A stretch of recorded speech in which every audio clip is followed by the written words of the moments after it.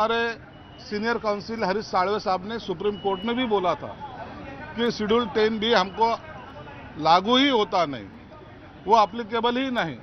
तो उसी के तौर से आज के व्हिप वगैरह ये सब हमको लागू नहीं होने की वजह से शायद ये सब निकाल हमारी तरफ से आएगा, ऐसे हमें उम्मीद है। देखते हैं, अभी कुछ देर के बाद ही इसका निकाल जब आएगा तो सही मायने में हम आपको प्रतिक्रिया देंगे। त्यांना तर भीती वाटणार, कारण की केलेले ज्यांनी जे काही चोरी केली असेल किंवा ज्यांनी चुकीचे डॉक्युमेंट दाखल केले असेल त्यांना भीती वाटणं हे साहजिक आहे। उद्धव ठाकरेंचं असं म्हणणं आहे की जर अध्यक्ष जाऊन ज्यांच्या विरोधात निकाल द्यायचा त्यांना भेटत असतील, वारंवार भेटत असतील। आता त्या आरोपाला काही तथ्य नाहीये, तुम्ही तुमची हार मानलेली आहे म्हणून म्हणलो की नाचना नाही आता कहते अंगण तेडा ही उक्ती त्यांना बरोबर लागू पडते। आपण चांगलं खेळलो नाही, परंतु इतरांनी मॅच जिंकल्याचं त्यांना शुभेच्छा देण्यापेक्षा मॅच फिक्सिंग केलं असं म्हणणं मला वाटतं एक गैर आहे। All the best sir. तर पुढच्या काही मिनिटांमध्ये येणार आहे राज्यातल्या सत्ता संघर्षाचा अंतिम निकाल। शिवसेनेच्या पात्रते संदर्भातला हा निकाल विधानसभेचे अध्यक्ष राहुल नार्वेकर हे त्याचा निकाल सांगणार आहेत आणि या सगळ्याबद्दल अधिक बोलण्यासाठी ज्येष्ठ कायदेतज्ञ गिरीश राव आता आपल्या सोबत आहेत। राव सर, तुमचं म्हणणं तुम्हाला खरं तर पूर्ण करायचं आहे, कारण दोन वेळा ते तुटलं तुमचं म्हणणं की आता या सगळ्यामध्ये पक्ष कुणाचा हा एक कळीचा मुद्दा ठरू शकतो का, त्याच्याबद्दलचा काही निर्णय येऊ शकतो का? पक्ष कोणाचा हा निर्णय तो इलेक्शन कमिशनच्या अखत्यारीत आहे। तर इलेक्शन कमिशनरनी त्या संदर्भात ऑलरेडी निर्णय घेतला आहे की पक्ष तो शिंदे गटाकडे आलेला आहे, म्हणजे एकनाथ शिंदे गटाकडे आला आहे। त्याच्यामुळे त्याच्यावरती परत स्पीकरचा त्याच्यात काही अधिकार नाही। स्पीकर फक्त मेंबरचं डिस्क्वालिफाय झाल्यात का हाच फक्त स्पीकर ठरवू शकतो आणि ते निर्णय त्याच्यावरती घेणार आहेत। बरं, पण सुप्रीम कोर्टाने सुद्धा त्या पक्ष कोणाचा याच्याबद्दलचा तुम्ही ठरवावा असं सांगितलेलं होतं, ते लक्षात घ्यावं असं म्हटलेलं होतं। त्याच्या आधारावर मग पुढे प्रतोद कुणाचा हे ठरेल का? प्रतोद म्हणजे व्हीप कुणाचा असेल योग्य ही त्याच्याबद्दल सुप्रीम कोर्टाने सांगितलेलं आहे की है ना भरत 3 तारखेला जेव्हा सुनील प्रभूला जे काढलं ते चुकीचा निर्णय म्हणून सुप्रीम कोर्टाने म्हणजे स्पष्टपणे म्हटलेलं आहे। तर 2 तारखेला सुनील प्रभूंनी व्हीप जारी केला होता, त्या व्हीपमध्ये त्यांचं डायरेक्शन होतं की 3 तारखेला जो स्पीकरचं इलेक्शन होणार आहे त्याच्यामध्ये शिवसेनेनी राजन साळवीला मत दिलं पाहिजे आणि 4 तारखेला जो मुख्यमंत्रीचं वोट ऑफ कॉन्फिडन्स होणार आहे त्यावेळी मुख्यमंत्री म्हणजे शिंदेच्या विरुद्ध मत दिलं पाहिजे होतं। त्याच्यानंतर काय झालं, 2 तारखेला 3 तारखेला राहुल नार्वेकर हे आले आणि त्यांनी शिंदे गटाला रेकग्निशन दिलं आणि त्याच्यानंतर त्यांचा व्हीप भरत गोगावले त्यांनी अपॉइंट केलं। म्हणजे हे जे अपॉइंटमेंट आहे तेही सुप्रीम कोर्टाने सांगितलं की चुकीचं होतं। पण ही घटना कधी घडली? 3 तारखेला। त्याच्या आधी 2 तारखेला जी घटना घडली की त्यांचं डायरेक्शन होतं की ह्यांनी राजन साळवीला मत दिलं पाहिजे आणि ते दिलं नाही। त्याच्यामुळे माझं मत असं स्पष्ट या विषयावरती आहे की ते डिस्क्वालिफायसाठी पात्र होतात शिंदे गट। बरं, ठीक आहे, तुमचं म्हणणं आहे की डिस्क्वालिफिकेशन होऊ शकतं या सगळ्यामध्ये।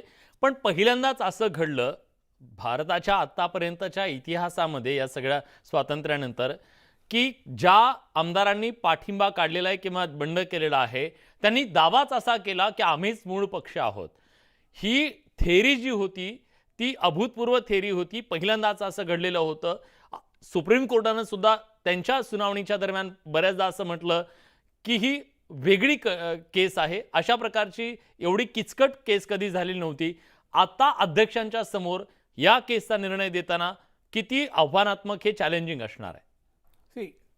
सुप्रीम कोर्टाने याच गोष्टीवरती स्पष्टता तेव्हाही त्यांच्याकडे काही एक पिटिशनमध्ये असंही त्यांचं प्रेयर होतं की मुख्यमंत्र्यांना काढा, म्हणजे हेही त्यांचं प्रेयर होतं। परत इलेक्शन कमिशनकडे जे झाले तेही चुकीचं होतं। हे सगळ्या प्रेयर त्यांनी सुप्रीम कोर्टाकडे घेऊन गेलेले हे लोक। तेव्हा सुप्रीम कोर्टाने स्पष्ट केलं हे सगळ्या गोष्टी आमच्या अखत्यारीत येत नाही। डिस्क्वालिफिकेशन जो प्रकार आहे तो स्पीकरचा अखत्यारीत येतो, जर पक्ष कुणाचा तो अखत्यार आहे तो इलेक्शन कमिशनरचा येतो, इलेक्शन कमिशनर. तर त्या सगळ्या गोष्टी जो डिस्क्वालिफिकेशनचा जो इश्यू आहे स्पीकरने ठरवावा. इलेक्शन पक्ष कोणाचा आहे त्या गोष्टी आहे ते इलेक्शन कमिशनने ठरावं, हे सुप्रीम कोर्टाने स्पष्ट दिलेलं आहे. नक्की सर, मी येतो तुमच्याकडे, पण शिवसेना आमदार पात्रता प्रकरणाच्या सुनावणी संपूर्ण पूर्ण झाल्यानंतर आता याबद्दलचा निकाल अवघ्या 1 मिनिटात आपल्या सगळ्यांच्या समोर येणार आहे. अवघ्या 1 मिनिटात या निकाल वाचनाला सुरुवात होणार आहे. विधानसभेचे अध्यक्ष राहुल नार्वेकर हे निकाल वाचन करणार आहेत. सुप्रीम कोर्टातली एक प्रचंड मोठी युक्तिवादाची लढाई, त्याच्यानंतर सुप्रीम कोर्टानं हा सगळा चेंडू टोलवला तर विधानसभा अध्यक्षांच्या कोर्टामध्ये. त्यानंतर सुद्धा तारीख पे तारीख सगळं झालं. सुप्रीम कोर्टाला इंटरव्हीन करावं लागलं. सुप्रीम कोर्टानं डेडलाईन दिली. त्यानंतर पुन्हा अध्यक्षांनी आपल्याला वेळ वाढवून द्यावा अशी मागणी केली. पुन्हा वेळ वाढवून देण्यात आली आणि अखेर सुप्रीम कोर्टाला हे सांगावं लागलं की एका मर्यादित वेळेमध्ये खरं तर हा निकाल देणं अपेक्षित होतं, पण वेळखाऊपणा झाला असा आरोप ठाकरे गटाकडून सातत्याने करण्यात आला. पुन्हा सुप्रीम कोर्टात त्यांनी त्याला आव्हान दिलं आणि अखेर 31 डिसेंबरच्या दरम्यान तोपर्यंत त्यांनी निर्णय द्यावा असं सांगितलं. पुन्हा त्यांनी प्रेयर केली की आम्हाला निकाल लिहिण्यासाठी वेळ लागणार आहे, त्यामुळे 10 जानेवारीपर्यंत अंतिम निकाल द्या असं जेव्हा सुप्रीम कोर्टानं सांगितलं तेव्हा आता अंतिम निकालाची ही जी घटिका म्हणूया आपण, खरं तर ही वेळ आहे ती आलेली आहे. पुढच्या 1 मिनिटाच्या आत हे लाईव्ह स्ट्रीमिंग तुम्ही बघताय. महाराष्ट्रातल्या जनतेला लाईव्ह स्ट्रीमिंग बघता येणार आहे. निकाल वाचन लाईव्ह बघता येणार आहे आणि अवघ्या 1 मिनिटामध्ये या निकाल वाचनाला सुरुवात होणार आहे.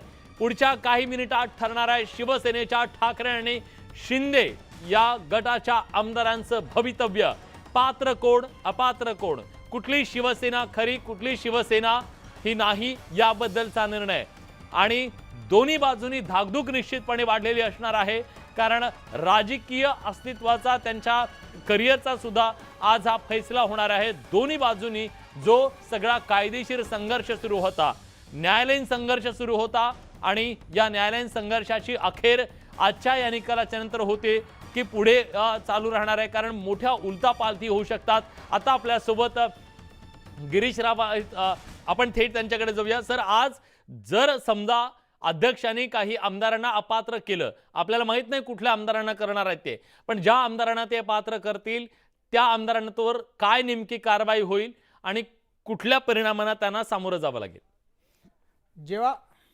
जेव्हा ते डिस्क्वालिफाय होतात त्यावेळी ते डिस्क्वालिफाय ते म्हणजे ते मेंबर राहिले नाहीत असेंब्लीचे. असेंब्लीचे मेंबर राहिले नाही म्हणजे त्यांनी कुठल्याही प्रकारचं पद किंवा ते काय जर त्यांना त्याचे जे काही फायदे असतील ते त्यांना त्या दिवशीपासून मिळणार नाहीत. म्हणजे हे जर टेक्निकली बघायला गेलं तर ज्या दिवशी ही घटना घडली त्या दिवशीपासून त्या लागू होतील, पण काही गोष्टी त्याच्यात इम्प्लिमेंट करता येत नाहीत.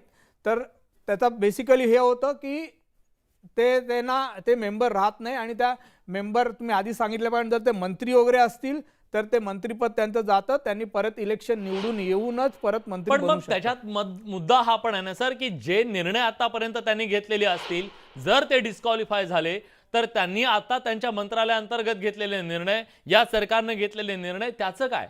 नाही, त्याच्याबद्दल सुप्रीम कोर्टाचं स्पष्ट मत आहे. ते जे इंटरिम मध्ये जे निर्णय घेतले ते लागू होतील, ते इम्प्लिमेंट होतील. ते त्याच्याबद्दल धोरणात्मक निर्णय की सगळेच निर्णय येतील. धोरणात्मक निर्णय जे आहेत जर नवीन सरकार आलं, दुसरं सरकार आलं तर ते बदलू शकतील, पण त्यांनी जे निर्णय घेतलेले ते वाईड ऑफ इनोशिया बेकायदेशीर ठरत नाहीत. ते बेकायदेशीर ठरत नाही, वाईड ऑफ इनोशिया होत नाहीत. बरं, सातत्याने ठाकरे गटाकडून एक आरोप केला गेला या सरकारवरती बेकायदेशीर सरकार असा शब्दप्रयोग सातत्यानं केला जातोय. तुम्हाला वाटतं आज या निकालाच्या नंतर त्याच्याबद्दलचा सुद्धा फैसला होईल की हे सरकार कायदेशीर होतं की बेकायदेशीर जी टीका केली जाते? जर अध्यक्षांनी स्पीकरने ठरवलं की शिंदे गट अपात्र डिस्क्वालिफाय झाले आहेत, मग जे बोलतात ठाकरे गट बोलतात की ते हे बरोबर नाहीये, सरकार बरोबर नाहीये की अपात्र आहे, तर ते बरोबर देईल. पण ते जर शिंदे गट अपात्र आहे असं स्पीकरने ठरवलं तर, अदरवाईज नाही. बरं, पण एखादा सदस्य जेव्हा अपात्र होतो तेव्हा त्याला किती वर्ष निवडणूक पुन्हा लढवता येत नाही? तर अपात्र झाल्यावरती इमिडिएटली ती सीट खाली झाली. ती सीट खाली नंतर मला वाटतं 3 का 6 महिन्याच्या आत इलेक्शन कमिशननी ते अशी अपेक्षा असते की ते तिथे इलेक्शन त्यांनी घेतलं पाहिजे. तर नाही तर त्याच्या जोपर्यंत इलेक्शन इलेक्ट होऊन जोपर्यंत परत येत नाही तोपर्यंत ते मेंबर होत नाही की त्यांनी कुठल्याही गोष्टी मंत्रिपद किंवा कुठलेही मिळू शकत नाही. बरं, पण आता जी परिस्थिती आहे म्हणजे 6 महिने जवळपास आपल्याला विधानसभा निवडणुकांसाठी आहेत, त्याच्या आधी लोकसभा निवडणूक होणार आहे, तर अशा प्रकारचे बाय इलेक्शन होऊ शकतात. हां, त्याच्याबद्दल आत्ता सध्याच म्हणजे कालची का परवाचीच गोष्ट आहे. मला वाटतं गिरीश बापट पुण्यामधनं निवडून आलेले होते आणि त्यांचा मृत्यू झाला. त्याच्यानंतर बाय इलेक्शन तिकडे घेतलं नव्हतं. त्याच्यामुळे पेटिशन दाखल केलेलं हायकोर्टामध्ये आणि हायकोर्टाने डायरेक्शन दिलेले होते गेल्या महिन्यात की तुम्ही इलेक्शन कंडक्ट करावं म्हणून. त्या निर्णयाविरुद्ध इलेक्शन कमिशन सुप्रीम कोर्टामध्ये गेला आणि मला वाटतं काल का परवा सुप्रीम कोर्टाने त्या निर्णयाला हायकोर्टाच्या निर्णयाला स्टे दिला होता. कारण इलेक्शन कमिशनचं म्हणणं त्याच्याबद्दल असं होतं की आत्ताच एक 4-5 महिन्यात लोकसभाचे इलेक्शन होणार आहे, त्याच्यामुळे हे शक्य नाही गोष्ट. त्याच्यामुळे जर टाईम पिरियड किती आहे एक सरकार गेल्या म्हणजे पुढचं इलेक्शनचं त्या ह्याच्यावरती इलेक्शन कमिशन ठरवेल की इलेक्शन घेतलं पाहिजे का नाही घेतलं पाहिजे. आणि कदाचित ह्या ह्याच्यामध्ये कदाचित घेणार नाही असं मलाही वाटतं, कारण आपले सप्टेंबर किंवा ऑक्टोबरमध्ये याचं इलेक्शन ड्यू होतील. ठीक आहे, राज्याच्या मुख्यमंत्र्यांनी विरोधकांबद्दल काय प्रतिक्रिया व्यक्त केली आपण जाणून घेऊयात. काही झालं की सकाळी कोर्टात, दुपारी कोर्टात, संध्याकाळी कोर्टात. कोर्टाने निकाल त्यांच्या बाजूने दिला की कोर्ट चांगलं, कोर्टाने निकाल त्यांच्या मेरिटवर दिला की कोर्ट वाईट, इलेक्शन कमिशनने त्यांच्या बाजूने निकाल दिला की चांगलं, त्यांच्या विरुद्ध दिला की निवडणूक आयोगाला चुनाव आयोग. हे असे टीका करणारे ते लोक त्यांच्यावर काय अपेक्षा ठेवणार.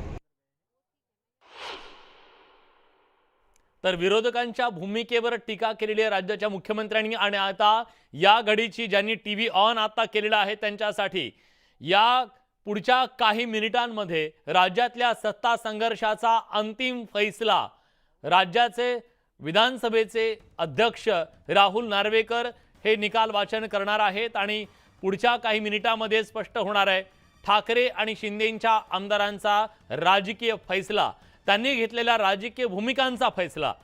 खरं तर 2.5 वर्षापूर्वी राज्यामध्ये जे सत्तांतर झालं, उद्धव ठाकरे यांचं सरकार गडगडलं, त्यानंतर राज्यामध्ये शिवसेनेच्या 40 आमदारांसह अपक्ष 10 आमदार अशा 50 आमदारांनी एकनाथ शिंदे यांच्या नेतृत्वाखाली बंड केलं आणि त्यानंतर ज्या प्रकारची राजकीय परिस्थिती निर्माण झाली त्या पार्श्वभूमीवर मुख्यमंत्री पदाचा राजीनामा द्यावा लागला उद्धव ठाकरे यांना. मुख्यमंत्री पदावरून उद्धव ठाकरे पायउतार झाले. त्यानंतर राज्यात सत्तांतर घडलं आणि एकनाथ शिंदे यांच्या नेतृत्वाखालच्या सरकारला भाजपनं पाठिंबा देत ती सरकारमध्ये सामील झाले. भाजप शिवसेनेचं सरकार इथं स्थापन झालं. पुढे निवडणूक आयोगानं सुद्धा शिंदेंच्या बाजूने निर्णय देत त्यांचीच खरी शिवसेना अशा प्रकारचा निर्णय दिला. सुप्रीम कोर्टामध्ये एका बाजूला पात्रतेसंदर्भातली ही सगळी सुनावणी सुरू होती. त्यांनी सुप्रीम कोर्टातल्या जजेसनी याच्याबद्दलचा निर्णय देताना अध्यक्षांनी हा निर्णय घ्यावा, हा निर्णय पात्रतेचा घेण्याचा अधिकार अध्यक्षांचा आहे, त्यामुळे त्यांच्या कार्यकक्षेत आपण हस्तक्षेप करणार नाही असं सांगत त्यांनी काही गोष्टींवर बोट ठेवलं. विशेषतः सरकार स्थापन करण्याच्या वेळी राज्यपालांच्या भूमिकेवरती त्यांनी बोट ठेवलेलं होतं. ज्या घडामोडी घडल्या त्याच्याबद्दल बोट ठेवलेलं होतं, पण त्याचा निर्णय घेण्याचा अधिकार अध्यक्षांना आहे असं सांगत अध्यक्षांच्या कोर्टामध्ये हा चेंडू टोललेला होता. अध्यक्षांनी या संदर्भातली सविस्तर सुनावणी घेतलेली होती. गिरीश राव सरांना मला हेच विचारायचं आहे. राव सर, आजवरच्या इतिहासामध्ये तुम्ही असं कधी बघितलं का की अपात्रते संदर्भातल्या या सुनावणीच्या दरम्यान इतकं सगळं घमासान झालं आणि दुसऱ्या बाजूला आतापर्यंत या सुनावणीच्या दरम्यान म्हणजे आज निकालाचा दिवस आहे, सुनावणीच्या दरम्यान सगळी प्रोसिजर ही फॉलो झाली आहे का?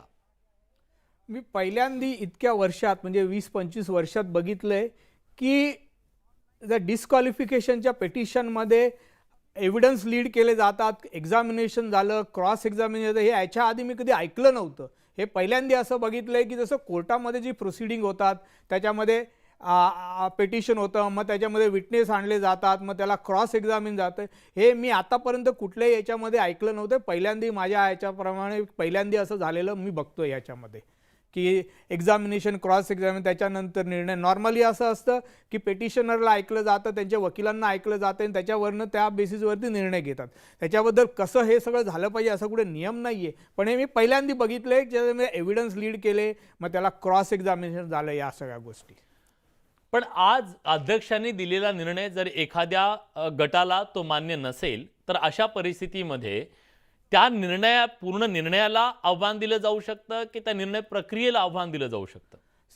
त्याच्यामध्ये दोन्ही निर्णय बेसिकली जेव्हा सुप्रीम कोर्टामध्ये येतील तर निर्णय प्रक्रिया पण जी आहे ती व्यवस्थित पाळली गेली का आणि त्या कुठल्या बेसिसवरती ते कन्क्लुजन केलं अध्यक्षांनी ते सुप्रीम कोर्ट बघेल. आणि जर सुप्रीम कोर्टाला वाटलं कन्क्लुजन ज्या बेसिसवरती केले ते चुकीचं असेल तर ग्राउंड काय, ग्राउंड अतिशय महत्वाचं आहे याच्यातलं. त्याच्यामध्ये ग्राउंड आता ते काय त्याच्यावरती ते केस टू केस बेसिसवरती सांगता येईल आपल्याला. जेव्हा ते निर्णय त्याच्यावरती येईल तेव्हाच आपण त्याच्यावरती काही भाष्य करू शकतो. आता आपण प्रेडिक्ट नाही करू शकत त्यावरती. बरं, पण साधारणपणे अशा प्रकारे जेव्हा निर्णय येतो तेव्हा काय ग्राउंड पाहिले जात आहेत सर? म्हणजे आज या निकालामध्ये काय ग्राउंड दिसत आहेत तुम्हाला? आता जो ॲप्लिकेशन द पेटिशन जर फाईल केले स्पीकरकडे, त्याच्यात एक गोष्ट आहे, एक तर त्यांनी पक्षांनी जे दिलेले निर्देश होते किंवा आदेश निर्देश होते, व्हीप होतं, त्याचं त्यांनी पालन केलं नाही.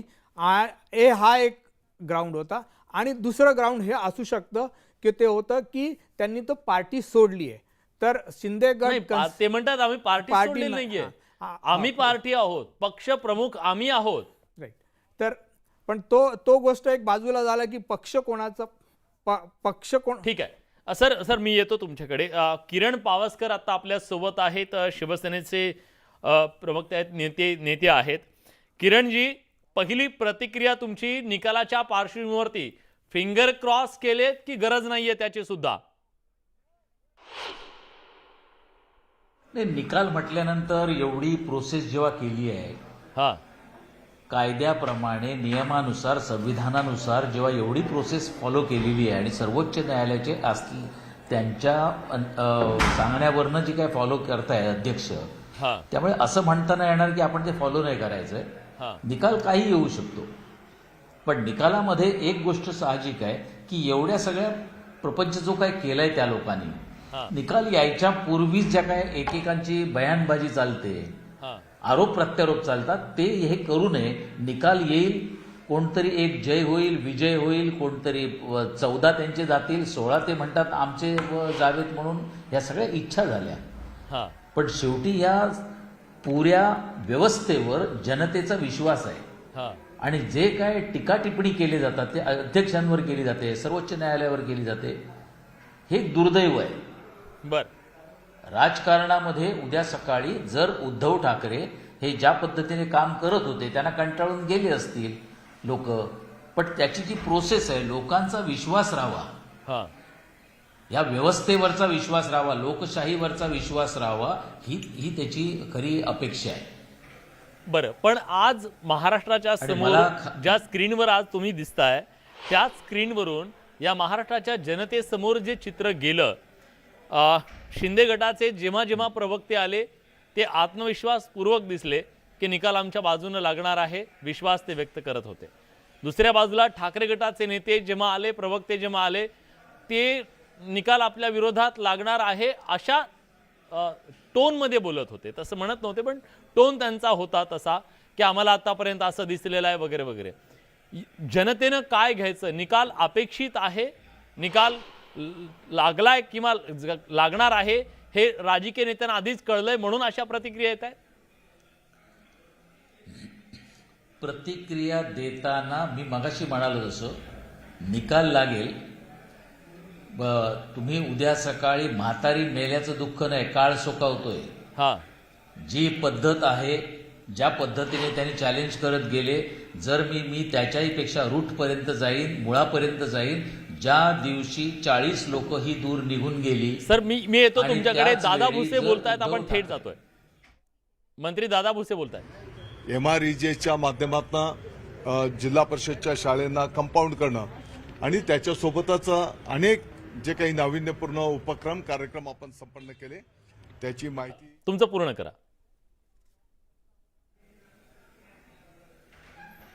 हा किरणजी तुमचं म्हणणं पूर्ण करा. उद्धव ठाकरे यांनी जर राजीनामा न देता हाऊसमध्ये गेले असते, आपली मेजॉरिटी सिद्ध केली असती, तर हा प्रपंच करावा लागला नसता. हा सरकारचा वेळ, कोर्टाचा वेळ तुम्ही सगळ्याच वाया घालवलात, लोकांचा पैसा वाया घालवलाय. आणि यासाठी एक होतंय की तुम्ही तेव्हा जायचं होतं. तुमच्याकडे उद्धव ठाकरे यांनी दिलेला राजीनामा, ती चूक तुमच्या पथ्यावर पडली असं तुम्हाला वाटतं? नाही, पथ्यावर पडण्याचं यांना सोडूनच जायचं होतं. यांचं नेतृत्व सगळ्यांनीच झुगारलं होतं. त्याच्यामुळे ती चूक पथ्यावर पडण्याची गरजच नव्हती. उद्धव ठाकरे मागच्या दरवाजाने जे पळाले ते पळता कामा नये होते, हे माझं म्हणणं होतं. लोकशाहीमध्ये जेव्हा तुम्ही मुख्यमंत्री म्हणून जेव्हा तुम्ही शपथ घेतलीत शिवतीर्थावर, आणि त्यानंतर महाराष्ट्राची जबाबदारी स्वतःच्या खांद्यावर घेतलीत, आणि ती जबाबदारी कोविडमध्ये लोकांना कोविड नंतर रस्त्यावर सोडलं आणि मागच्या दरवाजाने तुम्ही राजीनामा देऊन निघून गेलात, त्याला काय म्हणायचं? अशा मुख्यमंत्र्यांपासून सोडवणूक महाराष्ट्राच्या जनतेची झाली, ही चांगलीच झाली म्हणेल ना जनता. शेवटी हे सगळं तुम्ही कोणासाठी करताय? लोकशाही टिकवण्यासाठी, लोकशाहीमध्ये मेजॉरिटी कोणाची दाखवण्यासाठीच करताय ना. मुद्दा काय? आणि या मुद्द्याला जर तुम्ही तिलांजली देणार असाल, मग आता त्यांनी सुरुवात केली, मॅच खेळायचीच आहे, तर थोडंफार ग्राउंड बरोबर नाहीये, ढगाळ वातावरण आहे, हे तुम्ही आतापासून कशाला रडताय? पण या सगळ्यामध्ये एक परसेप्शन सुद्धा असतं किरणजी, परसेप्शन सुद्धा महत्वाचं असतं. हे परसेप्शन जे जनतेमध्ये आहे, जनतेला सुद्धा न्याय झालाय असं वाटणं सुद्धा महत्वाचं असतं. मग तो सुप्रीम कोर्टाचा निकाल असो, अध्यक्षांचा असो, कुणाचाही असो, ही भावना कायम राहील का? कारण त्या विश्वासावरच शेवटी लोकशाहीवरचा विश्वास सुद्धा राहतो. आणि विरोधक सातत्याने टीका करतायत की ही तर लोकशाहीची हत्या होतीये. न्याय हा ज्या दिवशी शिंदे साहेब मुख्यमंत्री पदाची शिंदे साहेबांनी शपथ घेतली त्या दिवशीच खरा न्याय झालेला आहे. मला विचारायचं, न्याय झाला आणि त्यानंतर कारभाराला सुरुवात झाली. आज ते कारभार करत असताना निवडणूक आयोगाने पण आपल्याला शिवसेना हे नाव दिलं, धनुष्यबाण हे चिन्ह दिलं. याचा अर्थ हा वाद हा आता फक्त दोन पक्षांमधला आहे. कारण उबाटा, उद्धव बाळासाहेब ठाकरे हा नवीन पक्ष जन्माला आलेला आहे, ते अजूनही क्लेम करतात हे आमचंच आहे सगळं. आणि शिवसेना हा पक्ष शिंदेसाहेब मुख्य नेते म्हणून लीड करतायत, हे सत्य आहे. आणि हे सत्य तुम्हाला एक्सेप्ट करावं लागेल. बरं, आजच्या निकालाच्या नंतर त्यावर सुद्धा शिक्कामोर्तब होईल. शिवसेना कुणाची यावर सुद्धा पुन्हा एकदा शिक्कामोर्तब होऊ शकतं. निकाल त्याच्या संदर्भातला सुद्धा येऊ शकतो. 100%. 100%. मी तर म्हणेन आतापर्यंत कोणी मागणी केलेली नाही, पण ही मागणी होणं गरजेची आहे. 16 अपात्र ठरवा हे त्यांची मागणी होती. मी तर म्हणेन की निकाल लागल्यानंतर त्यांचे 14 हे अपात्र झाले पाहिजेत. बर, त्याच्याबरोबर एक होतंय, पक्ष कोणाचा आहे असाही निवडणूक आयोगाने तुम्हाला कळवलेलं आहे. आणि त्यानंतर आता त्याच्यावर शिक्कामोर्तब होईल. बर, लोकांचा विश्वास असावा, काय काय गोष्टी झाल्या त्यांच्यासमोर पण मांडाव्या. पण तुम्ही जर बोलण्यामध्ये पंतप्रधानाला मानणार नाहीत, सर्वोच्च न्यायालयाला मानणार नाहीत, तुम्ही निवडणूक आयोगाला मानणार नाहीत, तुम्ही अध्यक्षांना विधानसभाच्या मानणार नाही, मग तुम्ही मानता कोणाला? आणि माझं अगदी स्पष्ट आपल्या माध्यमातून मी सांगेन, उद्धव ठाकरे हे आता एकदा एक्सेप्ट करा की उबाटा, उद्धव बाळासाहेब ठाकरे हा पक्ष वेगळा आहे आणि बाळासाहेबांची शिवसेना ही शिंदे साहेबांकडे आली आहे, हे मनापासून एकदा मान्य करा. बरं, ते मान्य करावंच लागेल तुम्हाला आता. ठीक आहे. तुम्हाला अपेक्षा काय आहे आजच्या या निकालाबद्दल? तुम्हाला अपेक्षा काय आहे? आम्हाला अपेक्षा हीच आहे, घेतलेली स्टेप आम्ही उचललेलं, त्यांनी उचललेलं पाऊल हे जर योग्य असेल, आतापर्यंत योग्य ठरवत आलेलं आहे सर्व स्तरावर, आज त्याचा शिक्कामोर्तब होईल. आणि हे जर योग्य असेल तर त्यांची जी 14 लोक आहेत त्यामध्ये आदित्य ठाकरे यांना वगळून बाकी सगळ्यांना त्यांनी अपात्र म्हणून घोषित झाले पाहिजे, ही आमची मागणी आहे. आदित्य ठाकरेंना का वगळलंय तुम्ही? आदित्य ठाकरेंना वगळण्याची असंख्य कारणं होती. पहिल्या वेळी निवडून आलेले आहेत, त्या घरातनं कोणीही आमदार म्हणून अजूनपर्यंत निवडणूक लढवलेली नव्हती आणि ती लढवली गेली. बाळासाहेबांच्या प्रती असलेलं प्रेम, आदर आणि बाळासाहेबांनी जे काय महाराष्ट्रामध्ये राजकारण्यांना नेहमीच त्यांनी जे काय फटकारे ओढलेत, त्यामध्ये ही व्यक्ती त्यांचा नातू म्हणून जर आला असेल, ठाकरे घराण्यातलं कोणतरी पहिल्यांदाच कोणतरी इलेक्शनला निवडणुकीला उभं राहिलं असेल, तर तो रिस्पेक्ट म्हणून दिलाय आणि त्याबाबत खरोखरच शिंदे साहेबांना त्यावर सॅल्यूट करावं लागेल. या निकालाच्या नंतर वेगळं आहे. या निकालाचा राज्याच्या राजकारणाच्या स्थैर्यावर, सरकारच्या स्थैर्यावर कुठलाही परिणाम होणार नाही असं तुम्हाला वाटतं? कारणच संजय राऊत गेल्या 2 वर्षापासून कितीतरी डेडलाईन त्यांनी दिल्या की हे सरकार कधी जाणार आहे. तर आता शेवटची डेडलाईन ही आजची होती. 10 जानेवारीला सरकार जाणार आहे अशा प्रकारची डेडलाईन त्यांनी दिलेली होती.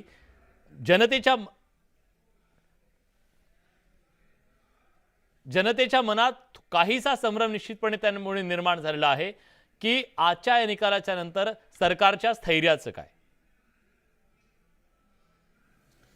एक गोष्ट साहजिक आहे की जनतेच्या मनामध्ये संभ्रम निर्माण करणं ही एकच भूमिका उद्धव ठाकरे, संजय राऊत आणि त्यांच्या ग्रुपची होती. ते काम करत राहिले. जर त्यांनी हे काम केलं नसतं तर आज जे मी म्हणालो 14 पण त्यांच्याबरोबर बसले नसते. त्यांच्याकडे मोजून 2 ते 3 लोक राहिली असती. त्यांनी 14 टिकवण्याचं काम संभ्रम निर्माण करून केलंय. सरकार जाईल, उद्या आम्ही अशा ऍक्शन घेऊ, कोणी अधिकारी असतील तर आमच्याकडनं सुटणार नाही, आम्ही पण सत्तेमध्ये येणार आहोत, हे करून त्यांनी सुरुवात असं एक वातावरण निर्मिती ठेवली. पण सत्यता सुज्ञ नागरिकांना, महाराष्ट्र हा सुसंस्कृत म्हणतात, सुज्ञ नागरिकांना महाराष्ट्राच्या माहिती आहे की बाळासाहेबांच्या विचारांना तिलांजली देऊन काँग्रेस बरोबर बसलेल्या उद्धव ठाकरेंबरोबर यापुढे कोणी नसेल आणि त्यामुळे त्यांच्याकडे पक्ष किंवा बाळासाहेबांचे विचार राहिले नाहीत. म्हणून त्यांचा पक्ष वेगळा जन्माला आला, ज्या पक्षाचं नाव उद्धव बाळासाहेब ठाकरे आहे, शिवसेना नाही. किरणजी, हे सगळं मान्य आहे. स्पष्ट आपण झालेलं आहे. वरकरणी तुमची थेरॉटिकली जी भूमिका आहे ना, ती थेरॉटिकली भूमिका समजा, तुमची भूमिका एक वेळ मान्य केली, समजा की वैचारिक तुमचं भांडण होतं ते सगळं झालं, पण कायदेशीर बाबींचं काय, 10 शेड्यूलचं काय, याच्याबद्दलचा सवाल निर्माण होऊ शकतो जर तुम्ही म्हणताय तसं तुमच्या बाजूने निकाल लागला तर. कारण तुम्ही एका पक्षाच्या सरकार पाडण्यामध्ये महत्त्वाची भूमिका बजावलेली आहे, नवं सरकार स्थापन करण्यामध्ये. 10 शेड्यूल तर याला रोखण्यासाठी होतं, त्याचं काय हा सवाल विचारला जाईल जर तुमच्या बाजूने निकाल लागला तर. आमच्या बाजूने निकाल लागण्यासाठी शेवटी मेजॉरिटी हा एक शब्द आहे, तुमच्या कोणाकडे आहे हा तर लोकशाहीमध्ये किंवा अगदी सगळ्या ग्रामपंचायत, पंचायत समिती असो किंवा राज्य किंवा केंद्रासाठी ज्या सभागृहाला तुम्ही जाल तिकडे पहिलं पकडलं जातं मेजॉरिटी, हेडकाउंट घेतला जातो. हा आज हेडकाउंट कोणाकडे आहे? 10 शेड्यूल काय सांगतंय? पण 10 शेड्यूलनुसार म्हणजे किती 2/3 पेक्षा जास्त तुमची संख्या असेल तर तुम्ही एखाद्या पक्षात मर्ज होऊ शकता. अशा वेळेस तुम्हाला संरक्षण आहे कायद्याचं. पण मर्ज न होता स्वतंत्र अस्तित्व जरी तुमच्याकडे मेजॉरिटी असेल तरी ते तुम्हाला मान्य केलं जात नाही, असं आजपर्यंतचं चित्र दिसून आलेलं आहे. कायद्यात अशी कुठली तरतूद नाही असं कायदे तज्ज्ञ सांगतायत. त्याबद्दल काय? हा पहिला प्रकार असेल कदाचित लोकशाहीमध्ये किंवा इतर राज्यांमध्ये ज्या काही सरकारं पाडली आणि नवीन निर्माण झाली त्याच्यामध्ये, की पहिल्यांदा असा प्रकार असेल की आम्ही एक तत्व घेऊन निघाले बाळासाहेबांचा विचार, त्यानंतर आलेली मेजॉरिटी, त्याच्यानंतर जर संविधानिक दृष्ट्या जर त्याच्यात मान्यता नसती तर हे सरकार चालू शकलं नसतं. शेवटी सरकार चालवताना तुम्हाला फ्लोअरवर तर जावं लागतं ना मेजॉरिटी दाखवायला. हो. दुसरं होतं, मेजॉरिटी दाखवण्यासाठी उद्धव ठाकरेंकडे चान्स होता, ते सभागृहात जाऊ शकले असते. जी लोक काय असेल ते त्यांच्याकडे, तुम्ही मुख्यमंत्री त्या सभागृहासाठीच म्हणून झाला, शपथ त्याच्यासाठी घेतलीत, तुम्ही त्याच्या अगोदर राजीनामा देऊन कसं काय निघून जाऊ शकता? तुम्ही का नाही गेलात सभागृहामध्ये? का त्याच्यावर तुम्ही तिकडे चर्चा उहापोह होऊ शकला नाही? म्हणजे तुम्ही सभागृहाला पण मानणार नाहीत का? तुम्ही मेजॉरिटीला पण मानणार नाही आहेत का? कायद्याच्या चौकटीत राहून सरकार चालवलं पाहिजे आणि कायद्याच्या चौकटीत राहूनच सरकार चालतंय हे पुन्हा एकदा आपल्याकडे प्रूव्ह केलं जाईल. या निर्णयानंतर हे याच्यावर पडदा पडेल असं मला वाटतं की आताचा आलेला निर्णय पण हा निर्णय फक्त एवढाच नसून आम्ही जसं ते आमची मागणी करत होते 16 लोकांना अपात्र करा, मी तर म्हणेन त्यांची 14 लोक आहेत त्यातली 13 त्यांना अपात्र करा. निकालाच्या पूर्वी उद्धव ठाकरे यांची प्रतिक्रिया आलेली आहे.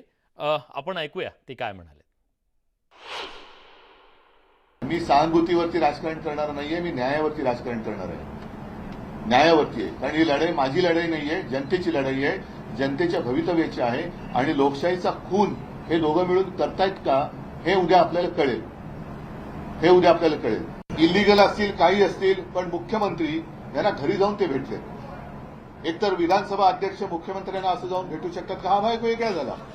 पण आता ते ज्या भूमिकेत आहेत त्याचा अर्थ असा की न्यायमूर्तीच आरोपीला जाऊन भेटलेत आणि एकदा नाही दोनदा, काल परवाकडे तर भेटलेलेच आहेत. रिझनेबल टाईममध्ये याचा निकाल लावावा अशी एक सूचना महाराष्ट्राच्या विधानसभेच्या अध्यक्षांना ट्रायब्युनल म्हणजे लवाद म्हणून केली. आता या रिझनेबल टाईमला काही आगापीच्या किंवा असं काही त्यांनी मर्यादा टाकलीच नव्हती. त्याच्यानंतर गेल्या 31 डिसेंबर ही त्यांनी तारीख शेवटची दिली होती. ज्या पद्धतीने ही एकूण सुनावणी चालली होती त्यांच्या समोर, तेव्हाच आमच्या लक्षात आलेलं की हा वेळकाढूपणा चाललेला आहे. ज्योती वाघमारे ज्या शिवसेनेच्या प्रवक्त्या आहेत त्यांची प्रतिक्रिया आली, आपण जाणून घेऊयात.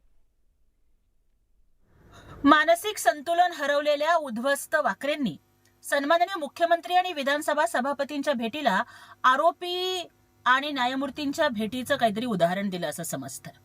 उद्धवस्तची वाकरे तुमच्या गटातल्या संजय डाऊटांचं मानसिक संतुलन आधीच हरवलं होतं. मला वाटतं आता तुमच्यासाठी सुद्धा कुठल्या तरी मेंटल हॉस्पिटलमध्ये एखादी रूम बुक करण्याचं गरज आहे. मला सांगा, कसले आरोपी? सिव्हिल मॅटर आणि क्रिमिनल मॅटर ह्याच्यातला फरक नाही का कळत तुम्हाला? नशिबानं का होईना, पण वाकरेजी तुम्हाला काही काळ महाराष्ट्राच्या मुख्यमंत्री पदावर बसण्याची संधी मिळाली होती. मग मुख्यमंत्रीपद भूषवलेल्या या अशा तुमच्या अज्ञानाची मला कीव करावीशी वाटते. या सगळ्याबद्दल अधिक बोलण्यासाठी किरण पावसकर आपल्या सोबत आहेत. शिवसेनेचे नेते किरणजी, ठाकरे गटाकडून सातत्यानं तुमच्यावर आरोप करण्यात आला, ठाकरे गटाकडून अध्यक्षांवर आरोप करण्यात आला की या सगळ्या प्रक्रियेमध्ये तुम्ही वेळकाढूपणा केलेला आहे, तारीख पे तारीखचा खेळ लावलेला आहे आणि त्यामुळे न्यायाच्या बद्दलच त्यांनी सवाल उपस्थित केलेला आहे. हा प्रकार म्हणजे उद्धव ठाकरेंचा नाचता येणं अंगण वाकडं. त्यांना स्वतःला ह्याच्यातली मेक माहिती आहे. त्यांच्या पक्षाची लोक का गेली, काय होणार आहेत, पुढे काय वाट लागणार आहे त्या लोकांना कसं सांभाळून ठेवायचं, काय खोटी आश्वासनं द्यायची, हे सगळं त्यांना माहिती आहे. पण ते उघडपणे बोलू शकत नाहीत. त्याच्यामुळे ते जे सांगतायत की आता नार्वेकर त्यांना जाऊन भेटले. नार्वेकर हे जरी अध्यक्ष असले तरी कुलाब्याचे आमदार आहेत.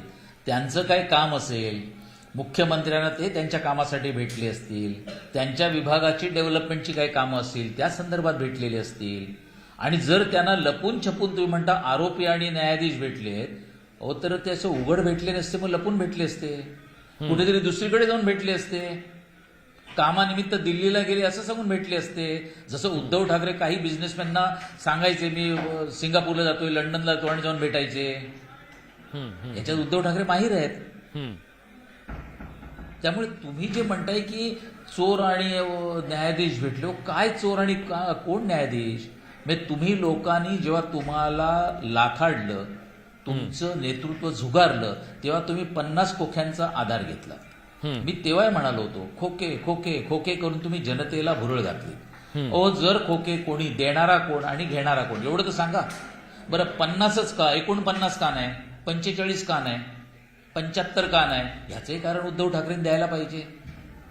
जर तुम्हाला एवढं माहिती आहे 50च घेतले, कुठून घेतले, कसे घेतले, कधीच बोलत नाहीत. त्यांचा मुलगा आणि ते बघा फक्त 50. म्हणजे तुम्हाला स्वप्न फक्त पैशांचीच पडतात. कोविड मधले एवढे फिगर आणि फॅक्ट्स मी तर एवढे माध्यमांसमोर मांडलेत की त्याची किंमत काय आहे, कितीला मिळालं, कितीची ऑर्डर होते, सगळं मांडले. मग त्यांनी दुसरा मुद्दा घेतला की इकडचे व्यवसाय म्हणे महाराष्ट्राच्या बाहेर चाललेत, ते पण फिगर फॅक्ट्स आपल्या समोर मांडले. म्हणजे किती खोटं बोलायचं. जर राज्यामधल्या लोकांना संभ्रमात टाकायचं हे एकच काम ते करतायत आणि सर्व नक्कीच लोकांना मी कळलेलं येतो आहे. सर तुमच्याकडे, उद्धव कारण ठाकरे- आता राज्याचे मुख्यमंत्री एकनाथ शिंदे हे हिंगोलीमध्ये जाहीर सभेत बोलतायत. आपण थेट तिकडे जातोय, बघूया ते काय म्हणतात. बाळासाहेबांचं स्वप्न कुणी साकार केलं? या देशाचे प्रधानमंत्री मोदी साहेबांनी साकार केलं. हे आपल्यासाठी फार मोठी आनंदाची बाब आहे. मला आताच कोणीतरी सांगितलं, काँग्रेसच्या सोनिया गांधी आणि खरगेंना राम मंदिराचं निमंत्रण दिलं. ते म्हणाले आम्ही राम मंदिराच्या उद्घाटनाला जाणार नाही. अशा लोकांच्या बरोबर उभाटा युती करते. आणि उभाटाचे नेते पण पूर्वी सांगायचे मंदिर वही बनाएंगे, तारीख नहीं बताएंगे. पण मोदी साहेबांनी मंदिरही बांधलं, तारीखही सांगितली आणि त्याचं उद्घाटनही होतंय. ही आपल्या सगळ्यांसाठी आनंदाची बाब आहे. आज मी आपल्याला एवढंच सांगतो, आपण 1.5 वर्ष जी केलेली कामं आहेत, शासन आपल्या दारी, आपल्याकडे झालं की नाही, शासन आपल्या दारी हा कार्यक्रम देखील आपल्याकडे होणार आहे. महिला सक्षमीकरण हा कार्यक्रम देखील होणार आहे, कालपासून सुरू झाला आहे. शासन आपल्या दारीमध्ये योजना, लाभ, निर्णय लोकांपर्यंत थेट गेले पाहिजे म्हणून आपण शासन आपल्या दारी केलं सुरू. कारण योजनांचा लाभ घ्यायला लोक चक्रा मारायचे, कंटाळून जायचे कटकटीला आणि मग तो लाभाचा नाद सोडून द्यायचे. जसं सरकारी काम आणि 6 महिने थांब, हे आम्ही पूर्ण बदलण्याचा निर्णय घेतला. आणि तुम्हाला मी सांगतो, शासन आपल्या दारीच्या माध्यमातून 2,20,00,000 लाभार्थ्यांना आतापर्यंत लाभ मिळाला 22 कार्यक्रमांमधून. आणि म्हणून हे काम आपण करतोय.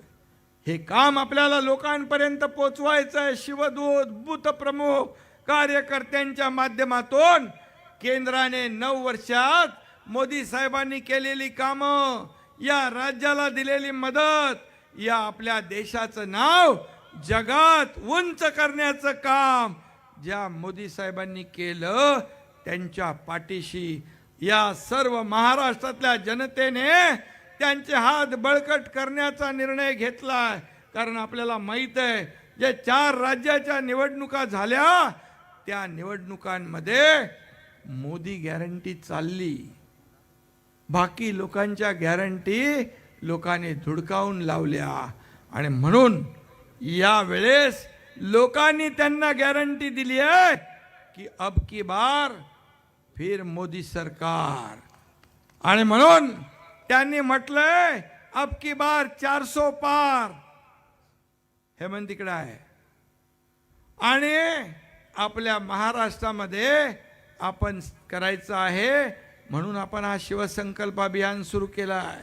या मायानंतर महायुतीचा मेळावा होईल. जिल्हा पातळीवर आपल्या महायुतीचे मेळावे होतील. आपण महायुती म्हणून या राज्यामध्ये 48 जागांचं 48 मिशन 48 आपण राबवतोय. जसं ते 400 पार म्हणाले, तसं आपण या राज्यात 45 पार, अब की बार 45 पार, असा आपला संकल्प आहे. आणि म्हणून हा संकल्प आपल्याला पूर्ण करण्यासाठी आपल्याला एक केलंच पाहिजे. आणि त्याचबरोबर मराठा आरक्षणाच्या बाबतीत देखील आपलं हे सरकार शब्द दिलेला आहे, शब्द पाळणार हे सरकार आहे. आणि म्हणून कुठल्याही आरक्षणाला धक्का न लावता या ठिकाणी मराठा समाजाला देखील न्याय देण्याचं काम आपलं सरकार करेल. फक्त मी एवढंच सांगतो, काही राजकीय लोक आपली राजकीय पोळी भाजण्यासाठी समाजामध्ये तेढ निर्माण करण्याचं काम करतात. त्याच्यापासून आपण सावध राहणं आवश्यक आहे. या एकनाथ शिंदेने शब्द दिलाय, दिलेला शब्द कधी मी फिरवत नाही. दिलेला शब्द पाळणं हे माझं काम आहे. आणि म्हणूनच या 50 लोकांनी, आमदारांनी, 13 खासदार, शेकडो लाखो कार्यकर्त्यांनी, तुम्ही सगळ्यांनी माझ्यावर भरोसा ठेवलाय. तो ह्याचमुळे की हा काम करणारा मुख्यमंत्री आहे, हा रस्त्यावर उतरून लोकांना भेटणारा मुख्यमंत्री आहे, हा सर्वसामान्यांच्या सुखदुःखामध्ये धावून जाणारा मुख्यमंत्री आहे. एक सर्वसामान्य कार्यकर्ता जेव्हा मुख्यमंत्री होतो तेव्हा त्या कार्यकर्त्याची त्याला जाण असते, त्याला जाणीव असते, त्याला भान असतं. आणि म्हणून मी आपल्याला एवढंच सांगतो की आपण गेल्या 1.5 वर्षामध्ये जे केलेलं काम, कारण आपण स्वतः बांधावर गेलो, शेतावर गेलो, लोकांच्या सुखदुःखामध्ये गेलो, फक्त आपण घरी बसून काय त्याला म्हणतो आपण फेसबुक लाईव्ह ऑनलाईन काम केलेलं नाही. आणि म्हणून लोकांच्या चेहऱ्यावरून या ठिकाणी सरकारने केलेलं काम जे आहे त्याला आशीर्वाद मिळतात, सगळीकडे आशीर्वाद मिळतात. आणि म्हणून संतोष बांगर, तुम्हाला मी मनापासून धन्यवाद देतो, तुमचंही अभिनंदन करतो आणि खासदारांनाही धन्यवाद देतो. एवढ्या मोठ्या संख्येने बूथप्रमुख आणि आपले शिवदूत या ठिकाणी उपस्थित झालेले आहेत, त्या सगळ्यांना मी मनापासून खूप खूप शुभेच्छा आपल्याला देतो आणि धन्यवाद. पुन्हा एकदा हे जे भारतामध्ये सर्वात जास्त हळद पिकवणारा जिल्हा हा म्हणून आपला या जिल्ह्याचं नाव आहे. आणि 100 कोटी रुपये आपण दिलेत हळद संशोधन केंद्राला या ठिकाणी. त्याचबरोबर पूर्णा नदीवरील 4 बंधारे त्याला देखील आपण पैसे दिलेत. कयाधू नदीवरील बॅरेजसाठी देखील आपल्याला काही नियम अटी शिथिल कराव्या लागतील, त्याही आपण करू. आणि म्हणून तालुक्याचा जो विषय आहे, नगरपंचायतीचा विषय आहे, तो देखील आपण मार्गी लावू. धन्यवाद. जय हिंद, जय महाराष्ट्र. धन्यवाद साहेब.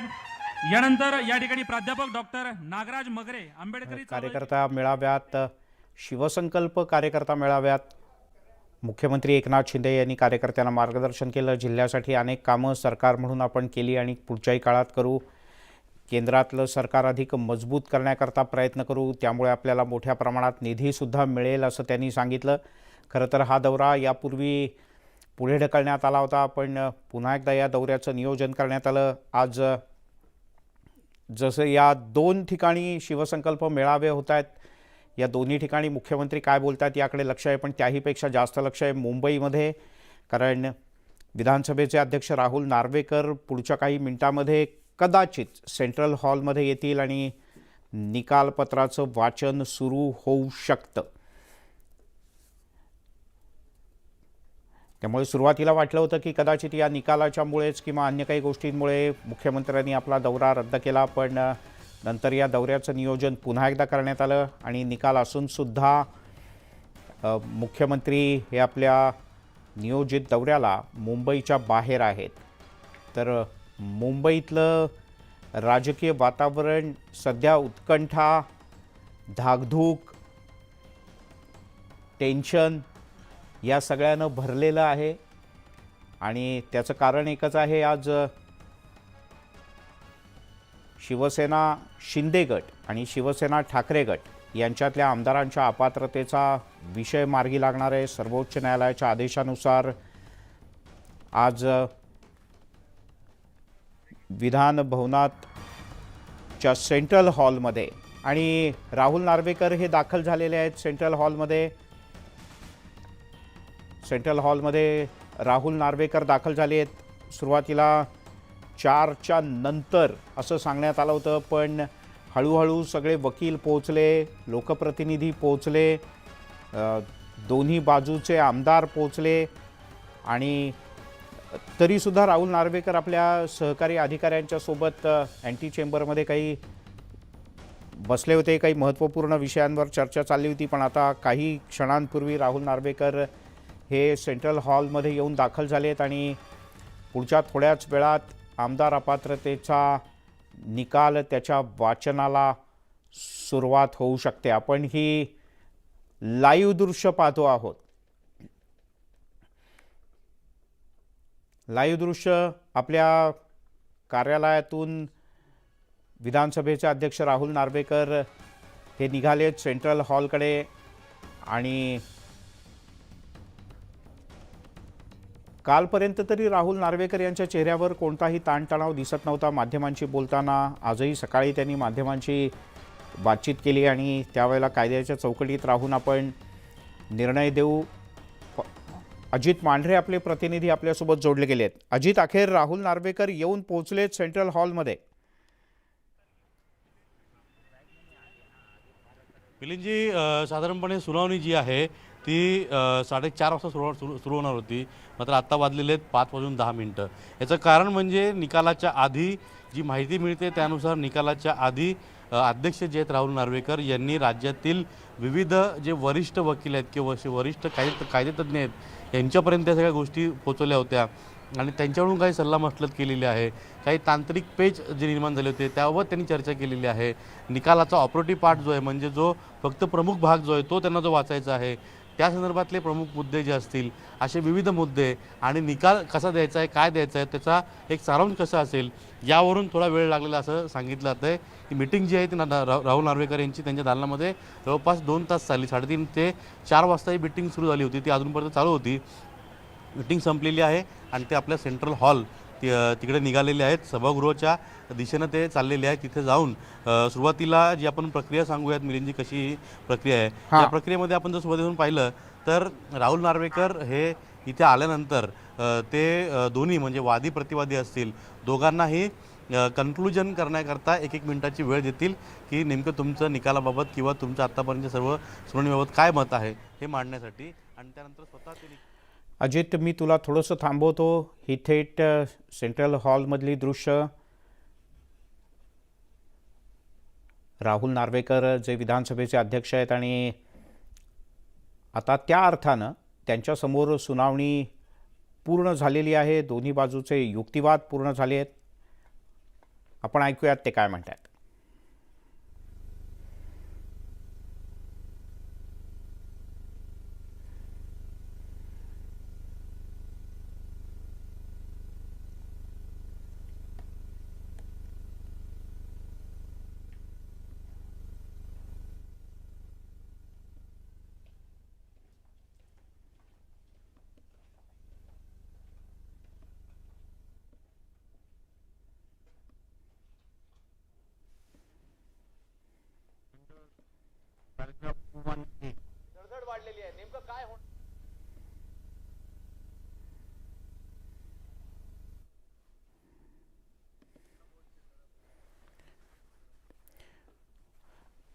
काही कागदपत्रांवरनं नजर टाकणं चाललेलं आहे. औपचारिकता सुरुवातीच्या काही पूर्ण करतायत राहुल नार्वेकर आणि पुढच्या काही मिनिटात आपल्याला प्रत्यक्ष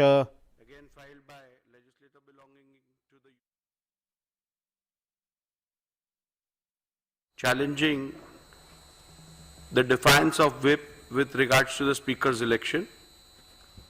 Group number 6 consists of petition number 21, again filed by legislator belonging to the UBT fraction under 21B with regards to defiance of whip for the confidence motion.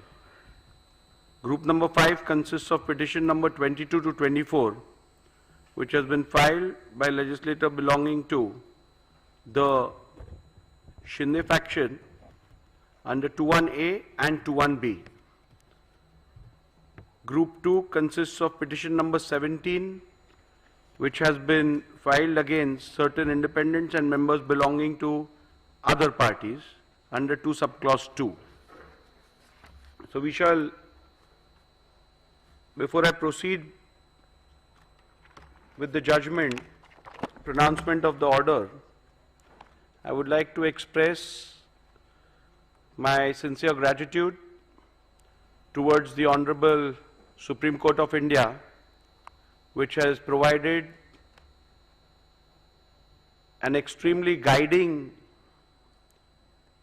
force by way of its order, whereby they have given a direction to the whole adjudication of the issues being decided in the proceedings today. Therefore, I would at the outset express my gratitude towards the Apex Court. At the same time, I would like to express acknowledgement and a big thank you to the staff of the state legislature who have assisted me and the paralegal assistance which I have received from them during the course of the conduct of these proceedings pertaining to disqualification. I would also like to appreciate the cooperation which I have got from counsels appearing on both the sides, and I shall now proceed with the pronouncement of the order.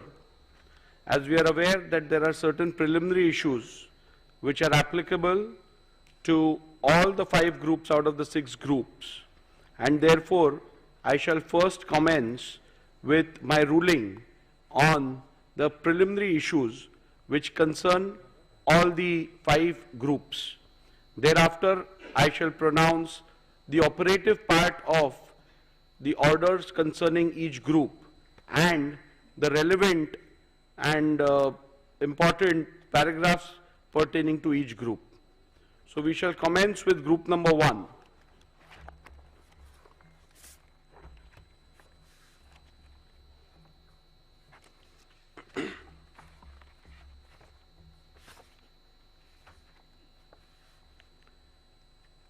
Preliminary issues.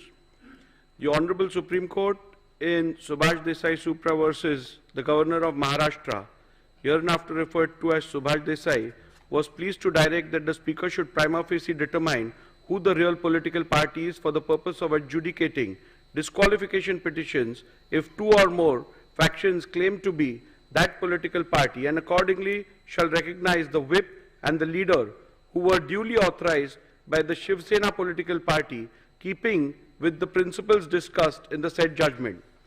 Hence, keeping in view the factual matrix and the directions of the Honorable Supreme Court, I will prima facie determine who the political party is for the purpose of adjudicating disqualification petitions if 2 or more factions claim to be that political party, and accordingly recognize the whip and the leader who are duly authorized by Shivsena political party. Keeping in mind principles discussed in Subhash Desai Supra, it is necessary to consider and determine the said preliminary issue before examining the merits and deciding whether respondents have incurred disqualification under the 10th schedule of the Constitution of India. Thus, the preliminary issue that arises for my consideration before delving into the merits of disqualification petitions under the 10th schedule is: which among the 2 fractions was the real Shiv Sena political party, and consequently who was the duly authorized leader and or the whip of Shiv Sena political party for the purpose of deciding the present disqualification petition. The other issue framed for my consideration in this group of disqualification petition is whether the respondents have incurred disqualification in terms of paragraph 21A of the 10th schedule of the Constitution of India on account of their alleged acts and conduct.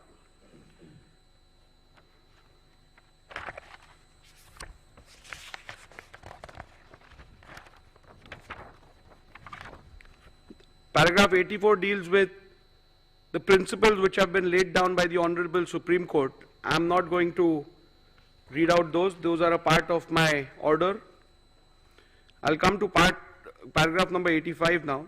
Thus, what emerges from the principles laid down by the Honorable Apex Court in that the question of who the real political party is has to be considered and determined after giving due weightage to 1. the Constitution of Shiv Sena, 2. the leadership structure of the party, and 3. the legislative majority if 2 or more factions claim to be real political party. The question of who the real political party is hereinafter referred to as the preliminary issue. Since in these proceedings both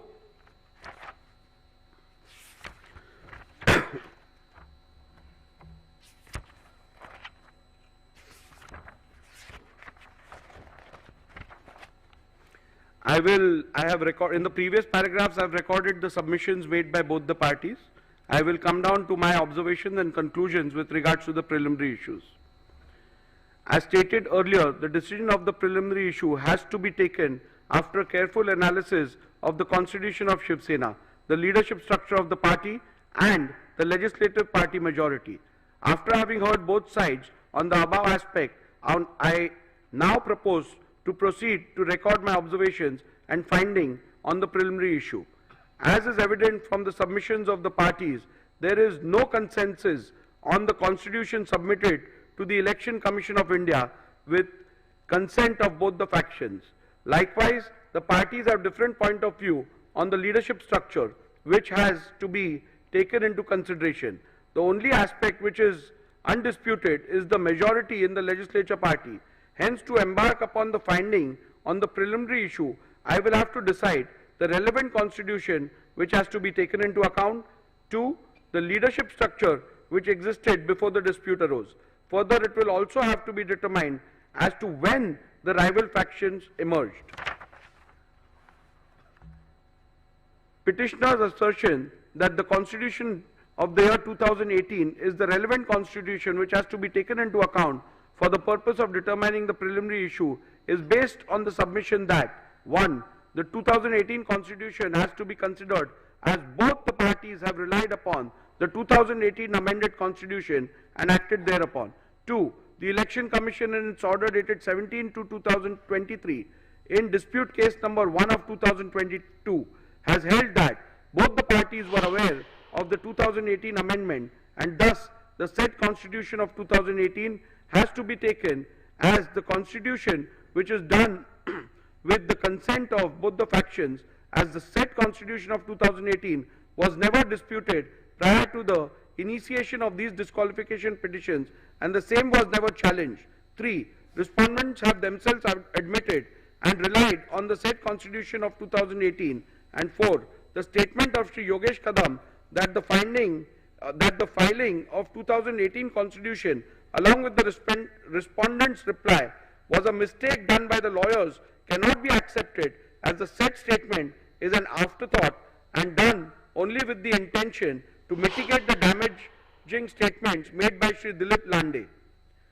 To the contrary, respondents have asserted that the constitution of the year 1999 has to be the one which has to be borne in mind, as according to the respondents, the constitution of the year 2018 was never submitted to the ECI. Respondents pointed out to the letter dated 4th April 2018 by way of which the petitioner based their claims of submissions of the said constitution to the ECI. By pointing out to the same, respondents submitted that both the said letters do not mention anything about the purported amendments to the constitution or submission of the same thereof to the ECI. A similar claim was made with respect to the letter dated 27/2/2018 by Shri Uddhav Thackeray in the special leave petition number 3997 of 2022. However, in the said SLP, there was no mention about the existence of any such letter dated 4th April 2018. The word submitted appearing in paragraph 168 of Subhash Desai means submitted before the ECI, as is evident from the further part of the said paragraph, which the petitioner has conveniently ignored. The respondents have further submitted that 2018 constitution has been wrongly annexed as a document. The stand of the respondent on the 2018 constitution has always been that it is unconstitutional and was secretly manufactured by Shri Uddhav Thackeray in cahoots with Mr. Anil Desai.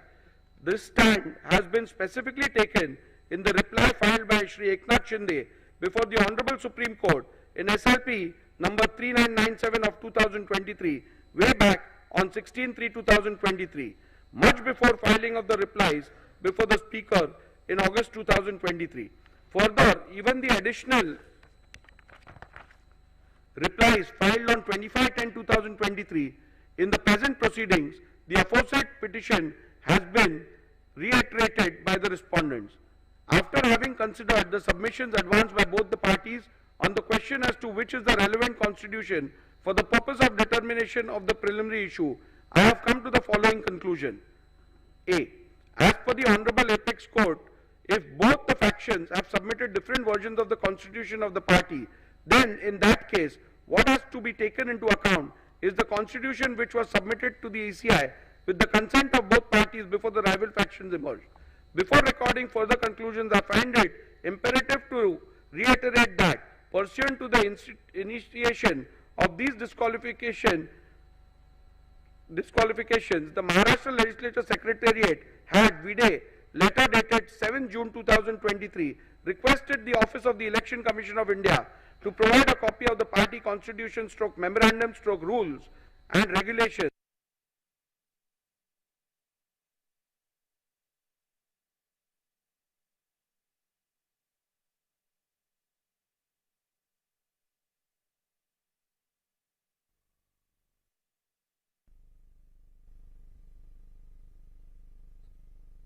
on the record of Election Commission of India. Further, with respect to amendments, if any, to the said constitution of the party, the Election Commission requested the Legislature Secretariat to refer to the order dated 17 February 2023 passed by the ECI in dispute case number 1 of 2022. Having perused the same, it has to be noted that the copy of the constitution of Shivsena provided by the ECI does not bear any date or year, but as per the ECI, that which is provided vide the reply is the only constitution of Shivsena available on the record of the ECI.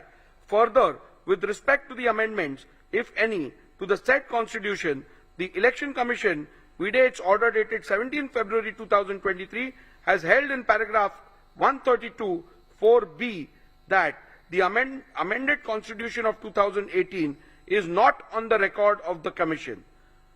Thus, the petitioner's submission that the Constitution of the year 2018 has to be taken into account cannot be accepted, as I am bound to follow the directions of the Honorable Apex Court in Subhash Desai Supra, and accordingly take into account the Constitution which the Election Commission has provided.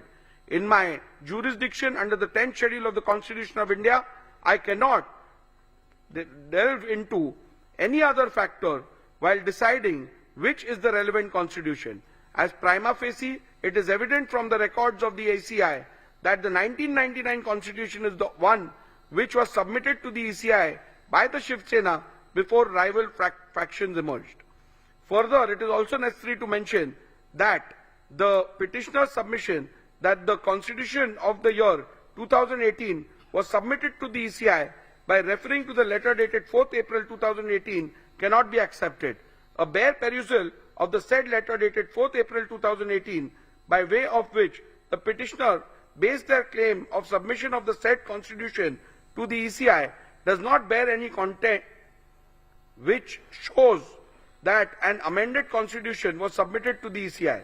The said letter only refers to the election held and the results thereof, and nothing more. Further, on closer examination of the special leave petition filed by Mr. Uddhav Thackeray before the Honorable Supreme Court, challenging the ECI decision SLP number 3997 of 2022, I find that exactly same claim has been made about the letter dated 27/2/2018, and there is no mention about the new letter of 4th April 2018. Accordingly, said letter of 2/7/2018 is on the website of the Election Commission of India. However, there is no document relating to the constitution annexed to it.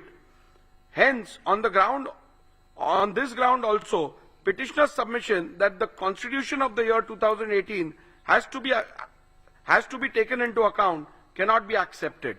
Petitioner's submission that submitted before the speaker, petitioner's submission that submitted before the speaker would mean annexed by the petitioner and the respondents in their respective petitions and replies thereto cannot be accepted, as there is a clear provision under the 1986 rule where the leader has to submit the party constitution. Rule 3, subclause 1, subclause B of 1986 rule mandates that the leader shall furnish a copy of the rules and regulations, whether known as such or as constitution or any other name, of the political party concerned. Further, Rule 3, Subclause 4 contemplates that whenever any change takes place in the information furnished by the leader of the legislature party under Rule 3, Subclause 1, he shall as soon as may be thereafter, and in any case within 30 days from the date on which such change has taken place, or written such further period, or within such further period as the Speaker may, for sufficient cause allow, furnish in writing information to the Speaker with respect to such change. Thus, the submission of Constitution before the Speaker has to mean submission under Rule 3 of 1986 rules. However, till date, Shivsena has not submitted any Constitution on the record of the Speaker under the said Rule 3.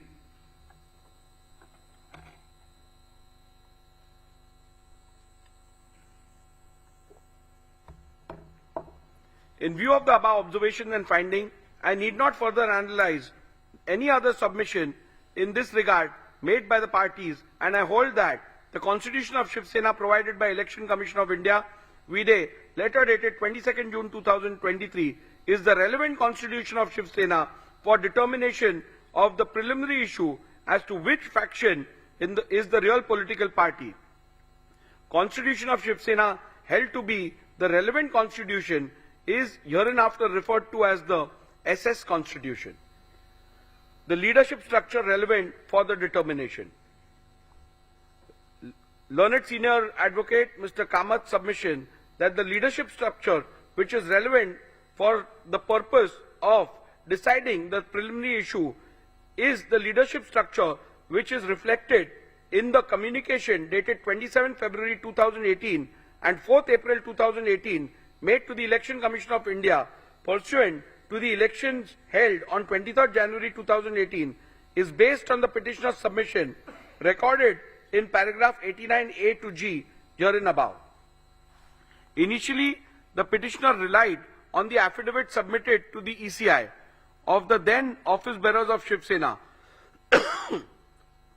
produced along with the affidavit in lieu of examination of chief to show that Shri Uddhav Thackeray had support of the majority in the organization. Respondents objected to such production on the ground that it is not permissible to produce affidavits of others along with petitioner's own affidavit in lieu of chief examination without the author of the said affidavits subjecting themselves to cross-examination. In any event, during the arguments, Mr. Kamath did not rely on these affidavits and limited his submissions to the 2018 leadership structure as available on the ECI website. Mr. Jethmalani, in turn, focused his submission to buttress the ground that the said leadership structure of 2018 cannot be considered and relied upon for the purpose of determining the preliminary issue, as the said leadership structure is not in conformity with the Constitution of Shivsena, which is on record of the ECI, and thus the same would be contrary to the findings of the Honorable Supreme Court in paragraph 168 of Subhash Desai. Mr. Jethmalani further relied on the legislative party leadership to submit that the legislative party also forms part of the leadership structure, as it is not only mentioned in the SS Constitution, but there is no dispute regarding the said members being part of the Pratinidhi Sabha under the SS Constitution. After having considered the submissions advanced by both the parties on the question as to which is the relevant leadership structure for the purpose of determination of the preliminary issue, I have come to the following conclusion. The submission of Mr. Kamath, the jurisdiction under the 10th schedule, only mandates a prima facie adjudication as to what the leadership structure of the political party was at the relevant time, and it does not extend to an inquiry as to whether or not the leadership structure available on the record of the ECI was pursuant to a validly held election is a correct position, and hence I concur with the same. Petitioner's submission that in these proceedings, the respondents cannot challenge the organizational election results available on the record of the ECI, as the 10th schedule does not permit the raising of any such defense, is a correct position, and hence I am in agreement with the same. Respondent submission that the leadership structure of 2018 cannot be considered and relied upon for the purpose of determining the preliminary issue, as the said leadership structure is not in conformity with the constitution of Shivsena, which is on record of the ECI, does not arise at this juncture, as it is a submission which has to be considered while determining whether the said leadership structure can be relied upon for the purpose of determining which faction represents the real political party, which would be dealt with at the appropriate juncture. The only question which is to be determined in the current part of the order is what and who all constituted leadership structure of Shivsena at the relevant time. Respondents have led detailed evidence, and despite being confronted during cross-examinations, they have been able to demonstrate that no organizational elections were held on 23/1/2018. On the contrary, in the affidavit, in lieu of examination of Chief of Chief Sunil Prabhu, PW1, has stated that organizational elections were held on 23/1/2013 and 23/1/2018. However, Shri Sunil Prabhu has not claimed any personal knowledge of the same or without and whether he was present during the said elections. During his cross-examination, he was confronted with the letter dated 28/1/2013. Thereafter, a specific question was posed to him by Mr. Jethmalani as to whether he voted in the said election, to which he responded in the affirmative. The contents of the said letter clearly stated that all the candidates were declared unopposed. The contradiction was also put to the witness by Mr. Jethmalani in cross-examination. However, no justification for the same was put forth by the witness. In view of the above evidence and records before me, prima facie indicate that no elections were held in the year 2013 as well as in the year 2018. However, I, as the Speaker, exercising jurisdiction under the 10th schedule, has a limited jurisdiction and cannot go beyond the record of the ECI as available on the website, and hence I have not considered this aspect while determining the relevant leadership structure. Thus, in view of the above conclusions, I find that the leadership structure of Shivsena reflected in the letter dated 27th February 2018 available on the website of the ECI is the relevant leadership structure which has to be taken into account for the purpose of determining which faction is the real political party. The question whether which faction is the real political party is discernible from this 2018 leadership structure is discussed in paragraph 112 to 131 infra of the present order. The leadership structure so determined as the relevant leadership structure for the purpose of these disqualification petitions are hereinafter referred to as the 2018 leadership structure. Since in these proceedings both the factions are claiming to be the real political party, rival factions have emerged in the Shivsena. In view of the fact that rival factions have emerged and both the factions are claiming to be the real political party, it is imperative to prima facie determine when did the rival factions emerge. Thus, it is necessary to determine the relevant day on which rival factions emerged before further venturing into which of the faction was the real political party when rival factions emerged. At the outset, I must set straight the point that the determination of the Speaker exercising jurisdiction under the 10th schedule while deciding who the real political party is mandates only a preliminary inquiry which has to be done prima facie by taking into account material officially before the Speaker as the Master of the Legislative Assembly. I shall consider the facts relevant for the determination on what is before me as the Speaker of the Legislative Assembly. As noted by the Honorable Supreme Court in Subhash Desai Supra on 21st June 2022, there was no material available before the Deputy Speaker to infer the emergence of any rival faction. However, after taking on record the resolution dated 21st June 2022, passed by the SSLP, disputed by the respondents, the very next day, the then Deputy Speaker received a resolution disputed by the petitioner dated 21st June 2022, received by the then Deputy Speaker on 22nd June 2022, contrary to the resolution dated 21st June 2022. Thus, from this fact alone, it is evident that there emerged two factions of the Shivsena from 21st June 2022 itself, but the same came to be officially on record of the Office of the Speaker and or Legislative Secretariat on 22nd June 2022.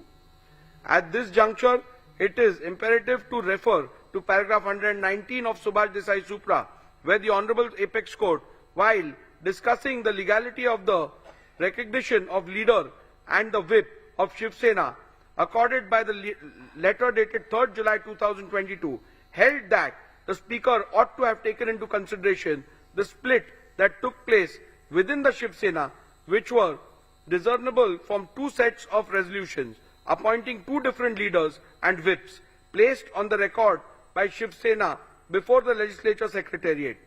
This paragraph into bracket 119 read with Honorable Apex Court's finding recorded by the Honorable Apex Court in paragraph 157 of Subhash Desai Supra makes it clear that the law laid down by the Honorable Supreme Court is that in view of the deletion of paragraph 3 of the 10th schedule, when rival factions emerge as a result of rift/split in the party, the Speaker has to necessarily find which faction is the real political party while recognizing leader and the whip of the party.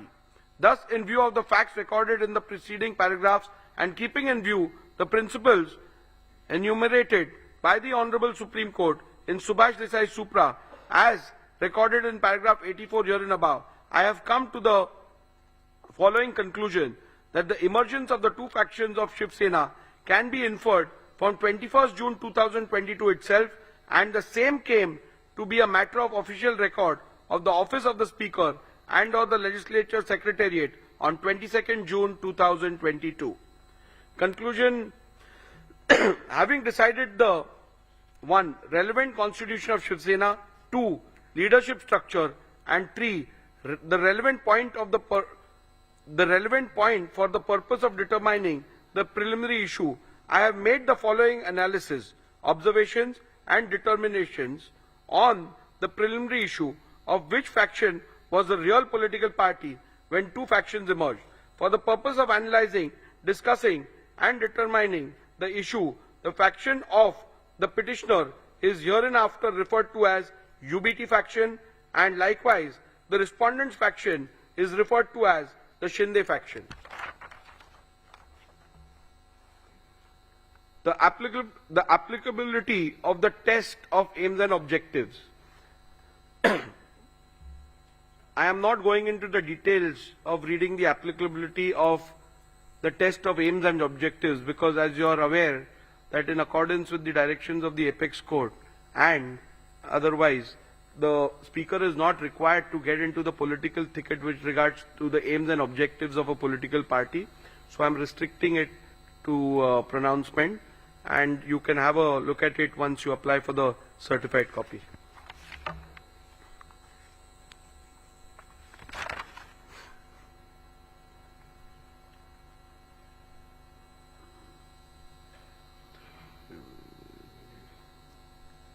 The reason why Shivsena Constitution assumes significance is to analyze whether the question of which faction is the real political party is discernible from the leadership structure identifiable from the said Shivsena Constitution.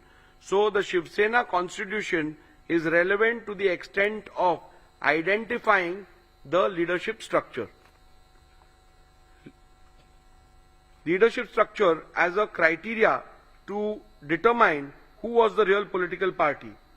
As I have already held, which is the relevant constitution and the leadership structure of the Shivsena to be taken into account for deciding the preliminary issue, I now have to see whether the relevant leadership structure read with the SS Constitution provides answers to the question which faction is the real political party and consequently determine the same.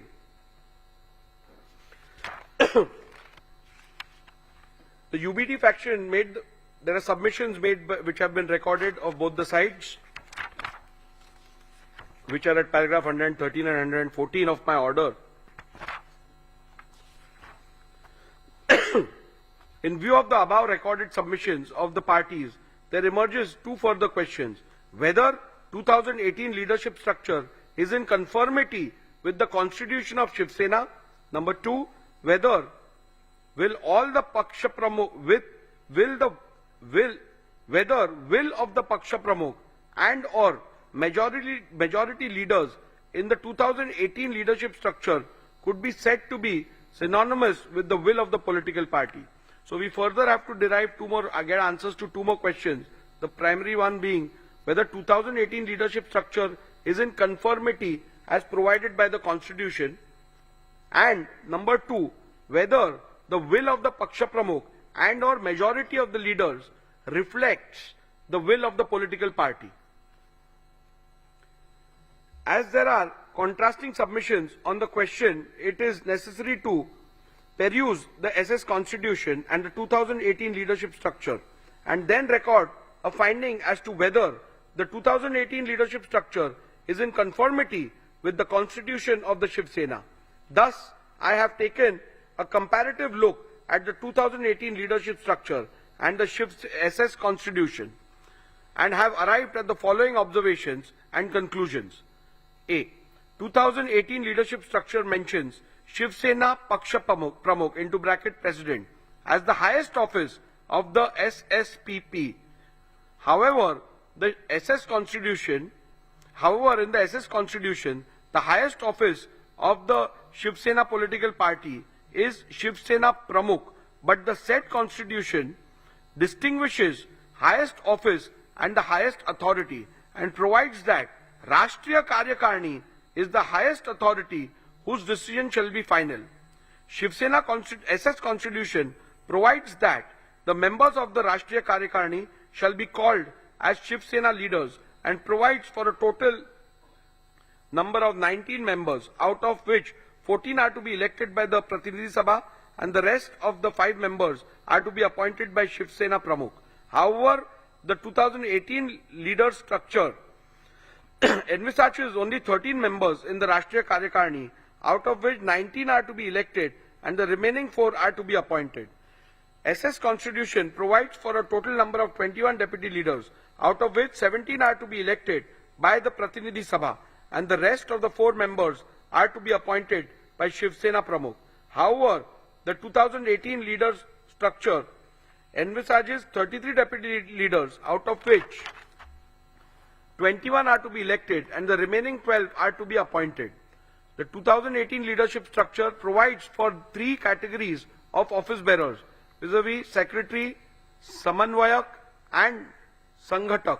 However, the Constitution of Shivsena provides for 3 categories of office bearers, vis-a-vis President, Sarchitnis, General Secretary, Koshadhyaksha, Treasurer.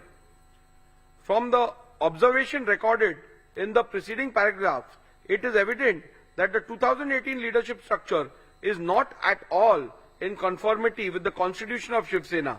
In view of this finding alone, it could very well be concluded that the 2018 leadership structure, which is not in conformity with the Constitution of Shivsena, cannot be taken as the yardstick to determine which faction was the real political party at the relevant point of time. In view of the same, I have come to the conclusion that the 2018 leadership structure read with the SS Constitution does not provide a reliable outcome and or answer the question which faction is the real political party and hence cannot be relied upon to determine the said preliminary issue. Nevertheless, I am inclined to look at the second question regarding paragraph 115 here and above, where will of the Paksha Pramukh and or majority leaders in the 2018 leadership structure could be said to be synonymous with the will of the political party, so as to not leave any stone unturned in arriving at a decision. The determination of this question arises out of the alternate submissions made by the UBT faction that the 2018 leadership structure has to be taken ex facie, and the determination of which faction was the real political party has to be solely based on the said leadership structure without a comparison of the said structure with the leadership structure provided for in the constitution of the Shivsena. The said proposition would run counter to the principles laid down by the Honorable Apex Court in Subhash Desai Supra, where it was specifically provided that the leadership structure which has to be taken into consideration while determining the real political party has to be identifiable by the relevant constitution. Thus, although in the light of my finding on the preceding question, the aspect need not be looked into, however, I intend to look into the said aspect any which way, considering the gravity and importance of the dispute. Hence, following are my observations, findings, and conclusions on the said aspect.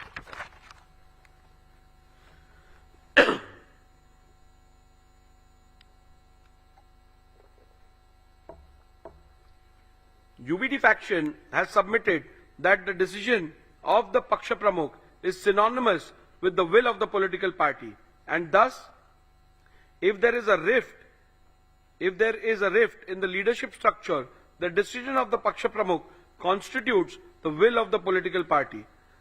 This proposition is devoid of merit, as I do not find any substance to allow the same. The reason for the same are recorded herein below. The proposition perhaps would have been a valid point if the party president was the sole repository of the decision making with respect of the policy and administration of the party. For analyzing the said submissions, a perusal of the SS Constitution was made. The SS Constitution provided that Rashtriya Karyakarni shall be the highest authority of the party, and its decision in all matters concerning the party policy and party administration shall be final. It is also to be noted that the Paksha Pramukh is only a presiding member of the said highest authority in the party, and in no way is the sole repository of decision making in the party. Thus, in view of the same, the submission that the decision and or the will of the Paksha Pramukh is synonymous with the will of the political party cannot be accepted. It would be appropriate to note that the SS Constitution does not even have a post called Paksha Pramukh. However, it was argued by the UBT faction that the nomenclature difference in the 2018 leadership structure and the SS Constitution is not a relevant factor for the purpose of deciding the preliminary issue. Even though I have held in paragraph 117 that 2000 leadership structure is not at all in conformity with SS Constitution, I shall consider this submission. The Constitution of Shivsena provides for Shivsena Pramukh. The submission of the petitioner that Shivsena Pramukh mentioned in the SS Constitution is the same post of Shivsena Paksha Pramukh termed in the 2018 leadership structure.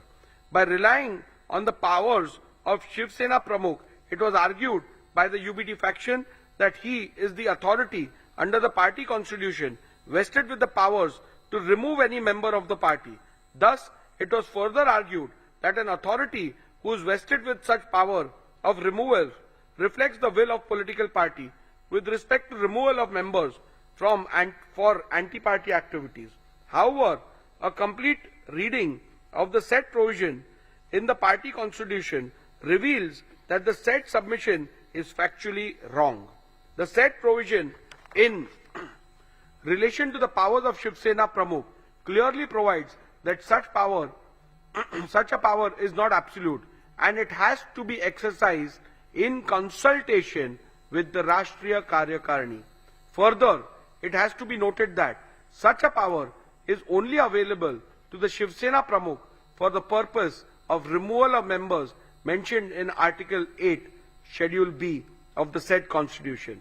The said schedule does not deal with leaders of the party. Leaders of the party is given under Schedule A of the said article. Thus, Shivsena Pramukh does not have any power to remove any leader of the party.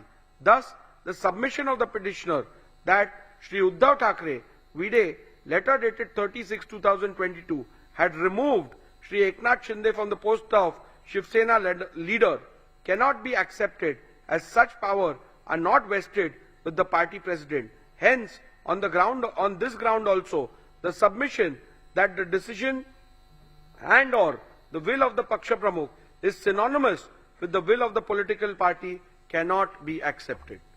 If this proposition is accepted, then in a situation where the party president, who is also a legislator, itself defects, then he could simply escape the wrath of the 10th schedule by pleading that his decision is the will of the party.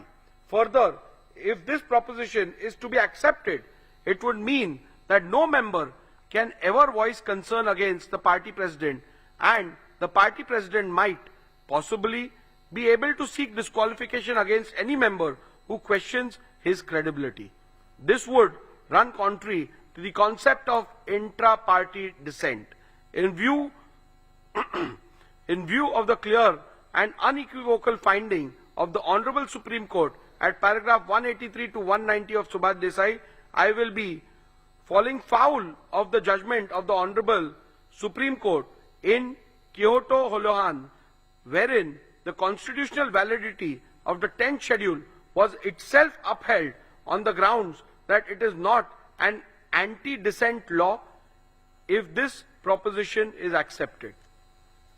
I shall now proceed to consider whether the will of the majority leaders in the 2018 leadership structure is synonymous with the will of the political party. An alternate submission was made that even if the Paksha Pramukh is not accepted as the repository of the will of the political party, the decision of the leadership structure has to be construed as synonymous with the will of the political party.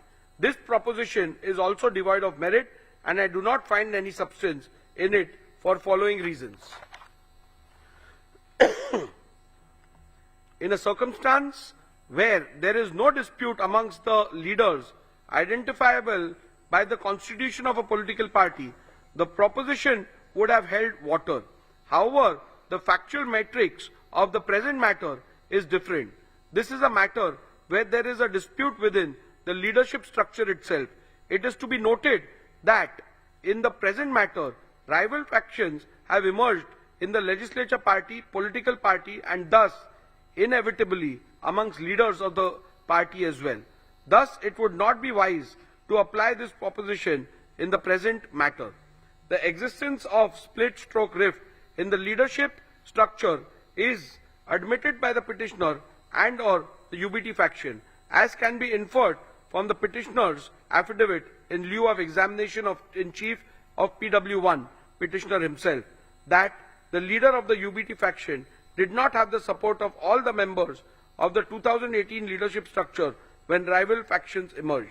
Thus, the submission that the decision of the leadership structure has to be construed as synonymous with the will of the political party could have perhaps be applied in a situation where there is a dispute between some members of the party and the elected leadership.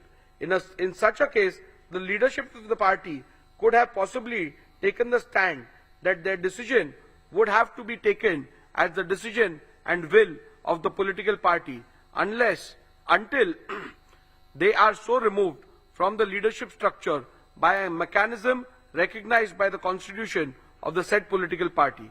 However, as I have noted earlier, in the present matter, rival claims have emerged wherein the leadership structure about the leadership within the leadership structure about the leadership itself. In such a situation, one leader's contention that his will is the will of the political party would be contradiction in terms. Thus, when there is a vertical rift in the party and two factions within the said leadership structure emerge as a result of the said rift, leaders of either faction, both Shri Uddhav Thackeray and Shri Eknath Shinde, could equally claim to represent the will of the political party. In that case, it would not be appropriate to take their decision as the decision that carries the will and wish of the political party when the question of which faction is the political party is being considered. There possibly lies one more aspect which could be considered.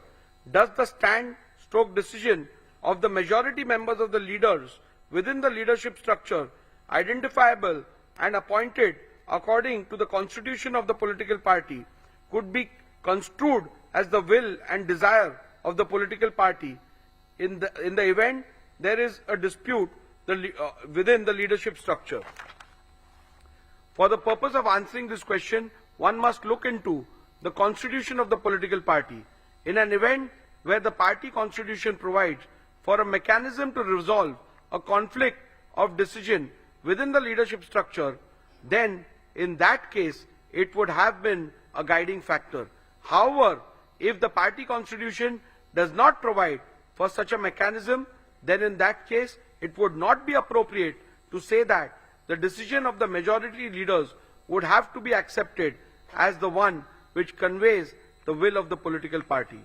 This aspect need not be further considered in view of the fact that in any case UBT faction has not placed any material on record or even suggest that any meeting of the Rashtriya Karyakarni was called for where any decision in relation to the real political party was resolved so as to identify the leaders and or the whip who carried the will of the political party. Thus, in the absence of any such material, including any majority decision of the Rashtriya Karyakarni in relation to the real political party, identifying the leader and or the whip who carried the will of the political party would be an impossible task. Any conclusion reached would be without basis in law and evidence of fact. The submission that the UBT faction shall be taken as a real political party is entirely based on the conjuncture that if there will be a decision taken in relation to the political party by Rashtriya Karyakarni, then UBT faction would have had the majority. At this juncture, the petitioner's claim about a meeting purportedly held on 25th June 2022 has to be dealt with. It is the petitioner's case that Rashtriya Karyakarni meeting was held on 25th June 2022 and certain resolutions were passed. In support of this case, petitioner has produced certain resolutions of 25th June 2022. Those documents are disputed by respondents. Mr. Jetmalani, Learned Counsel for Respondent, objected to the said documents being considered on the ground that they were forged and fabricated and demonstrated this before me by showing two separate documents, one annexed by the petitioner Shri Sunil Prabhu to his affidavit in lieu of examination of in chief and the other set of the same documents which are annexed to the Supreme Court Convenience Compilation Volume 2. In the first set of documents annexed to the affidavit in lieu of examination in chief, termed as minutes of the meeting of Rashtriya Karyakarni, and purportedly 7 resolutions passed in the said meeting. In none of the resolutions there is any signature of any person whose name are shown on the said document. Only on page 105 of Sri Sunil Prabhu's affidavit in lieu of examination in chief, there is a sole signature of Sri Vinayak Raut, who is shown as Shivsena Secretary. The perusal of the said document shows that the meeting was termed as Rashtriya Karyakarni. In the second set of documents, which are annexed to the Supreme Court Convenience Compilation Volume 2, the resolutions are shown on different pages and they are not part of any minutes which was annexed to the affidavit. in lieu of examination in chief of Shri Sunil Prabhu. These resolutions are shown on the letterhead of Shiv Sena, Rashtriya Karyakarani Baitak into bracket Prathinidhi Sabha. Petitioner relied on these documents to show that 7 resolutions have been passed, but in none of these documents there is even a single signature, save and except for signature of 2 persons. The name mentioned as proposer and seconder are not even members of Rashtriya Karyakarani, like Shri Rahul Shevaye, who is not a member of Rashtriya Karyakarani, who has stepped into the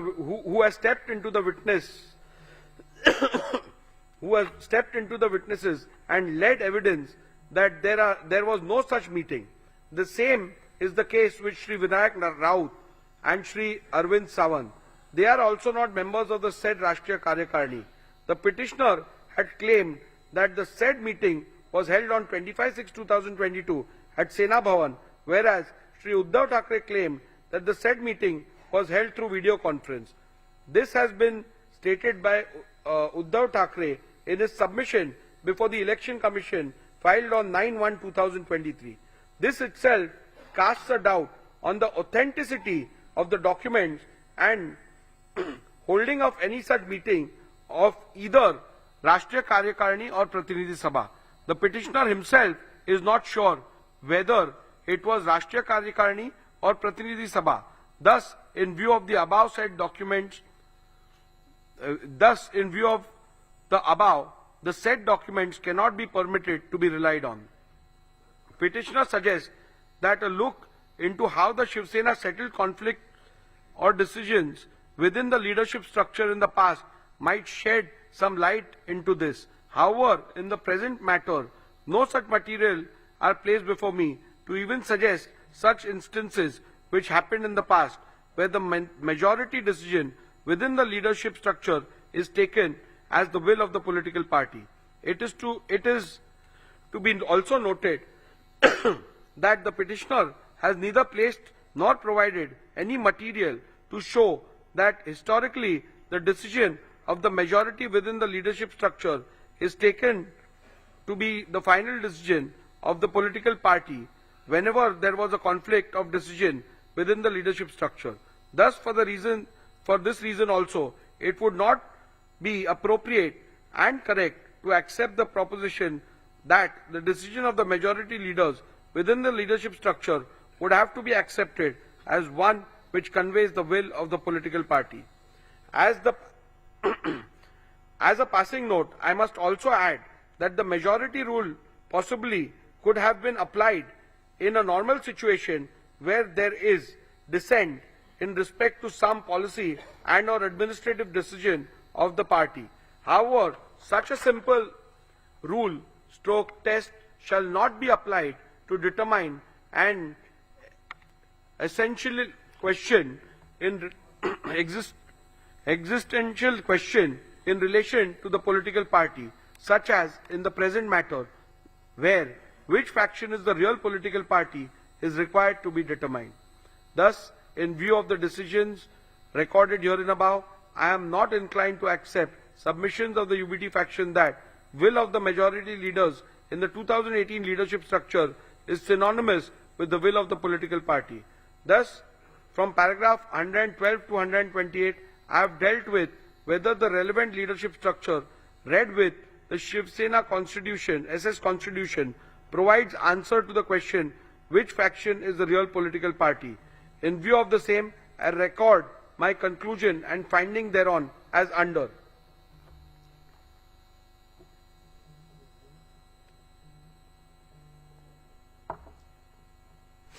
The 2018 leadership structure is not at all in conformity with the constitution of Shiv Sena and thus does not provide a reliable outcome and or answer to the question which faction is the real political party and hence cannot be relied upon to determine the preliminary issue. Decision of the Paksha Pramukh is not synonymous with the will of the political party and thus if there is a rift in the leadership structure, the decision of the Paksha Pramukh cannot be taken as the will of the political party. When there is a vertical rift in the horizontal leadership, hierarchy of the political party and both the factions within the said leadership structure emerged as a result claim to represent the will of the political party, it would not be appropriate to apply the test of which of the said faction decision carries the will and wish of the political party. In the case of Shivsena political party, will of the majority leaders in the 2018 leadership structure cannot be said to be synonymous with the will of the political party. In view of the findings recorded in the preceding paragraph, I hold that the 2018 leadership structure read with the SS Constitution does not provide any reliable answer to the question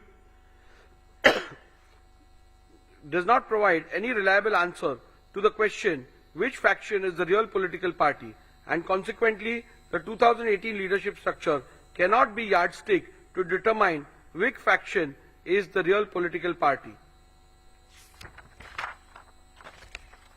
With regards to the legislative majority, I am not going to spend much time because that question is rather clear.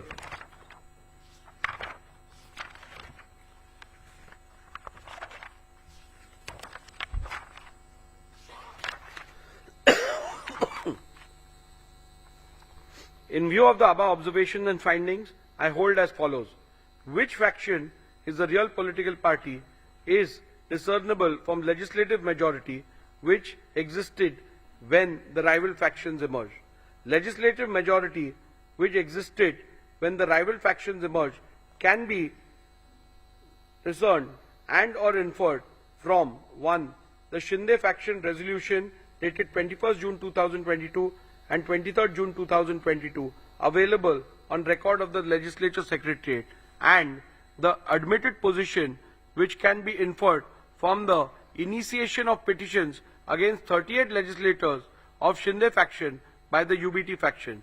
Shinde faction had an overwhelming majority of 37 out of 55 MLAs with the rival when the rival faction emerged.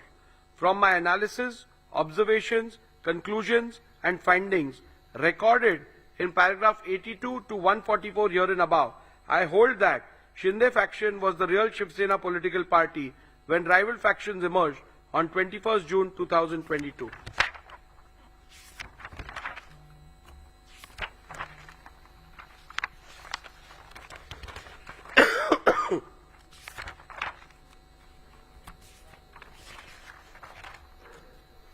In view of my findings that the Shinde faction was the real political party when the rival faction emerged, and that Shri Sunil Prabhu ceased to be the duly authorized whip from 21st June 2022, I further conclude that Shri Bharat Gogawale was validly appointed as the whip, as that was the reflection of the will of the Shivsena political party as on 21st June 2023.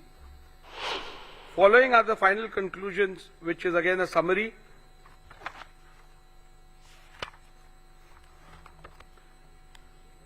Have the respondents incurred disqualification in terms of paragraph 21A of the 10th schedule of the Constitution on account of their acts, omissions and conduct?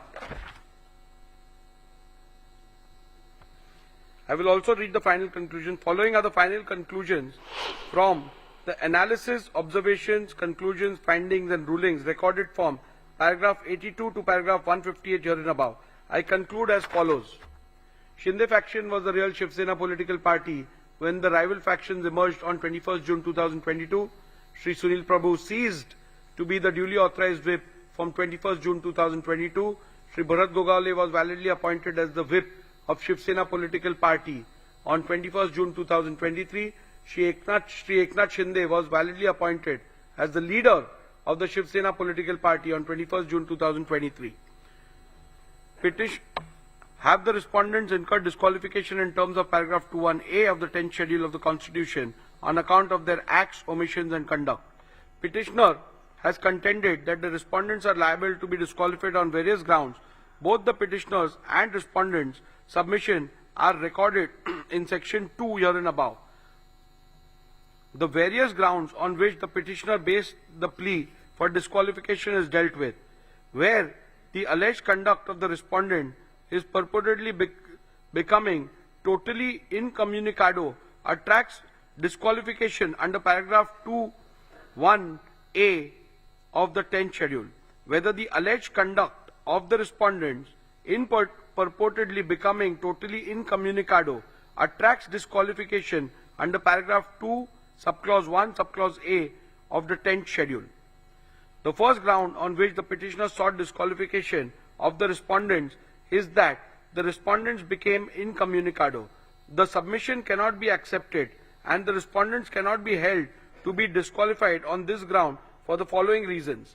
The ground is a mere allegation, and apart from mere assertion that the respondents have gone incommunicado, the petitioner has not put forth any evidence or material to substantiate it. For instance, the petitioner has not provided any material about who was sought to be contacted and by whom, when such an attempt was made, etc.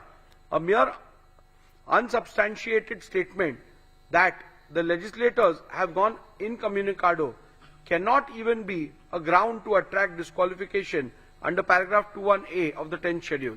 When rival factions emerge in a political party, especially within the leadership, it is possible for both the factions to allege that the other faction has gone incommunicado. In such a circumstance, especially in the light of the law laid down by the apex court in Subhash Desai Supra, it would not be correct to hold any faction to have incurred disqualification for going incommunicado without first determining which of the faction is the real political party, reflecting the will of the political party.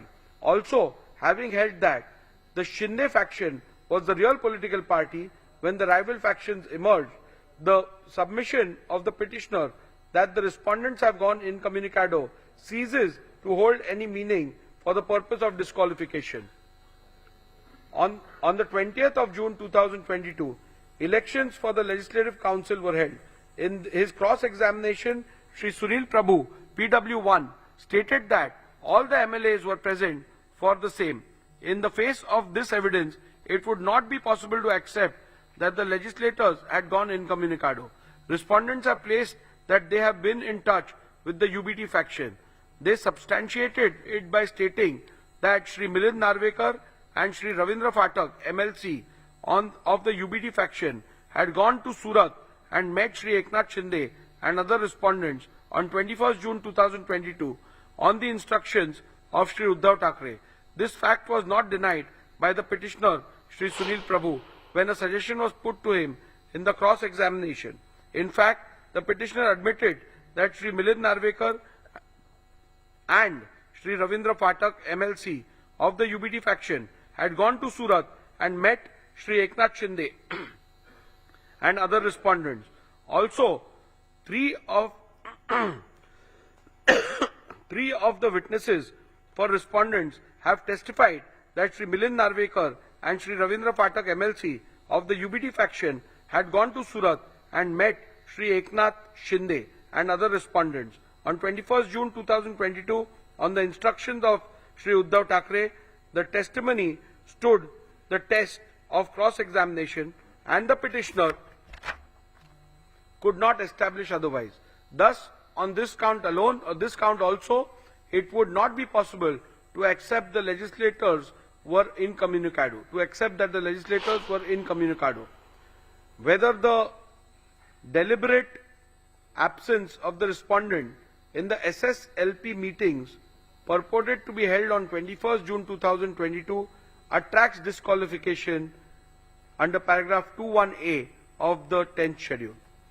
The second ground on which the disqualification is sought is that the respondent deliberately remained absent in the SSLP meeting held on 21st June 2022.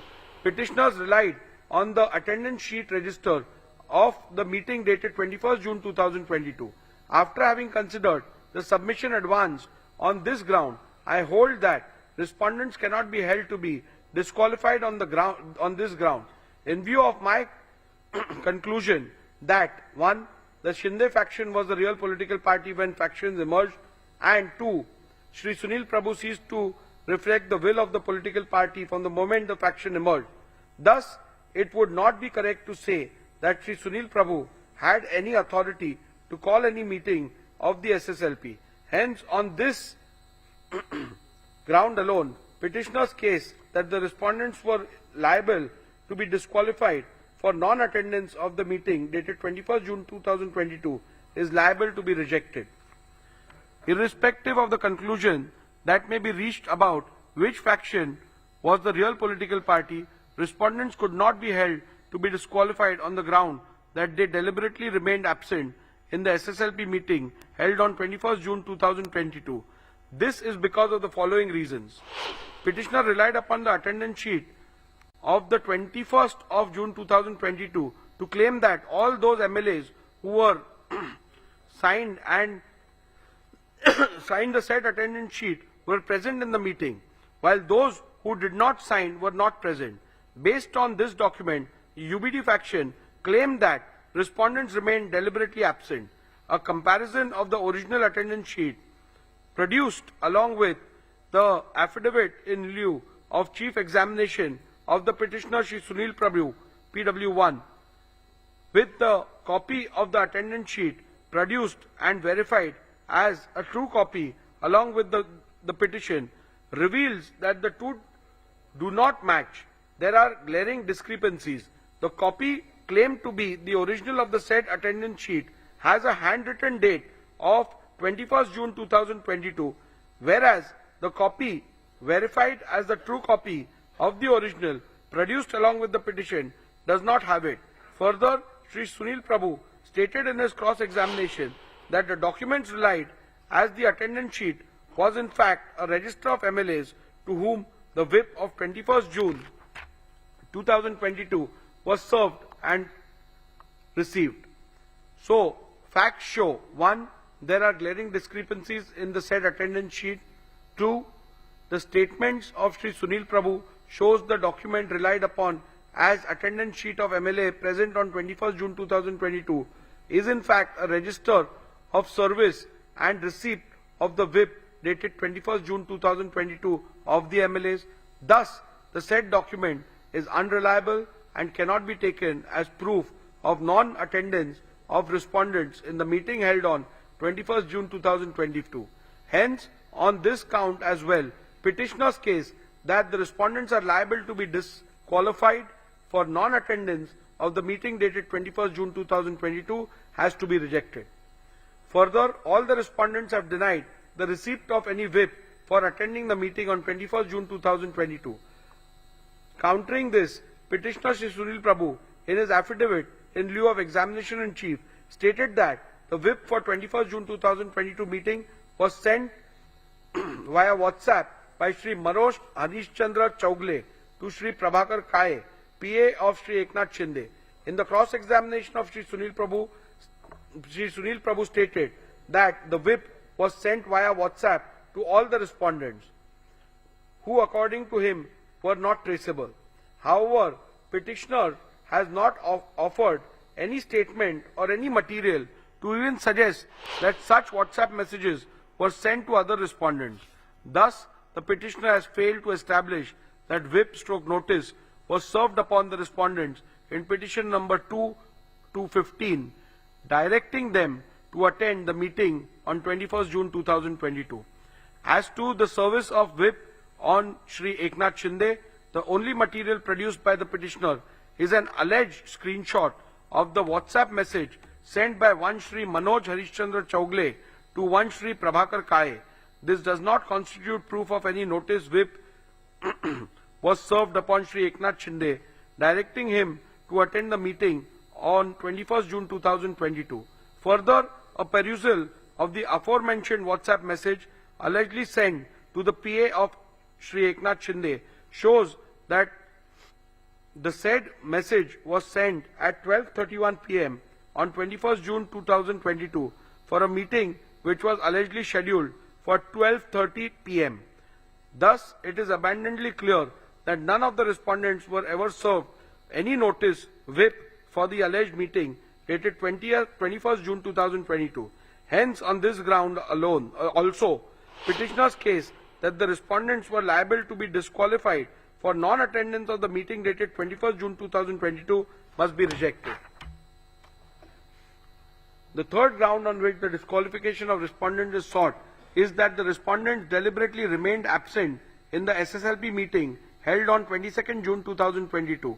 Petitioner relied on the attendance sheet register of the meeting dated 22nd June 2022. After having considered the rival submissions, I hold that respondents cannot be held to be disqualified on this ground in view of my conclusion that 1. The Shinde faction was the real political party when rival factions emerged. 2. Shri Sunil Prabhu ceased to reflect the will of the political party from the moment rival factions emerged. Thus, it would not be correct to say that Shri Sunil Prabhu had any authority to call any meeting of the SSLP. Hence, on this ground alone, petitioner's case that the respondents were liable to be disqualified for non-attendance of the meeting dated 22nd June 2022 must be rejected. Again, even if I was to take different view about which faction was the real political party, still the respondents could not have been held disqualified on the grounds that respondent deliberately remained absent in the SSLP meeting held on 22nd June 2022 for the following reasons. I am unable to accept the petitioner's submission that non-attendance of the SSLP meeting would make the respondents liable to be disqualified under paragraph 2, 1A of the 10th schedule. I am of the view that non-attendance of party meetings, including legislature party meetings, would not attract disqualification under paragraph 2, 1A of the 10th schedule of the Constitution. Such an action cannot indicate that the members have voluntarily given up his membership of the political party. Not attending party meeting and voicing a difference of opinion outside the House are matters between the members and his party and have nothing to do with clause 2(1)(a) of the 10th schedule. Non-attendance of the meeting can at the most be termed as an act of dissent within the party. If viewed as a form of expression, it would be protected by freedom of speech and expression, which includes dissent and is not only an integral part of fundamental rights under Article 14, 19 and 21 of the Constitution, but is an aspect of the basic structure of the Constitution also.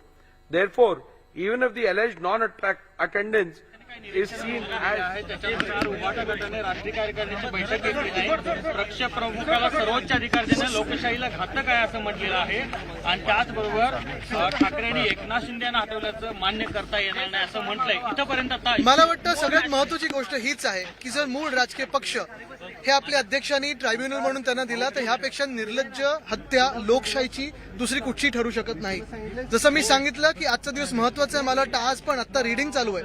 जास्तीच्यावर बोलण्यापेक्षा एकच महत्त्वाचं याच्यात हे देशासाठी मोठे संकेत आहे की येणाऱ्या 2024 मध्ये जर अशी गद्दारी लेजिटिमाइज झाली, घाणेरडं राजकारण लेजिटिमाइज झालं, खोक्यांचं राजकारण लेजिटिमाइज झालं तर आपलं संविधान भाजपला बदलायचं आहे.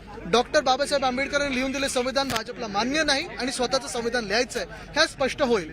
पक्ष प्रमुखांचा सर्वोच्च अधिकार देणं हा लोकशाहीसाठी घातक. बरोबर आहे, पण 10 एवढे वर्ष जेव्हा राहुल नार्वेकर आमच्यात होते मग ते कुठच्या पक्षप्रमुखाचे आदेश घेत होते, कुठच्या पक्षप्रमुखाच्या तिकीटवर लढत होते, एबी फॉर्म कोणाकडून घेत होते हे तरी त्यांनी लक्षात ठेवा. आणि मला वाटतं एवढं निर्लज्ज हत्या लोकशाहीची दिवसाढवळ्या ही कधीही आपल्या देशात किंवा 75 वर्षाच्या इतिहास पाहिली नाही. उलट तपासणीला उद्धव ठाकरे हजर राहिले नाहीत, त्यामुळे त्यांनी जे काही प्रतिज्ञापत्र त्या गटाकडून देण्यात आलं ते अपात्र आम्ही ठरवतो असं देखील त्यांचं म्हणणं. मला वाटतं उलट तपासणी आता ह्या सरकारची, खोके सरकारची लोकशाहीमध्ये जनता करेल. सुप्रीम कोर्टाकडून अपेक्षा आहे पण आता जास्ती अपेक्षा आहे जनतेकडून. 2018 मध्ये and verified as a true copy along with the petition reveals that the two do not match. There are glaring discrepancies. The copy claimed to be the original of the said attendance sheet has a handwritten portion on top in which it is not which is not present in the copy annexed to the petition, verified as the true copy of the original. सुरू झालेली आहे. Next, in the petition, verified as true copy of the original has only 15 signatures. Thus, glaring discrepancies in the said attendance sheet makes the said document unreliable and hence cannot be taken as proof of deliberate non-attendance of respondents in the meeting held on 22nd June 2022. Hence, on this count as well, petitioner's case that the respondents are liable to be disqualified for non-attendance of the meeting dated 22nd June 2022 is liable to be rejected. In view of my conclusions reached above and the findings that the Shinde faction was the real political party when rival factions emerged, it would not be correct to say that respondents have incurred disqualification under paragraph 21A and the 10th schedule by passing the resolution dated 21st June 2022. Hence, on this ground alone, petitioner's case that the respondents are liable to be disqualified for passing the resolution dated 21st June 2022 must be rejected.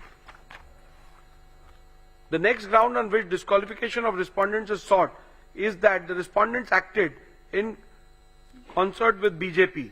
This ground is a mere allegation, and apart from the mere statement that the respondents have acted in concert with the BJP, the petitioner has not provided any material to substantiate the same. Thus, a bald, unsustained statement that the legislators have acted in concert with the BJP cannot be a ground to attract disqualification under paragraph 21A of the 10th schedule. The next ground on which the petitioner seeks the respondents' disqualification is that they made anti-party, anti-coalition statements. Again, this ground is a mere allegation, and apart from a mere statement that the respondents have made anti-party, anti-coalition statements, the petitioner has not provided any material to substantiate the same. Newspaper/media reports relied on the petitioner cannot be taken as conclusive evidence of anti-party activities. It can at most be only considered hearsay. Thus, a mere unsubstantiated statement cannot be ground to attract disqualification under paragraph 21A of the 10th schedule. In conclusion, I would like to make some observations about dissent, indiscipline, and what acts as indiscipline would attract disqualification under the 10th schedule. If some member or members in a given case go overboard and make some statements or do some acts which may be considered indiscipline, it would be for political party to deal with them appropriately. Looking at the degree and gravity of the indiscipline, the concerned member may be censured, admonished, or reprimanded, or given a mere extreme punishment such as suspension or expulsion from the party as may be warranted by party rules. The 10th schedule is not intended as a device to be used for imposing intra-party discipline, much less for administering the party. No party leadership can use the provisions of the 10th schedule as a deterrent to stifle the collective dissent of large number of members by threatening them with disqualification under the 10th schedule. In a given case, when a tussle for leadership arises between leaders in a political party, the elected members, as indeed the common party workers, usually cannot remain mute onlookers. They are compelled to choose sides. Wherever, whatever else may be the consequences of this action or inaction, the parties cannot expect that the high office of the Speaker can be used to eradicate opposition or quell dissent in party ranks by employing the mechanism of the 10th schedule. In any case, the Speaker has no role to play in this game of political tussle between warring party leaders. The Speaker merely goes to the letter of the law and the spirit behind introduction of penal consequences in the 10th schedule, which in my considered view is to preserve the democratic foundations of the legislature or the parliament. I must keep in mind this object underlying the 10th schedule and ensure that the dispute falls within the provisions of paragraph 21A and B, and that his powers are not sought to be invoked with ulterior motives for party gain. In view of my conclusions and findings recorded herein above, petition number 1 to 16 of 2022 are hereby dismissed.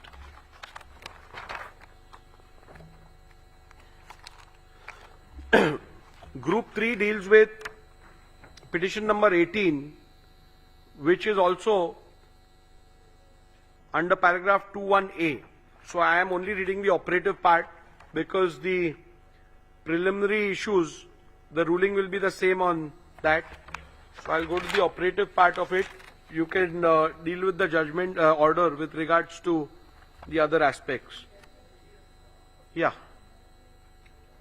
In view of my conclusion and findings recorded herein above, petition number 18 of 2022 is hereby dismissed.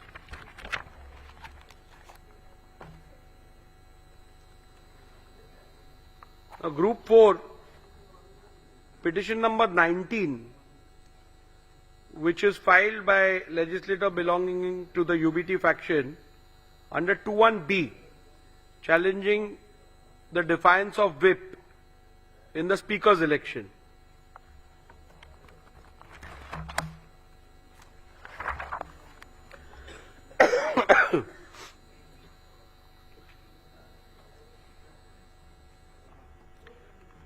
Petitioner has contended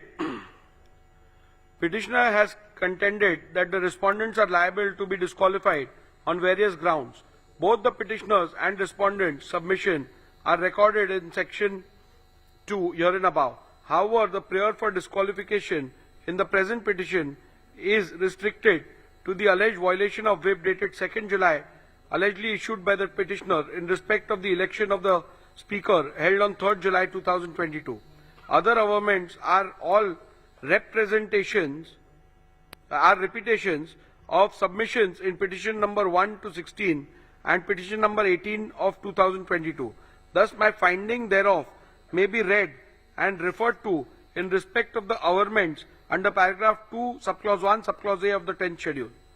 Thus, the only ground on which the petitioner sought disqualification of respondent is that the respondent has violated the whip dated 2nd July, allegedly issued by the petitioner in respect of election of the speaker held on 3rd July 2022.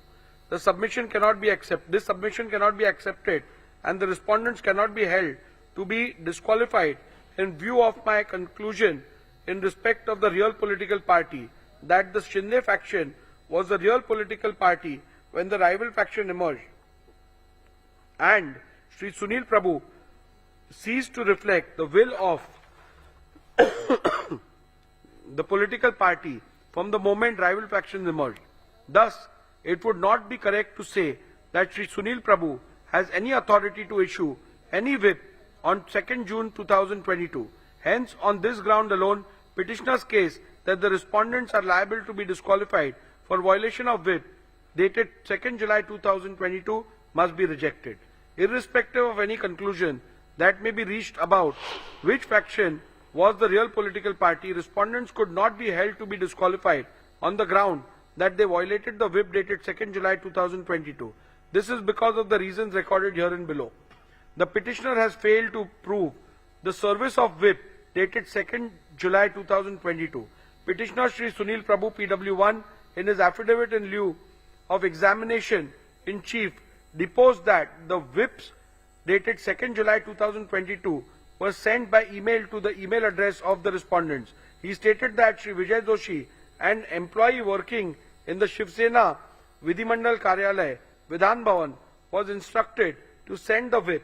He further deposed that 2 whips dated 2nd July 2022 were sent by Sri Vijay Joshi to the respondents in disqualification petition number 19 and 21 of 2022. We did 3 emails dated 2nd July 2022. The said emails were produced along with the affidavit in lieu of evidence in chief. He further stated that email addresses of the respondents were taken from the email addresses mentioned in the official list of members of Maharashtra Legislative Assembly 2023 or as mentioned in a list furnished by the advocates for the respondents. We did the email dated 21st September 2023. Shri Vijay Joshi PW2 specifically filed affidavits in lieu of examination of chief and deposed that he was working in the Shivsena Vidhimandal Karyalay, Vidhan Bhavan, in June 2022, and on instructions of Shri Sunil Prabhu, sent 2 whips dated 2nd July 2022 to the MLA of Shivsena Legislature Party, with 3 emails. He produced printouts of email dated 2nd July 2022 along with whip dated 2nd July 2022. However, during the cross-examination of Shri Vijay Joshi, PW2, he deposed that one computer operator printed the whip dated 2nd June 2022 and he along with 2 peons distributed the whip to all the legislators of Shivsena. Further, he also deposed during cross-examination that acknowledgements were taken. Thus, the witness who was specifically brought to depose in respect of the service of whip dated 2nd July 2022 made extremely contradictory statements in the affidavit in lieu of examination in chief and during cross-examination. Further, it is to be also noted that the acknowledgement talked about by Shri Vijay Joshi, PW2, were never brought on record. Coupled with the above facts, respondents have demonstrated how some of the email IDs in the printout of the email produced by Shri Vijay Joshi are wrong. In view of the above, I hold that petitioner has not been able to establish the service of whip dated 2nd July 2022 and thus petitioner's case that the respondents were liable to be disqualified for violation of whip dated 2nd July 2022 must be rejected. Rule 3 subclause 5 of the members of Maharashtra Legislative Assembly disqualification on the grounds of defection rule 1986 provides that where a member belonging to any political party votes or abstains from voting in the assembly contrary to the directions issued by such political party or by any person or authority authorized by it in this behalf without obtaining in either case the prior permission of such political party, person or authority, the leader of the legislative party concerned, or shall as soon as may be thereafter and in any case within 30 days from the date of such voting or abstention inform the speaker as in form 2 whether such voting or abstention has or has not been condoned by such political party, persons or authority. From the record of the Legislature Secretariat, it is seen that the petitioner and or UBD faction has not complied with this rule. Thus, on this ground also, petitioner's case that the respondents were liable to be disqualified for violation of whip dated 2nd July 2022 must be rejected. The Honorable Supreme Court in Kyoto Holohan and others at paragraph 123 SCC has held that keeping in view the consequences of the disqualification, i.e. termination of the membership of a house, it would be appropriate that the directions or whip which results in disqualification under paragraph 21B is so worded as to clearly indicate that voting or abstaining from voting contrary to the said direction would result in incurring the disqualification under paragraph 21B of the 10th schedule, so that the member concerned has foreknowledge of the consequences following from the conduct in voting or abstaining from voting contrary to such a direction. A perusal of the whip dated 2nd June 2022 shows that the whip dated 2nd June 2022 does not contain any words which would indicate that the said whip, if not allowed, would result in the disqualification. Thus, on this count as well, petitioner's case that the respondents were liable to be disqualified for violation of the whip dated 2nd June 2022 must be rejected.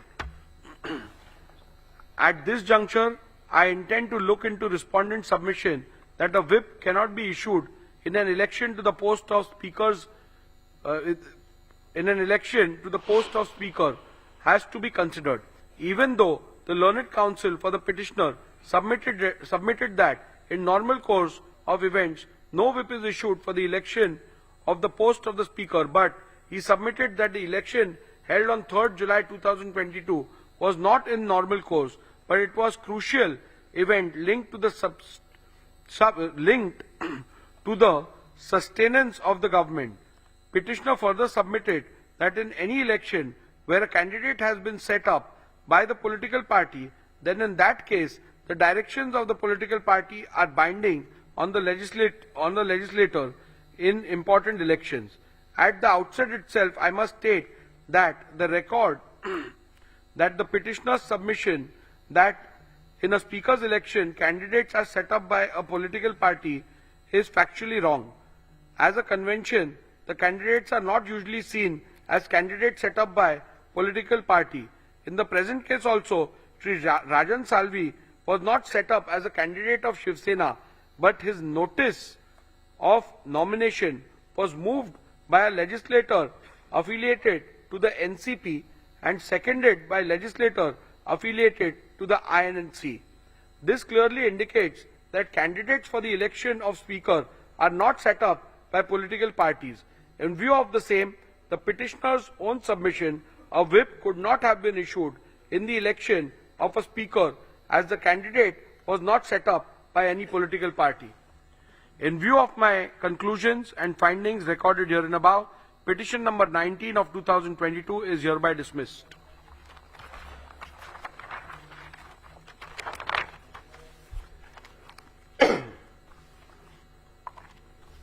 Petition number Group 6, which consists of petition number 21, again filed by a legislator belonging to the UBT faction under 2(1)(b) for defiance of whip issued during the confidence motion. I will only read the operative part and you can refer to the judgment for the details. The preliminary issue has already been decided in the previous orders, so that will apply to this as well. In view of my conclusions and findings recorded herein above, petition number 21 of 2022 is hereby dismissed.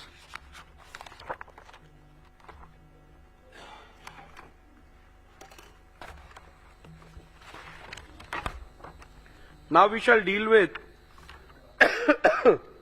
Group 5, being petition number 22 to 24, which have been filed by legislator belonging to the Shinde faction under paragraph 2(1)(a) and paragraph 2(1)(b) of the 10th schedule of the Constitution of India.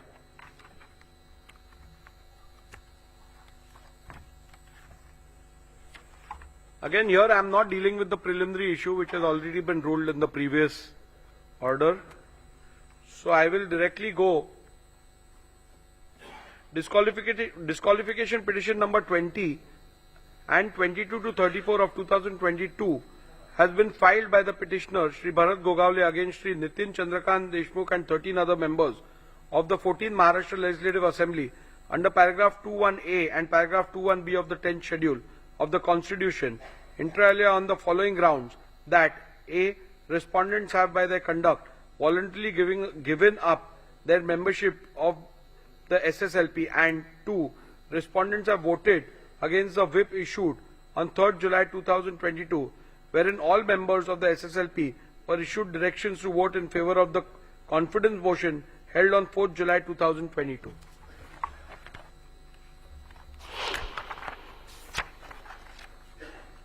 I'll straight away go to my analysis, observations and findings. The issue as to which faction was the real political party when the rival factions emerged and who was the duly authorized whip and the leader has been extensively discussed and decided in disqualification petition 1 to 16, group number 1. Since the genesis of both this group and the said group is the same, the preliminary issue is common. Thus, the said decision on preliminary issue decided in disqualification petition number 1 to 16 of 2022 be read as the decision hereunder. Petitioner has contended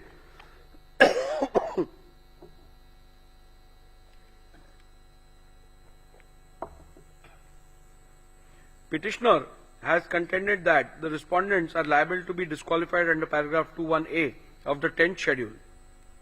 This submission cannot be accepted, and the respondents cannot be held to be disqualified on the grounds for the reasons that this ground is a mere allegation, and apart from mere assertion that the respondents have voluntarily given up the membership of SSLP, the petitioner has not put forth any evidence or material to substantiate it. A mere unsubstantiated statement that the legislators have voluntarily given up the membership cannot be a ground to attract disqualification under paragraph 21A of the 10th schedule. I have perused my record as well as a copy of the whip issued by the petitioner, which is signed by the petitioner as Chief Whip and Shri Eknath Shinde as the leader of the legislature party. Though the petitioner tried to show that the said whip was served and delivered on the respondents, the petitioner has failed to prove the service of the whip on each and every MLA of Shivsena. I have also examined in detail the cross-examination of the petitioner, Shri Bharat Gogavle, and have found major inconsistency in the answers regarding physical service of the whip, and therefore this evidence cannot be accepted. Insofar as delivery by WhatsApp is concerned, the same also was produced on the last day of the evidence despite ample opportunity for the same. Even the pleadings filed by the petitioner are silent on the issue of service. In these circumstances, it will not be justifiable for me to take on record a document purporting to be a screenshot of WhatsApp messages which were admittedly sent through a third person mobile number, i.e. one Mr. Santosh Kadam, who also did not step into the witness box. Thus, petitioner's plea to disqualify respondents cannot be accepted.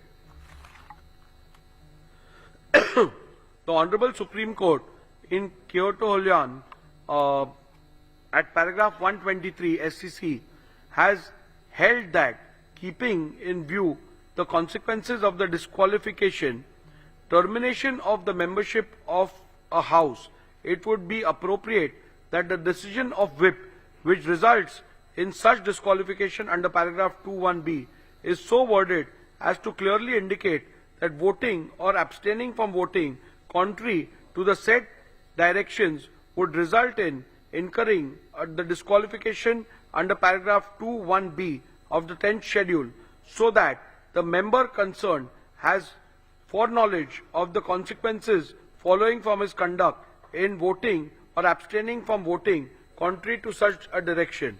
A perusal of the whip dated 3rd July 2022 shows that it does not contain any words which would indicate that the said whip, if not allowed, would result in disqualification. Thus, on this count as well, the petitioner's case that the respondents are liable to be disqualified for violation of whip dated 3rd July 2022 must be rejected.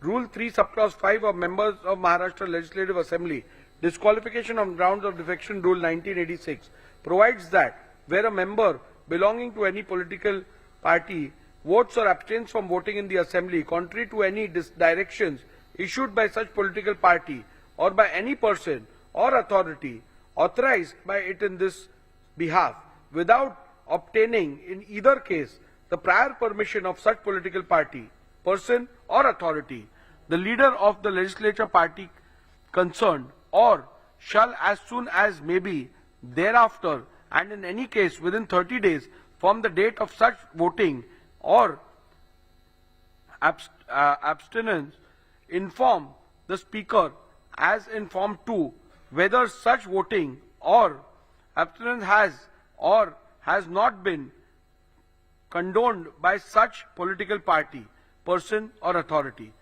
From the records of the legislature secretariat, it is seen that the petitioner has not complied with this rule. Thus, on this ground also, petitioner's case that the respondents are liable to be disqualified for violation of whip dated 2nd July 2022 must be rejected. In view of my conclusion, the findings recorded herein above, petition number 20 and 22 to 34 of 2022 are hereby dismissed.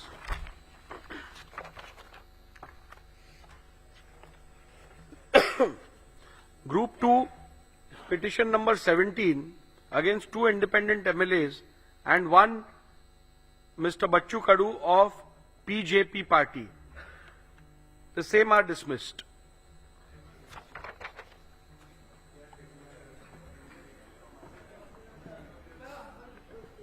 Yeah, you can apply for certified copies. We'll provide you with a mail as well as hard copies.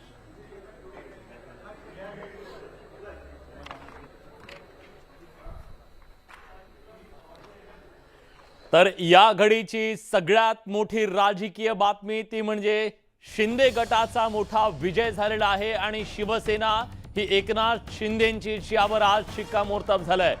Shinde गटाच्या ज्या शिवसेनेच्या ज्या 16 आमदारांच्या वर अपात्रतेची कारवाई करावी अशी मागणी करण्यात आलेली होती, ही मागणी फेटाळली आहे आणि एकनाथ शिंदे यांच्या सोबतचे 16 आमदार पात्र ठरले, तर ठाकरेंसोबतचे आमदार सुद्धा पात्र ठरलेत. पण या घडीची सगळ्यात मोठी महत्त्वाची बातमी ही आहे की एकनाथ शिंदे यांचा मोठा विजय झालेला आहे.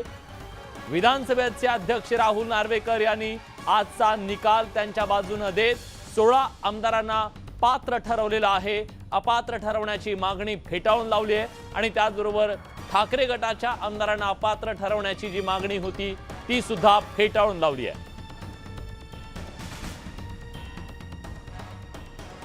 आपल्याला योग्य निर्णय आलेला आहे, परंतु मगाशी मी म्हटलं तसं निकालाचं अंतिम वाचन होईपर्यंत त्याच्यावरती अधिकृत मतप्रदर्शन करणं योग्य नव्हतं. आता आपण बघताय सगळीकडे हेडलाईन सुरू झाल्यात की माननीय मुख्यमंत्री एकनाथजी शिंदे साहेबांची शिवसेना ही खरी ठरलेली आहे. शिंदे साहेबांच्या बरोबर असणारे सर्वच्या सर्व 16 आमदार पात्र धरलेले आहेत. भरत गोगावले साहेबांना व्हीप म्हणून स्वीकारलेला आहे. अधिकृत पक्ष हा शिंदे साहेबांच्या नेतृत्वाखालचाच या ठिकाणी माननीय विधानसभा अध्यक्ष महोदयांनी या ठिकाणी स्वीकारलेला आहे. त्यामुळं आता इथून पुढे तरी कोर्ट कचेऱ्या, न्यायिक प्रक्रिया आणि लोकांना अशा पद्धतीनं नाहक कुठेतरी दुसरीकडे अडकून ठेवण्यापेक्षा उभाटा गटानं निश्चितपणे त्यांचं काम करावं. आम्ही हे जरी आमच्यावरती गेली वर्ष दीड वर्ष अपात्रतेची सारखी कारवाई करत होती, रोज एका नवीन वेगवेगळ्या कोर्टामध्ये जात होते, तरीसुद्धा आम्ही काम करायचं थांबलो नाही. आपण बघा आज माननीय शिंदे साहेब यवतमाळ हिंगोलीच्या दौऱ्यावर आहेत. आमचे जवळपास निम्म्याहून जास्त मंत्री आपापल्या कार्यालयामध्ये कामात आहेत.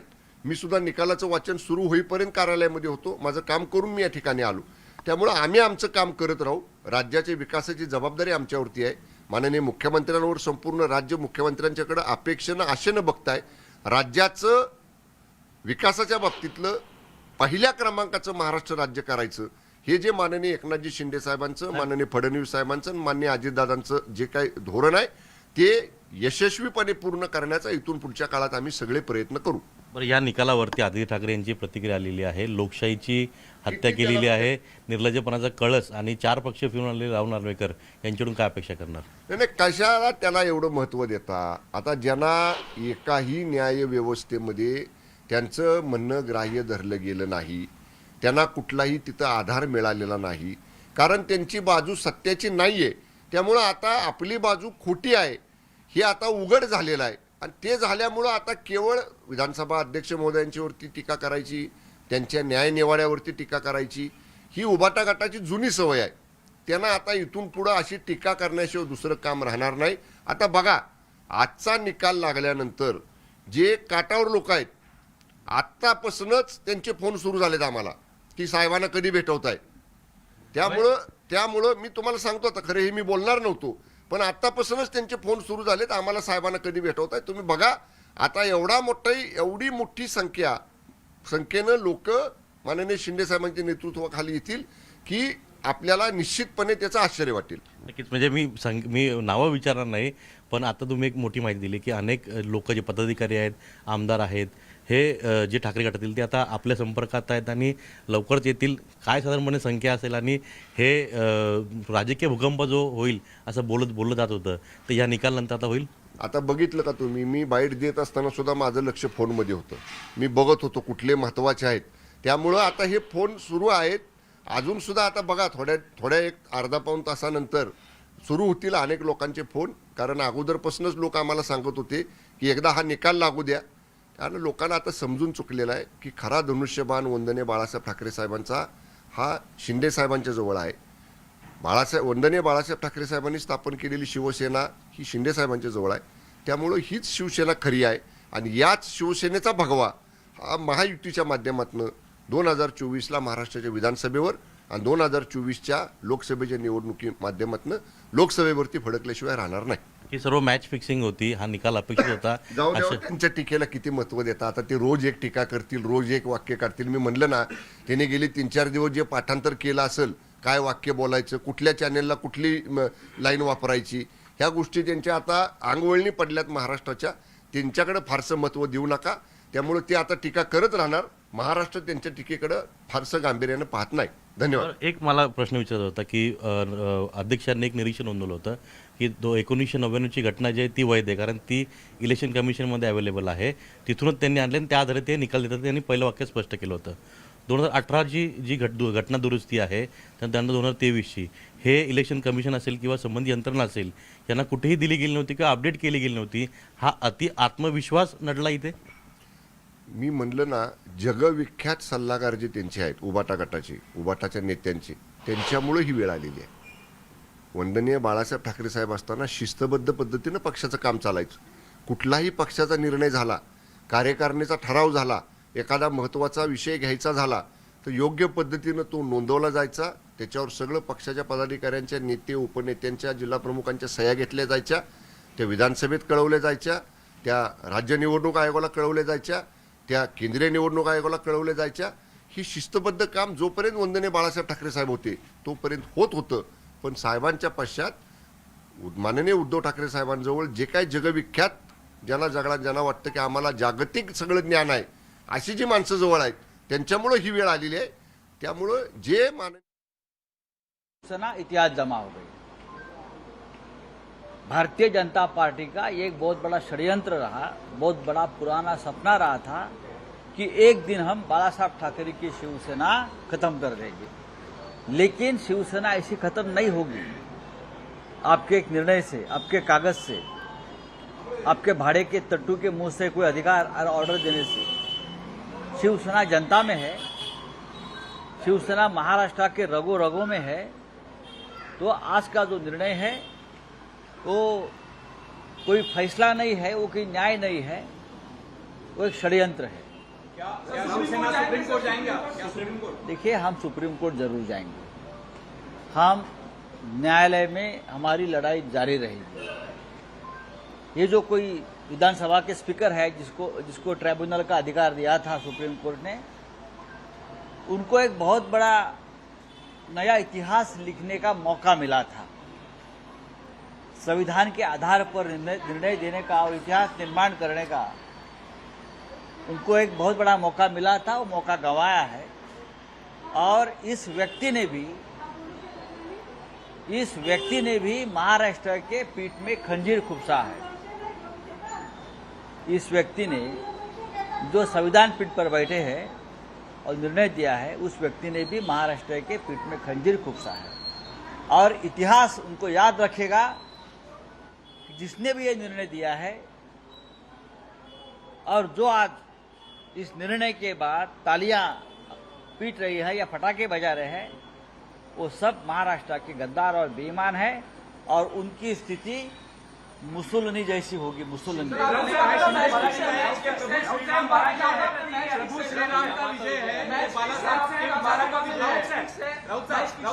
ये मैच फिक्सिंग है. हम सुबह कहा था ये मैच फिक्सिंग है. ये मैच फिक्सिंग के सिवाय दूसरा कुछ नहीं है. प्रभु श्री राम का नाम लेने का ये लोगों का अधिकार नहीं है. प्रभु श्री राम, दशरथ राजा अपने पिता के लिए वनवास चले गए और ये लोगों ने अपने पिता बाला साहब ठाकरे, राजनीतिक पिता बाला साहब ठाकरे की शिवसेना को वनवास में भेजने का काम किया है, भारतीय जनता पार्टी के गुलाम होकर. उद्धव ठाकरेंची प्रतिक्रिया आली आहे.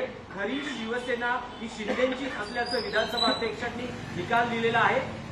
भरत गोगावले हे आदेश मोडला याच्याबद्दल डिस्क्वालिफिकेशनची जी मागणी आम्ही केलेली होती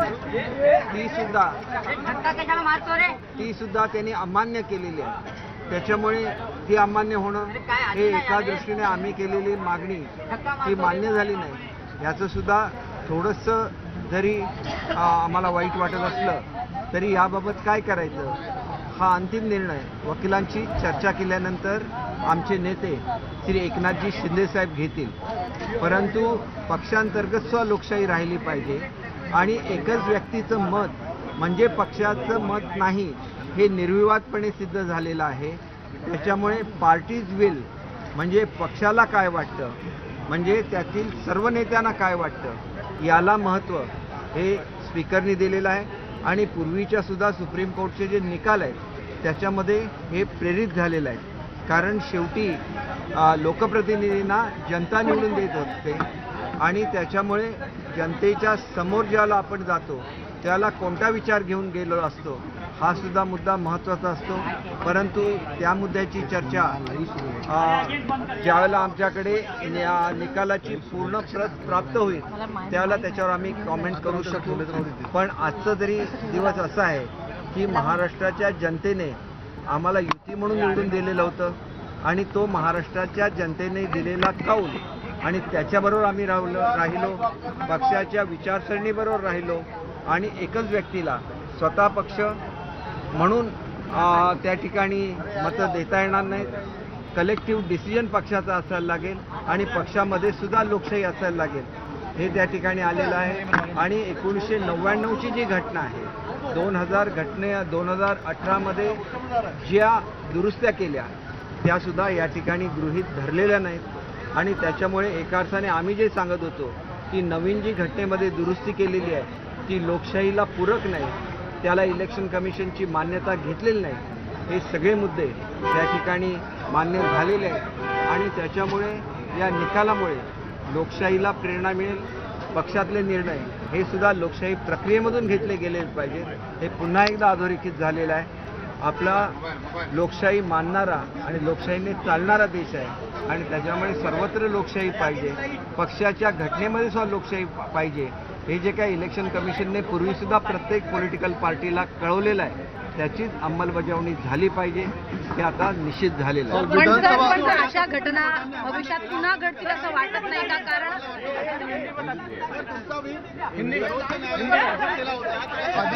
आदित्य ठाकरे म्हटलं आम्ही सुप्रीम कोर्टामध्ये जाणार होतो या ठिकाणी इसके बारे में आपल्याला मराठीमध्ये याचं एक्सप्लेनेशन अगोदर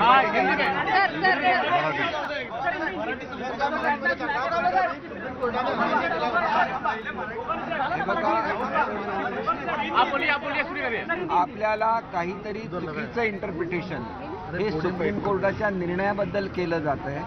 सुप्रीम कोर्टाने असं सांगितलं होतं की अगोदर तुम्ही आयडेंटिफाय करा की कुठली पॉलिटिकल पार्टी आहे आणि त्यानंतर तुम्ही त्या व्हीपला मान्यता दिलेली आहे आणि त्यामुळे त्यांनी तो निर्णय दिलेला होता. पण त्याच निर्णयामध्ये असं म्हटलेलं आहे की या संदर्भात डिटेलमध्ये जाऊन कुठली पॉलिटिकल पार्टी आहे हे तुम्ही निश्चित केलं पाहिजे आणि ते त्यांनी निश्चित केलेलं आहे आणि त्याच्यामुळे त्यांनी दिलेला निर्णय हा सुप्रीम कोर्टाने दिलेल्या निर्देशानुसारच आहे. जे वयाने तरुण असतात त्यांना ह्याच्यातलं वाचलेलं नसतं ते अशा तऱ्हेचे कॉमेंट करू शकतात, पण सुप्रीम कोर्टाने दिलेल्या निर्देशाचं कुठलंही उल्लंघन हे स्पीकर महोदयांनी केलेलं नाही. मी हे या ठिकाणी स्पष्टपणे सांगतो.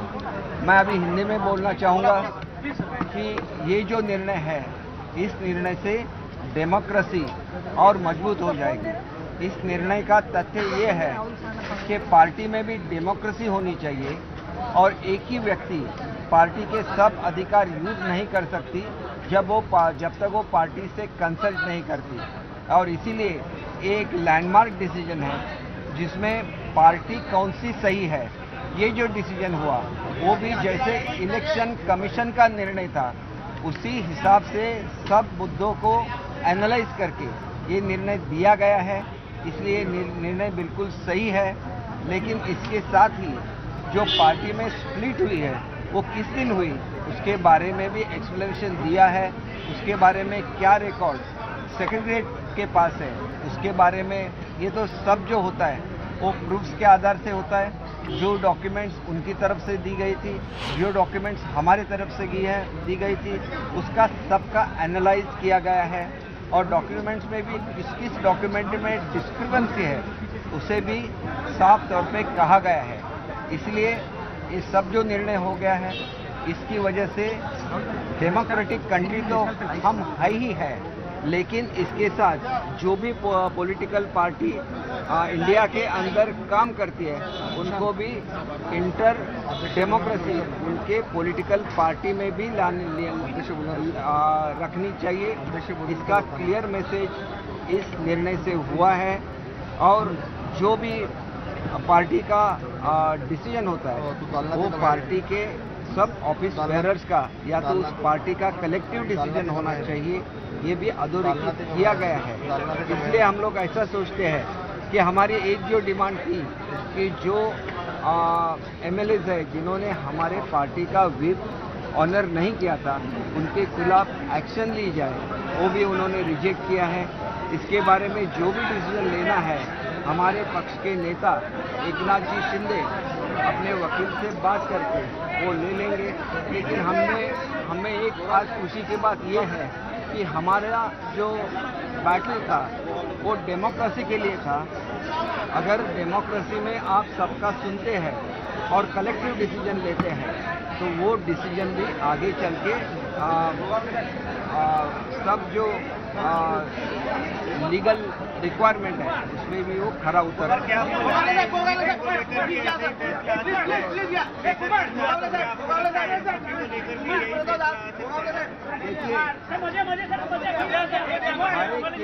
अलग मेरिट्स है और किसी भी केस का डिसीजन मेरिट के हिसाब से होता है, तो उसकी केस में क्या मेरिट है हमें मालूम नहीं है, इसलिए हम उस पर टिप्पणी करना नहीं चाहते।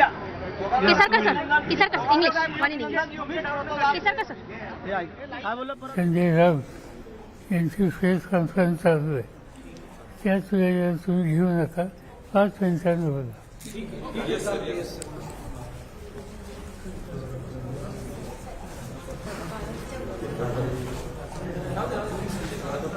आणि ते आम्ही ग्राह्य धरलं, मान्य केलं आणि सगळ्यांना व्हीप बजावले की आता स्वतः अध्यक्षांनी आपल्याला सांगितलं आणि आमचा व्हीप लागू कसा होतो तेही त्यांनी सांगितलं आणि आम्हाला प्रतोद म्हणून मान्यता दिली. आम्ही समाधानी आहोत आणि सत्याचा विजय झाला. धन्यवाद.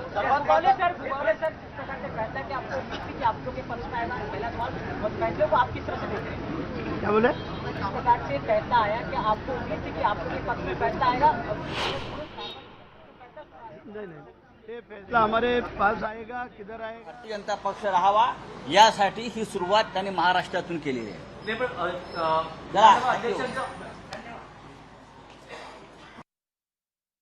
आमदारांना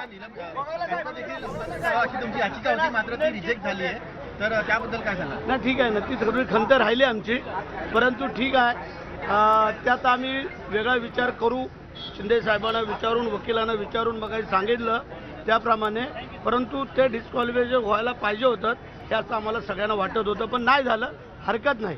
आता तुम्हाला मान्यता मिळालेली आहे, आता ते ठाकरे गटाचे उर्वरित आमदार आहेत त्यांच्यावरती त्यांच्या विरोधात तुम्ही पुन्हा व्हीप बजावणार किंवा त्याचा आम्ही विचारविनिमय सगळे बसून करू आणि ठरवू, पण काळजी करायचं कारण नाही. एक प्रश्न असा होता की आता विधानसभा अध्यक्षांनी असा निर्णय दिलाय की 2018चं नेतृत्व आणि पक्ष हे वैध नव्हतं, मग 2019ला जी विधानसभा निवडणूक झाली त्या ईव्ही फॉर्मवरती उद्धव ठाकरेंची सही होती, मग त्याच ईव्ही फॉर्मवरती तुम्ही निवडणूक लढवली आहे, तर तुमची आमदारकी वैध म्हणायची का? आता मगाशी जे काय केसरकर साहेबांनी सांगितलं हे तुम्हाला कल्पना आहे, अभ्यास करून त्यांनी सांगितलेला विषय आहे, त्यामुळे खोलामध्ये आम्ही काही जात नाही. निर्णय चांगला झालेला आहे, त्याच्यामुळे थोडं आम्हाला आता जल्लोष म्हणवू द्या. मग तुम्ही विचारू जल्लोष म्हणवाल का? आम्ही तुम्हाला सांगितलं होतं ज्यावेळेला निकाल लागेल त्यावेळेला, अगोदरच आपल्याला हे करून उपयोग नाही आहे. तर आता आम्हाला थोडं कार्यकर्त्यामध्ये मिक्सअप होत आहे, ते वाट बघतात आमची. आता बघूया ना काय करताय ते, जास्त मोठा जल्लोष आमचा असणार आहे. संजय राऊत म्हणाले होते की मॅच ही फिक्स आहे, तर त्याबद्दल काय सांगाल? अरे मगाशी आपल्याला कल्पना दिली होती ना आम्ही की ज्यांना स्वप्न पडतात आणि ते स्वप्न त्यांना सकाळी तुमच्या समोर नाही सांगितलं तर त्यांना परत रात्री झोप येत नाही, म्हणून त्यांनी तसं सांगितलं होतं. बोला. असा निर्वाळा मिळाला एकंदरीत या निर्णयानंतर ठाकरेंना काय शुभेच्छा? ठाकरे बरेच आहेत, त्यातले कुठले ठाकरे? ठाकरे बरेच आहेत, त्यातले कुठले ठाकरे? हा असं सांग ना, कारण आदित्य ठाकरे आहे, उद्धव ठाकरे आहे, राज ठाकरे आहे, असं बोलतो ते. नाही, ठीक आहे, जे का आता निर्णय झालेला आहे त्याचा त्यांनी स्वीकार करायला पाहिजे असं आम्हाला वाटतंय. आणि मी मगाशी सांगितलं सत्याचा विजय तो झालेला आहे. आता त्यांनी थोडंसं समजायला पाहिजे, विचार करायला पाहिजे आम्ही वाट पाहू त्यांच्या विचाराची. सर, आता नव्याने संजय राऊतांचं स्टेटमेंट आलेलं आहे की भाजपकडे शिवसेना घाण ठेवली असं अरे आता सांगितलं ना, त्यांना स्वप्न पडतं आणि त्या स्वप्न तुम्हाला समोर सांगितल्याशिवाय त्यांना चैन पडत नाही. त्यासाठी आता रात्री काय स्वप्न पडतंय ते उद्या तुम्हाला कळत. त्यांना आमच्या शुभेच्छा. जय हिंद, जय महाराष्ट्र.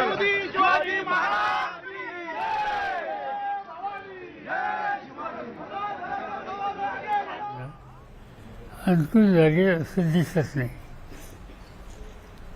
आणि त्याचे अनेक कारण आहेत. पण सत्ताधारी पक्षातल्या लोकांनी मुख्यमंत्र्यांच्या सह अनेक ठिकाणी हा निकाल काय लागणार आहे या संबंधीचं भाष्य केलेलं होतं आणि त्यामुळे त्यांना एक प्रकारची खात्री होती आणि ती खात्री या निकालात दिसेल असं ध्वनित केलं जात होतं आणि तसाच हा निकाल लागला. माझ्या मते जो काही निकाल मी ऐकला फायनल डॉक्युमेंट जजमेंटची पाहिल्यावर आणि वकिलांशी चर्चा केल्याच्या नंतर अधिक स्पष्टता येईल. पण हा निकाल वाचल्याच्या नंतर सुप्रीम कोर्टामध्ये उद्धव ठाकरे यांना जावं लागेल आणि उद्धव ठाकरेंची केस सुप्रीम कोर्टामध्ये या निकालाच्या भाष्यावरनं ही अधिक सोयीची होईल. त्यांना त्या ठिकाणी न्याय मिळण्याच्या संबंधीची खात्री या जजमेंटच्या वर्डिंगवरनं दिसते. एक गोष्ट सगळ्यात महत्त्वाची आहे की विधिमंडळ पक्ष आणि पक्ष संघटना या ठिकाणी निकाल घेतलेला आहे तो विधिमंडळ पक्ष याला महत्त्व दिलेलं आहे. सुभाष देसाईची जे पक्षाचे प्रमुख गटनेते हे करू शकतात आणि त्या हिशोबाने चौधरींना गटनेते मान्य उद्धवजी ठाकरे साहेबांनी केलेलं होतं. हेही सुप्रीम कोर्टाने मान्य केलेलं होतं. सुप्रीम कोर्टाच्या या सगळ्या गोष्टी सुद्धा अध्यक्षांनी आवरलेल्या आहेत. याचा अर्थ लोकशाहीचा मुडदा या ठिकाणी अध्यक्षांनी पाडलेला आहे. निश्चित याला शिवसेना सर्वोच्च न्यायालयात आव्हान देईल, कारण सुप्रीम कोर्टाने सगळ्या बाबी सुस्पष्टपणे केल्या होत्या. सर्व बाजू कोणत्या चुकीच्या कोणत्या बरोबर ह्या मांडलेल्या होत्या, परंतु फक्त त्यांना निकाल देतात नाही. विधानसभा अध्यक्षांनी या सगळ्या गोष्टी पूर्ण कराव्या अशा पद्धतीनं भूमिका होती आणि मला वाटतं निश्चित सुप्रीम कोर्टामध्ये आम्हाला न्याय मिळेल. दोन्ही गटाच्या कुठल्याच आमदारांना अपात्र ठरवण्यात आलेलं नाही. आम्ही सांगितलं ना की याच्यात ज्यांनी पक्षाची गद्दारी केली त्या लोकांना अपात्र करायला पाहिजे होतं. आणि जर तुम्ही अपात्र जर करत नसाल, सुप्रीम कोर्टाने सांगितलं सुनील प्रभूंचा आदेश मानत नसाल, गटनेते चौधरींचा आदेश मानत नसाल, तर ते पात्र कसे होऊ शकतात हा प्रश्न आहे. आणि म्हणून अध्यक्षांनी दिलेल्या निर्णयाला निश्चित आव्हान दिलं जाईल. सर, दोन्ही गटांना त्यांनी मान्यता दिलेली आहे. असं आहे की ज्या कारणासाठी आम्ही सुप्रीम कोर्टामध्ये गेलो आणि सुप्रीम कोर्टामध्ये आमची मागणी अशी होती की शेड्यूल 10चं उल्लंघन झालं म्हणून यांना अपात्र करा आणि माननीय सुप्रीम कोर्टाने माननीय अध्यक्षांकडे याबाबतचा निर्णय सोपवला आणि माननीय अध्यक्षांनी आज जो निर्णय दिला तो म्हणजे 9 महिने जर आपल्याला या सगळ्या याचिका खारिज करायच्या होत्या तर 9 महिने का घेतलेत. आणि दुसरं असं आहे की लोकशाहीचा गळा घोटलेला आहे. शेड्यूल 10 हे जर या लोकशाहीमध्ये घटनेमध्ये महत्त्वाचं असेल तर मग ज्यांनी गद्दारी केली, ज्यांनी पक्षविरोधी कृत्य केलं त्यांना डिस्क्वालिफाईड करायला पाहिजे होतं. आज त्यांनाही डिस्क्वालिफाईड केलेलं नाही आणि आमच्या 14 लोकांना देखील आमची आमदारकी शाबूत ठेवली आहे. याचा अर्थ काय, महाराष्ट्राची जनतेने नेमकं समजायचं काय. म्हणून ज्यांनी पक्षविरोधी कृत्य केलं त्यांना डिस्क्वालिफाईड करायला पाहिजे होतं. सुप्रीम कोर्टाने हे सगळं सांगितलेलं आहे. त्याच्या विरोधात जाऊन आज अध्यक्षाने निकाल दिला. हे महाराष्ट्राच्या राजकारणामध्ये आणि या लोकशाहीला घातक आहे. ही दुर्दैवी आहे. भरतशील गोगावले यांचा व्हीप आज असं आहे की अध्यक्षांनी दिलेला निर्णय जो आहे त्या निर्णयाबद्दल जसं दानवेसाहेब म्हणाले की लोकशाहीचा गळा घोटलेला आहे आणि लोकशाही या देशामध्ये अजून कायम आहे हे सांगण्यासाठी या निर्णयाच्या विरोधात सुप्रीम कोर्टात जाऊन लोकशाहीच्या हितासाठी लोकशाही मूल्य जपण्यासाठी आम्हाला त्या ठिकाणी जाऊन न्याय मागायला लागेल आणि निश्चित सुप्रीम कोर्टामध्ये गेल्यानंतर याच्यावर निश्चित न्याय मिळेल असा विश्वास ठाकरे गटाचाही एकही आमदार आज अपात्र ठरला नाही असा सुद्धा निकाल आला. अरे दोन्ही बाजूला तुम्हाला अपात्र करायचा नव्हता, निर्णय द्यायचा नव्हता, पक्ष ठरवायचा होता, मग 9 महिने का घेतलेत? 9 महिने विधानसभेच्या कामकाजातला वेळ घेतला, या ठिकाणी आमचा वेळ घेतला, महाराष्ट्र जनतेला टांगणीवर ठेवलं. नेमकं केलं काय, कशासाठी केलं? मग टाइमपासच म्हणायचं ना याला. बोल रे सर. खरं तर पक्ष वगैरे ठरविण्याचा अधिकार काय विधानसभा अध्यक्षांचा नाही. या बाबतीत सुस्पष्टपणे सगळ्या याचिका सर्वोच्च न्यायालयात चालू आहे. असं असतानाही पक्ष विषयावर विधानसभा अध्यक्षांनी भाष्य केलेलं आहे. पक्ष एकच असतो आणि ज्या पक्षातून ज्यांनी कोणी पक्षविरोधी कार्य केलेलं आहे, काम केलंय, त्याला डिस्क्वालिफाय केलं पाहिजे. या गोष्टी इथं पाळल्या गेलेल्या नाही.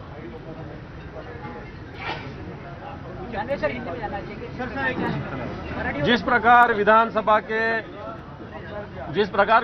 के अध्यक्ष जी ने जो आज रिजल्ट दिया है, ये जो रिजल्ट है ये लोकशाही के लिए घातक रिजल्ट है. जिस प्रकार तिला पूर्णपणानं वगळण्याची भूमिका या जजमेंटमध्ये घेतलेली आहे आणि त्यामुळं सुप्रीम कोर्टामध्ये जायला शिंदे यांना उद्धव ठाकरे यांना अतिशय चांगली केस आहे अशा प्रकारचं फार्माफेसी चित्र त्या ठिकाणी दिसते.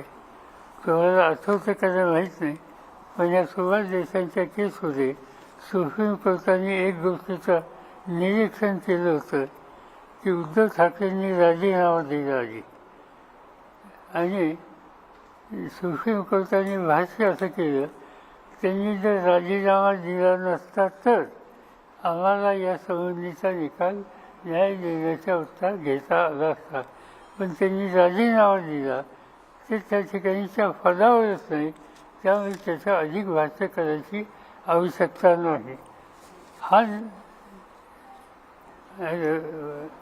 सुप्रीम कोर्टाचं हे भाष्य हे अतिशय महत्त्वाचं आहे आणि माझी खात्री आहे की त्याची उपयुक्तता हे अफीला जातील आणि अफीलामध्ये त्या ठिकाणी उद्धव ठाकरेंना न्याय मिळेल. आणि दुसरी गोष्ट एक अशी आहे की शेवटी ह्या निकालाचा निवडणूक काहीतरी 2-3 महिन्यावर लोकसभेची आणि 6-7 महिन्यावर विधानसभेची, त्यामुळे आता हा निकाल शेवटी लोकांच्या कोर्टात होणार आणि माझी खात्री आहे की ज्या पद्धतीनं आज आम्ही सगळे लोक एकत्रित विचार करतोय, त्याच्यामध्ये उद्धव ठाकरेंचा पक्ष असेल, राष्ट्रवादी आमचा असेल, काँग्रेस पक्ष असेल, डावे पक्षांचं फक्त माझ्याकडे आहे, त्या सगळ्यांची सहभागी होण्याची भूमिका आहे. ते सगळे डावे पक्ष असतील आणि आमचा जो काही सुसंवाद प्रकाश आंबेडकरांची चालू आहे त्याचा जो अंतिम निर्णय झाल्याच्या नंतर हा जो आमचा सर्व समूह आहे हा सामुदायिकपणानं महाराष्ट्राच्या जनतेच्या समोर जाईल आणि या निकालाला सुप्रीम कोर्टाची गाईडलाईन बाजूला ठेवून कशा पद्धतीने हा निकाल दिलेला आहे, हा न्यायालयीन निवारा नाही, हा राजकीय विचाराचा निवारा आहे.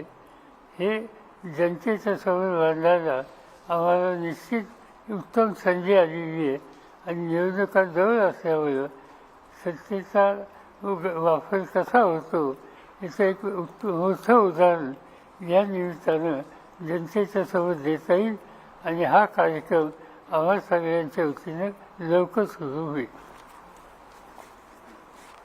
माझं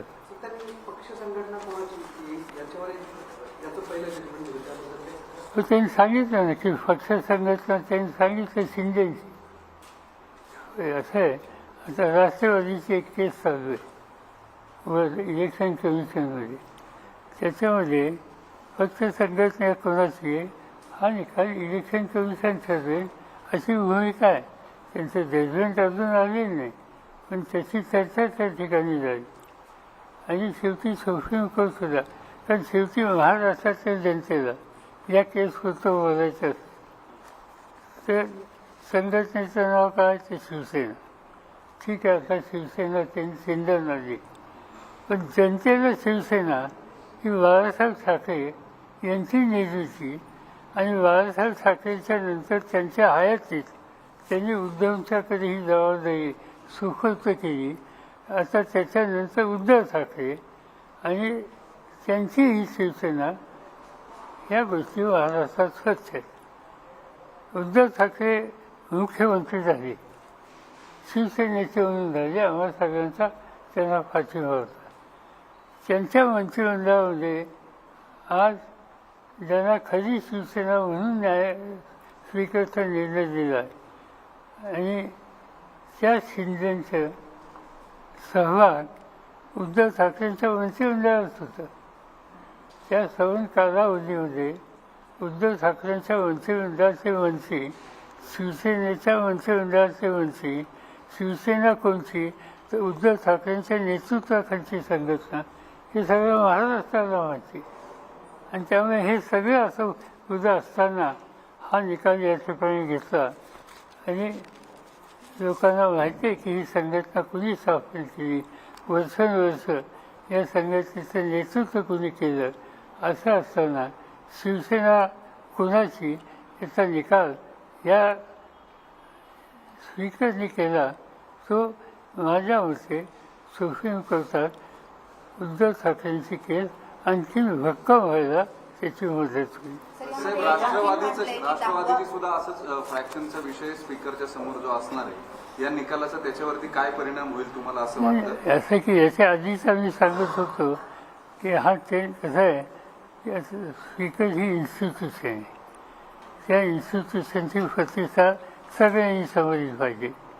पण आपण हे बघितलं, निकाल 2 दिवसावर आहे आणि निकाल ज्यांची केस ज्यांच्यासमोर आहे त्यांना भीतीला स्पीकर जातात. याचा अर्थ काय, उद्याच्याला एखाद्याची केस एखाद्या हायकोर्टात आहे किंवा कोर्टात आहे कोणाच्या समोर, आणि तो न्यायाधीशात जर त्याच्या आधी 2 दिवस ज्याची केस आहे त्याच्या घरी जात असेल, त्यांनी सांगितलं की माझ्या मतदारसंघाची कामं होती, माझ्या मतदारसंघाची कामं करायला आत्ताच आठवण झाली का? गेल्या अनेक वर्षामध्ये ते सभासद होते तेव्हा काय करत होते, याच्यातून हा निकाल असा लागेल असं आम्हाला वाटत होतं आणि असा निकाल लागेल असं आम्हाला वाटत होतं. याचा अर्थ एकंदर दृष्टिकोन काय त्या कुणाच्याही केसमध्ये, याच्यामध्ये न्यायावर, घटनेवर, सुप्रीम कोर्टाच्या जजमेंटवर आधार घेऊन निर्णय घेण्याच्या संबंधीची भूमिका या ठिकाणी दिसत नाही. हे इतरांना सुद्धा लागू होण्याची शक्यता नाकारता येते. तुमची मानसिकता आहे का, म्हणजे राष्ट्रवादीच्या बाबतीमध्येही हेच होईल? तुम्ही केली असं आहे, पॉईंट असं आहे की एकदा होऊन द्या ना, काय होतं ते.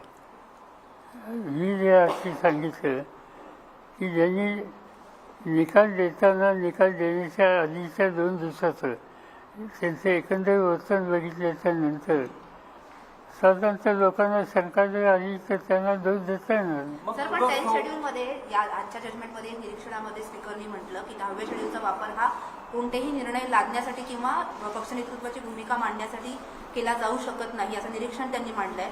अजित पवार हे नेमकी हीच भूमिका मांडतात की पक्ष नेतृत्व आमच्याकडे सोपवत नव्हतं निर्णय, मग त्या दृष्टिकोनातून सुद्धा हा महत्वाचा मुद्दा म्हणावा लागेल. माझ्या मते 10 शेड्यूलच्या संबंधीचं भाष्य सुप्रीम कोर्टाने सुभाष देसाईंच्या केसमध्ये केलं ते खरं आहे, कारण ते 5 जजेंचे आहे आणि 5 जजेंचा सुप्रीम कोर्टाचा निर्णय हा लॉ होतो, कायदा होतो, केस लॉ होतो.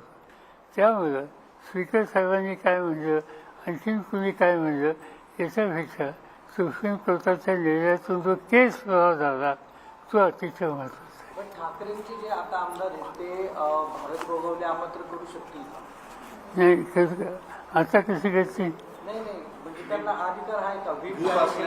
नाही, असं या स्पीकरने सांगितलं की त्यांचा व्हीप आहे पण स्पीकरनी त्यांना अफाट ठरवण्याची मागणी ही मान्य केली नाही. हा उद्या त्याला विधिमंडळामध्ये एखादा विषय आला, दिला, यांनी मान्य नाही केला तर तो वादाचा किंवा न्यायालयात जाण्याचा विचार होऊ शकतो. पॉलिटिकली ड्रिव्हन नव्हता, म्हणजे भाजपचा जो मुद्दा मांडला गेला होता एका याचिकेमध्ये की भाजपच्या सांगण्यावर या सगळ्या गोष्टी केल्या गेल्या, तेही मान्य होऊ शकत नाही असं स्पीकर म्हणाले. त्यांनी सांगितलं खरं. आता उद्धव ठाकरे यांना सोडून शिंदे साहेब कोणाबरोबर गेले? त्यांच्या मंत्रिमंडळात कोण लोक आहेत? भाजप होता त्यांचा अलायन्स आहे का नाही? आता ही जगण्याची गोष्ट आहे. त्यामुळे जे गेले त्यांच्या संबंधी आज काही म्हणलं तर चालेल, पण नंतरच्या पुढच्या सुप्रीम कोर्टाच्या मॅटरमध्ये कारण ते जाणार आहेत त्याच्यात वास्तव तिथं पुढेही. लोकसभा निवडणुकीपर्यंत जर सर्वोच्च न्यायालयात याबाबतचा काही अंतिम निकाल लागला नाही तर चिन्हाचं आणि पक्षाचं उद्धव ठाकरेंच्या पुढे आव्हान कसं असेल? की त्यांना इलेक्शन कमिशनच्या पुढे जावं लागेल किंवा यांच्या पुढे जावं लागेल. आणि इलेक्शन कमिशन सोडा, सुप्रीम कोर्ट त्यांना चिन्ह देईल. त्याच्याबद्दल काय नाही, तुम्ही नाव काय घ्या, काही करा, ते देतील. त्याला उद्या ते हेच आर्ग्युमेंट करणार की असा असा निकाल आला आहे, त्या निकालाच्या विरुद्ध आम्ही तुमच्यासमोर आहोत, उद्या निवडणुका आलेल्या आहेत, तुमचा निकाल लागेपर्यंत आम्हाला काहीतरी पर्यायी व्यवस्था करा हे ते म्हणतील. त्याच्यातलं वाद नाही. आणि आता हा सगळा विचार आम्ही केलेला आहे. ते जवळपास 120 चिन्ह आहेत. त्याची यादी उंचीच्या उंची आहे. ठरलंय चिन्ह वगैरे काही नाव वगैरे आम्ही काही तयारीनुसार आता बघूया आता काय होतं. आता वर्षात नोकरी झाली करायचं. तुम्ही आमची जरा इलॅबोरेट करू शकले निर्णय तर तुमच्या आधीच्या रेफरन्सेसने सुप्रीम कोर्ट काय म्हणेल किंवा काय करेल हे उद्या सांगेन. कारण माझ्या हातात डॉक्युमेंट पाहिजे आणि थोडं वकिलांशी बोलावं लागेल. एक मिनिट.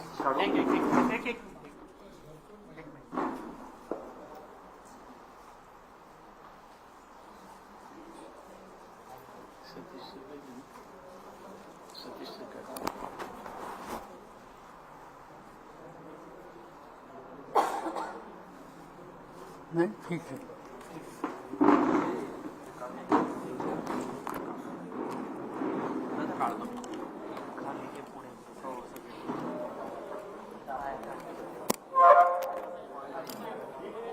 तेव्हा शरद पवार यांनी विविध मुद्द्यांना हात घातला. काही गोष्टी या पूर्णतः पटत नाहीत, पण हा निर्णय आधी ठरवल्यापासून किंवा सत्ताधाऱ्यांना हाच निर्णय होईल अशी अपेक्षा होती असंही त्यांनी नमूद केलं.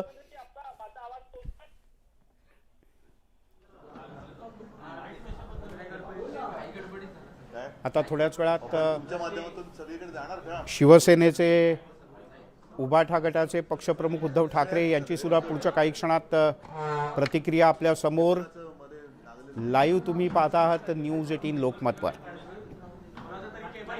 आजचा निकाल हा ठाकरे गटाकरता मोठा धक्का, पण थोडासा दिलासा. म्हणजे ज्या पद्धतीनं शिंदे गटाचे आमदार अपात्र होण्याकरता ठाकरे गटानं अर्ज केला होता, ठाकरे गटानंही अर्ज केला होता. पहिली प्रतिक्रिया मी कालच दिलेली आहे. ज्या पद्धतीने हे लवाद म्हणून नार्वेकर बसले होते किंवा त्यांना बसवलं होतं, त्यांची वागणूक ही स्पष्टपणे हे दर्शवणारी होती की यांची मिलीभगत किंवा यांचं संगनमत झालेलं आहे. आणि काल माझ्या पत्रकार परिषदेत मी एक शंका व्यक्त केली होती की लोकशाहीचा खून करण्यासाठी यांचं काही कटकारस्थान चाललं आहे का. कारण मी परत एकदा सांगतो की त्यांनी जाऊन आरोपीची भेट घेतली आणि एकदा नाही दोनदा घेतली. त्याच वेळेला हा निकाल अपेक्षित होता. मात्र आजच्या निकालामुळे एक गोष्ट आणखीन जरा प्रश्नांकित झालेली आहे की लोकशाहीची तर यांनी हत्या केलीच, पक्षांतर बंदी कायदा अधिक मजबूत करण्याच्या ऐवजी पक्षांतर कसं करावं अथवा पक्षांतराचा राजमार्ग कसा असायला पाहिजे हा त्यांनी आज दाखवून दिला. स्वतः त्यांनी 2-3 पक्ष बदललेले आहेत, त्याच्यामुळे त्यांच्या भावी वाटचालीतला अडथळा कदाचित त्यांनी आज दूर करून घेतला असेल.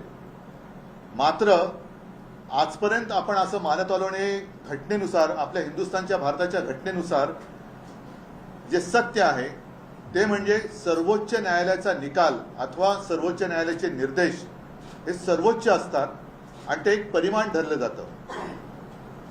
पण ह्या नार्वेकरांनी आज जो काही निकाल दिला, काल आपल्याला सर्वांना कल्पना आहे की अनिल परब यांनी सर्वोच्च न्यायालयाने काय निर्देश दिलेले आहेत, काय एक चौकट दिलेली आहे, त्या चौकटीच्या अंतर्गत काय निर्णय घ्यायला पाहिजे अथवा काय चौकशी करायला पाहिजे हे स्पष्ट निर्देश सर्वोच्च न्यायालयाने दिलेले होते. ते संपूर्णपणे धाब्यावर बसले, पायदळी तुडवले आणि जणू काही आमच्या मागे महाशक्ती आहे, आम्ही सर्वोच्च न्यायालयात सुद्धा जुमानत नाही, हे आजच्या त्यांच्या या निकालातनं दिसून आलेलं आहे. महत्वाचा प्रश्न असा आहे की त्याने अपात्र कोणालाच केलेलं नाहीये. मूळ खटला, मूळ केस ही अपात्रतेची होती, अपात्र कोणालाच ठरवलं नाही. म्हणजे जर आमची घटना ही तुम्ही ग्राह्य धरत नसाल, मग तुम्ही आम्हाला अपात्र का नाही केलं?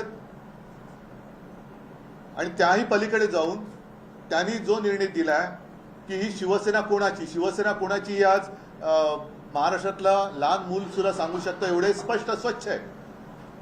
पण निवडणूक आयोगाचा निर्णय जो मुळामध्ये चुकीचा आहे आणि जो सर्वोच्च न्यायालयामध्ये आम्ही त्याला आव्हान दिलेलं आहे तोच त्यांनी ग्राह्य धरला.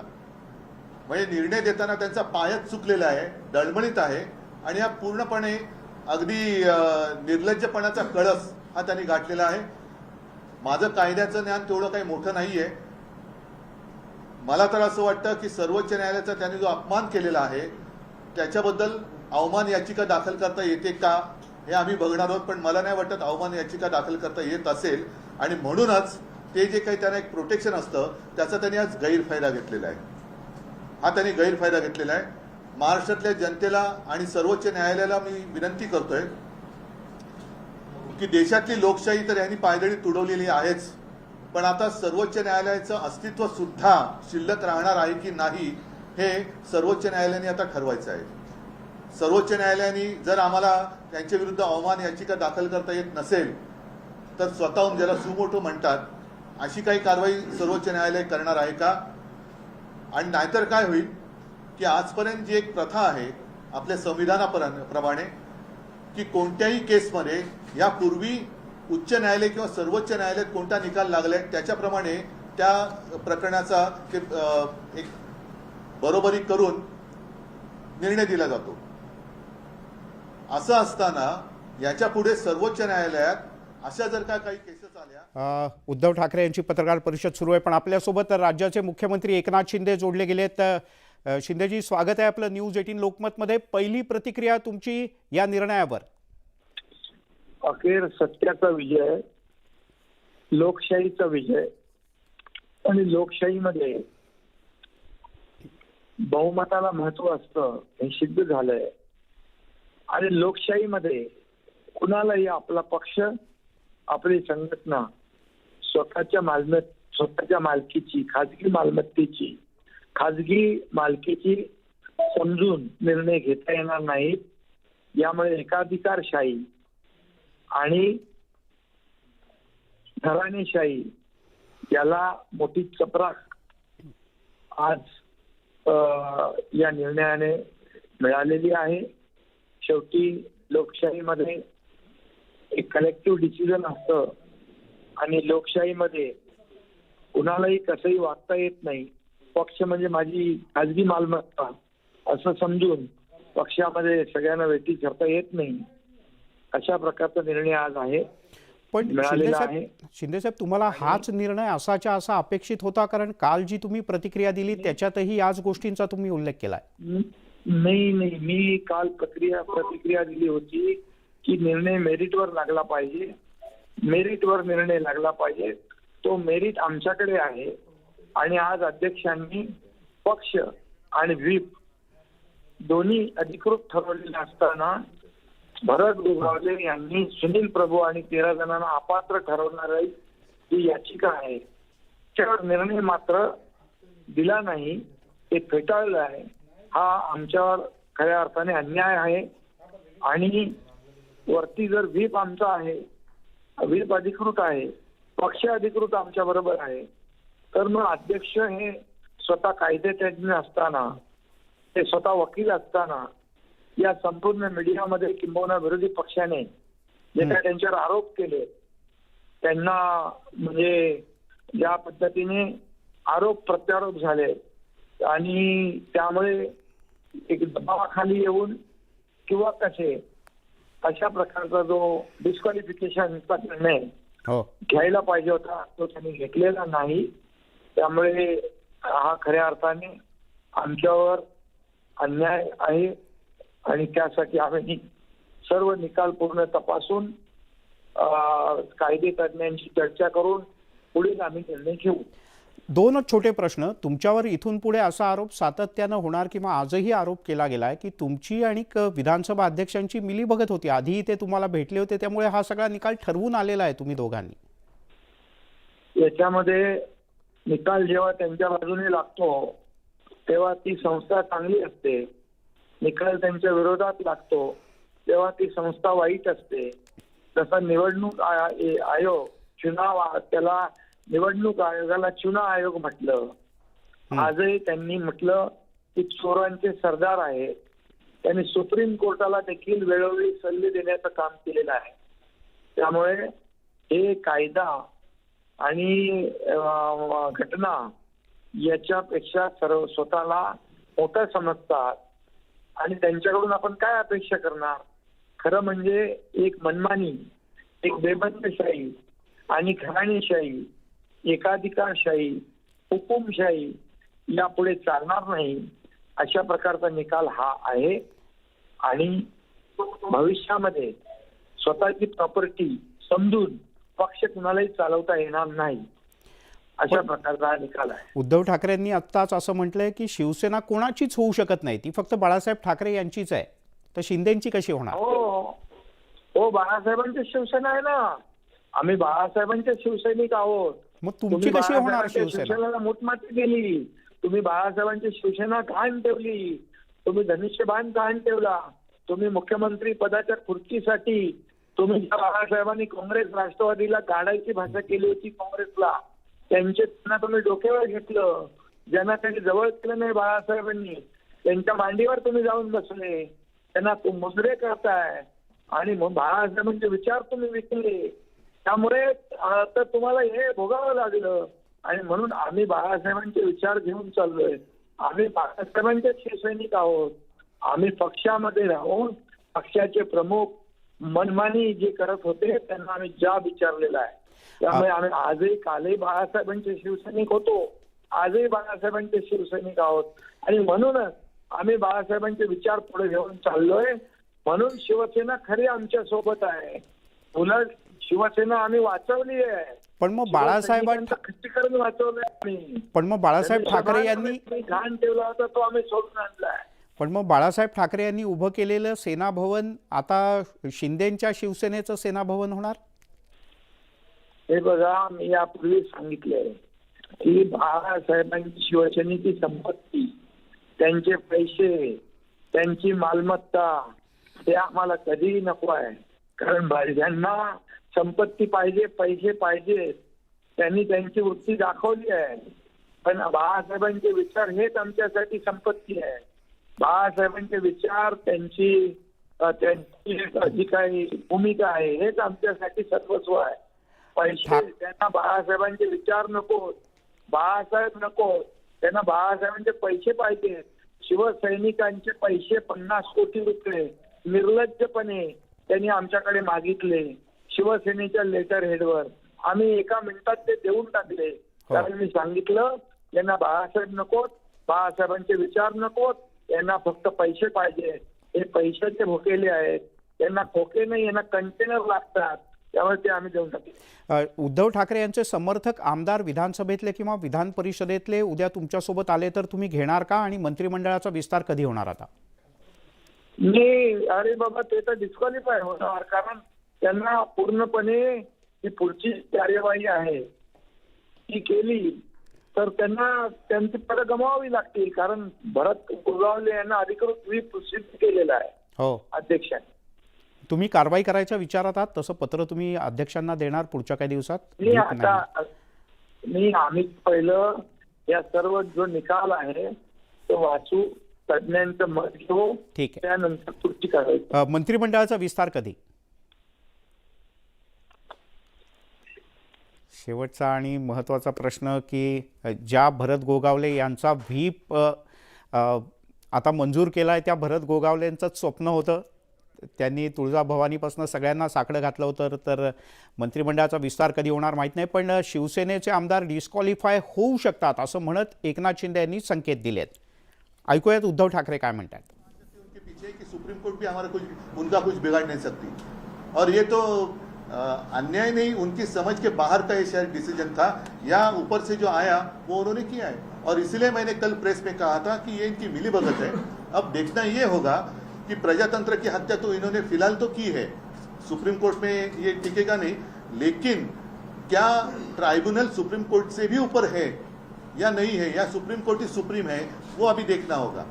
देश में प्रजातंत्र रहेगा कि नहीं रहेगा. मैंने कई बार कहा है, जब हमारी दसरा रैली थी उस वक्त भी मैंने कहा था, हमारे बारे में चलो 20 साल के बाद दे दो फैसला, हमें मंजूर है, लेकिन इस देश में डेमोक्रेसी रहेगी कि नहीं रहेगी. तो इन्होंने, इनका मानना ऐसे कि नहीं रहनी चाहिए. लेकिन अब दूसरा सवाल आया है कि सुप्रीम कोर्ट भी रहेगा कि नहीं रहेगा, या ऐसे ट्राइब्यूनल उसके ऊपर रहेंगे. तो अभी सुप्रीम कोर्ट के ऊपर सारी आशा है, और जनता को तो ये फैसला मंजूर नहीं है. दो चीजें इसमें है. राष्ट्रीय कार्यकारिणी को ही गठनेता को निकालने का अधिकार होता है, ऐसा नार्वेकर ने कहा. ये पहला सवाल आपकी घटना में क्या कहा है, और 2018 ठीक है, लेकिन पहले जो गद्दार है वो राष्ट्रीय कार्यकारिणी हो ही नहीं सकती, और इसीलिए तो हम सुप्रीम कोर्ट में गए. मतलब जिसने डाका डाला वही कह रहा कि ये मेरा घर है. सर आगे की लड़ाई क्या सिर्फ कानूनी होगी और भी कुछ कैसे लड़ेंगे? नहीं, देखो, इनका जो प्रयास है वो सिर्फ समय निकालना है, समय निकालना है.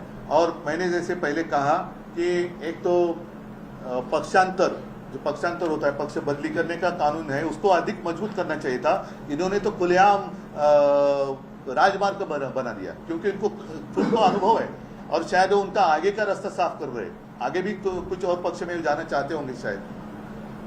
जर ज्या पद्धतीने आपण बघतो की सर्वोच्च न्यायालयामध्ये सुनावणीमध्ये जवळपास वर्षभर गेलं, त्याच्यानंतर आता राहुल नार्वेकरांनी अध्यक्ष म्हणून वर्षभर काढलं, आणि ते सुद्धा सुप्रीम कोर्टने जर का त्यांना जर मुदत दिली नसती तर त्यांनी आणखीन जोपर्यंत नाही, मला एवढंच आहे, म्हणून मी सुप्रीम कोर्टला विनंती करतोय की आपल्यासमोर या सगळ्या गोष्टी झालेल्या आहेत. आपण सगळ्या गोष्टी ऐकून यांना स्पष्ट शब्दात आदेश दिले होते की या तारखेला सुनील प्रभू आणि हे होते, त्या दिवशी काय परिस्थिती ती बघा आणि तसा तुम्ही निर्णय घ्या. तो न घेता त्यांनी त्याच्या बाहेर जाऊन प्रोसिजर बघितली, घटना ये ते त्या दिवशी व्हीप कोणाचा होता. कारण जर तुम्ही मग काय चोरलत काय तुम्ही. आणि आजही माझं असं म्हणणं आहे की या लोकांमध्ये हिंमत नाहीये, स्वतःच्या ताकदीवरती, स्वतःच्या वडिलांच्या नावावरती हे मतं मागू शकत नाहीत. म्हणून त्यांना माझा पक्ष आणि माझ्या वडिलांचा चेहरा लागतो. ह्यांना हे काय मर्द नाहीयेत, हे गद्दार आहेत.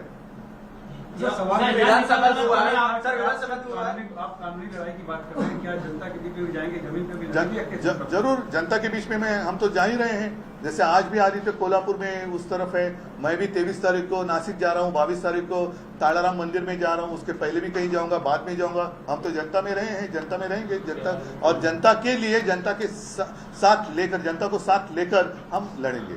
सर, विधानसभा संजय राऊत यांच्यावरती आपण म्हटलंय की आपण पूर्णपणे संवैधानिक मार्गाने स्थापन झालं. उपमुख्यमंत्री देवेंद्र फडणवीसांनी म्हटलंय सरकार पूर्णपणे संवैधानिक मार्गाने स्थापन नाही. सुप्रीम कोर्टाचे आज शिक्कामोर्तब झालं. नाही, त्यांचं म्हणजेच ते देवेंद्र फडणवीस सुद्धा सुप्रीम कोर्टाचा अपमान करतायत. कारण सुप्रीम कोर्टाने त्यावेळेला जे सगळं म्हटलं होतं की राज्यपालांनी केलेल्या कारवाया सगळ्या चुकीच्या होत्या, सगळं काही चूक होतं, आणि केवळ एक नाईलाज म्हणून त्यांनी यांना मान्यता दिली होती. म्हणजे हे सगळं बाद झालेलं सरकार आहे. ठीक आहे, मला असं वाटतं की एवढं पुरे आहे. पुढची लढाई लढणार, आणि आम्हाला खात्री आहे की अजूनही सर्वोच्च न्यायालय हे निपक्षपातीपणाने जनतेला लोकशाहीला न्याय दिल्याशिवाय राहणार नाही. धन्यवाद. जय हिंद, जय महाराष्ट्र. उद्धव ठाकरे यांनी आपल्या सविस्तर पत्रकार परिषदेत सर्वोच्च न्यायालयाकडे आपल्या अपेक्षा आहेत अंतिम असं म्हटलंय.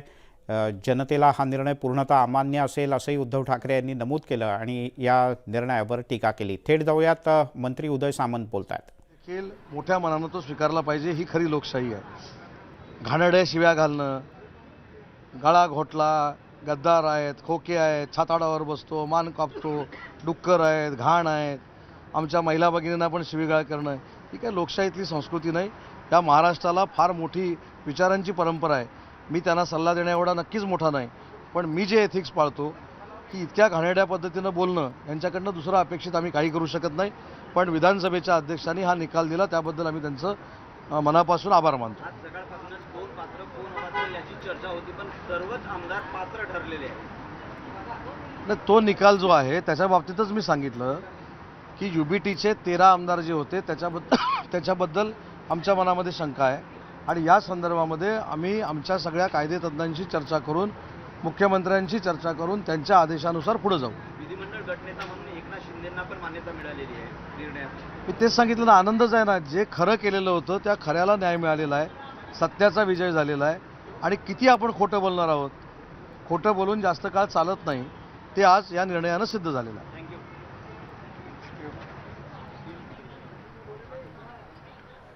आपण बाळासाहेब ठाकरे भवन म्हणजे शिंदेंच्या शिवसेनेच्या कार्यालयाच्या बाहेरचा जल्लोष. आपल्यासोबत ज्येष्ठ कायदेतज्ञ आहेत गिरी सर. हे सगळं तुम्ही ऐकलं, या सगळ्यांच्या प्रतिक्रिया ऐकल्यात. तुम्हाला असं वाटतं का, म्हणजे आपण आता चर्चेत थोडेसे पुढे जाऊयात, विधानसभा अध्यक्षांनी दिलेल्या निर्णयाला सुप्रीम कोर्टात आव्हान देता येईल का? तर देता येईल, पण सुप्रीम कोर्ट विधानसभा अध्यक्षांच्या निर्णयात हस्तक्षेप करू शकेल का?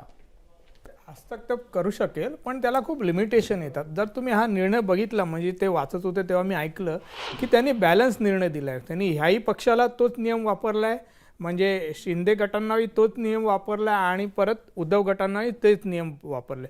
त्याच्यामुळे जर तुम्ही बघितलात तर इट्स अ बॅलन्स डिसिशन आहे, म्हणजे असं हे नाही आहे. आणि दुसरी गोष्ट, हा निर्णय घेण्यासाठी म्हणजे शेड्यूल 10चे जे उल्लंघनाच्या बद्दल निर्णय घेण्यासाठी सुप्रीम कोर्टाने डायरेक्शन दिलेली की पक्ष कोणाचा हाही तुम्ही निर्णय घ्यावा फॉर लिमिटेड पर्पज. आणि ऑलरेडी त्या विषयावरती आपल्या इलेक्शन कमिशनने ऑलरेडी तो निर्णय घेतलेला आहे आणि त्यांनी त्याच्यावरती फाइंडिंग दिलेले होते की हा आपला शिवसेना पक्ष हा शिंदे गटाकडे आहे. त्याच्यामुळे परत तिकडे त्यांच्याकडे खूप लिमिटेशन होत्या, तर तुम्ही बघितलं त्याच्यावरती.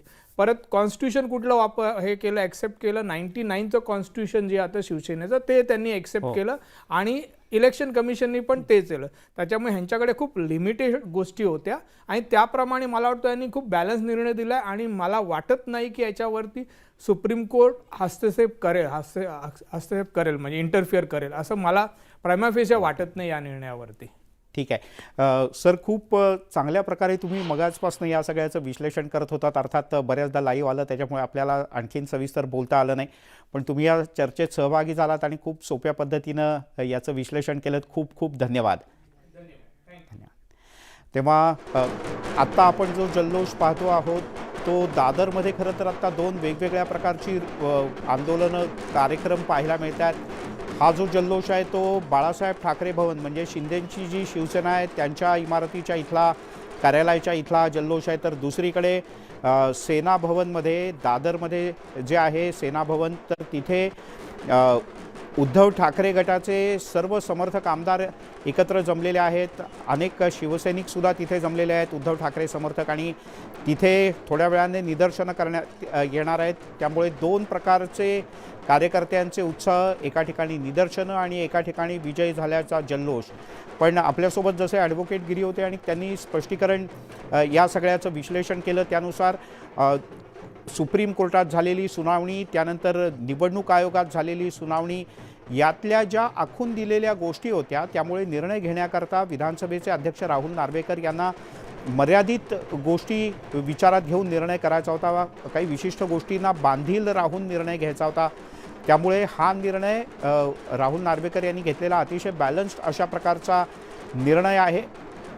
फक्त यातून काही प्रश्न बाकी राहतातच की पक्ष म्हणून आणि म्हणजे विधानसभेतला पक्ष आणि लोकांच्या विधानसभेच्या बाहेरचा पक्ष यातल्या काही गोष्टींच्या संदर्भातली स्पष्टता ही निवडणूक आयोगापासून विधिमंडळापर्यंत वेगवेगळ्या टप्प्यात येणं हे पुढच्या काही काळात आवश्यक आहे. पण महाराष्ट्राकरताचा आत्तापर्यंतचा हा खूप मोठा आणि महत्त्वाचा निर्णय.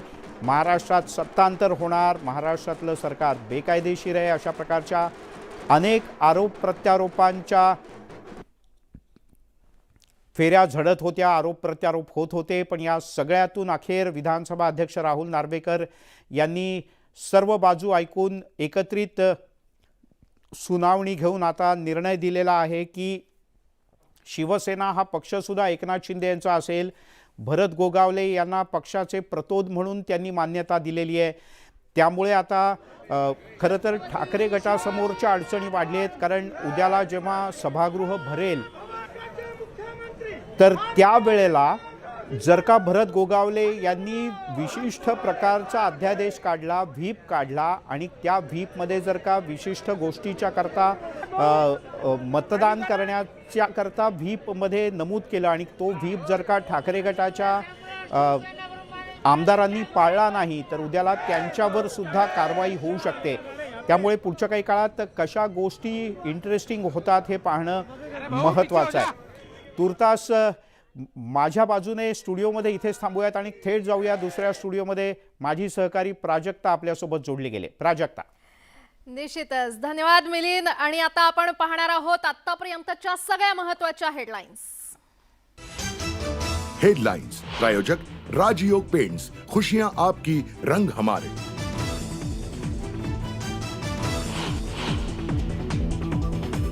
खरी शिवसेना ही एकनाथ शिंदेंचीच. दोन्ही गटातील एकही आमदार अपात्र नाहीत. विधानसभा अध्यक्ष राहुल नार्वेकरांचा सर्वात मोठा निर्णय. भरत गोगावले यांना शिवसेनेचे प्रतोद म्हणून मान्यता. गोगावलेंचा व्हीपच मान्य. नार्वेकरांचा मोठा निकाल. उद्धव ठाकरेंचं सर्व आमदार अपात्र ठरणार. ठाकरे गटाच्या आमदारांना गोगावलेंचा व्हीप मान्य करावा लागेल. मुख्यमंत्री एकनाथ शिंदेंचं मोठं विधान. शिंदेंच्या शिवसेनेशी नातं संपलंय हे लोक सर्वोच्च न्यायालयालाही जुमानत नाहीत. उद्धव ठाकरेंचं निकालावर भाष्य. उद्धव ठाकरेंचं पक्षप्रमुख पद पक्षाच्या घटनेला धरून नाही तर कुणालाही पक्षातून काढण्याचे अधिकार राष्ट्रीय कार्यकारिणीलाच. विधानसभा अध्यक्षांचं निरीक्षण.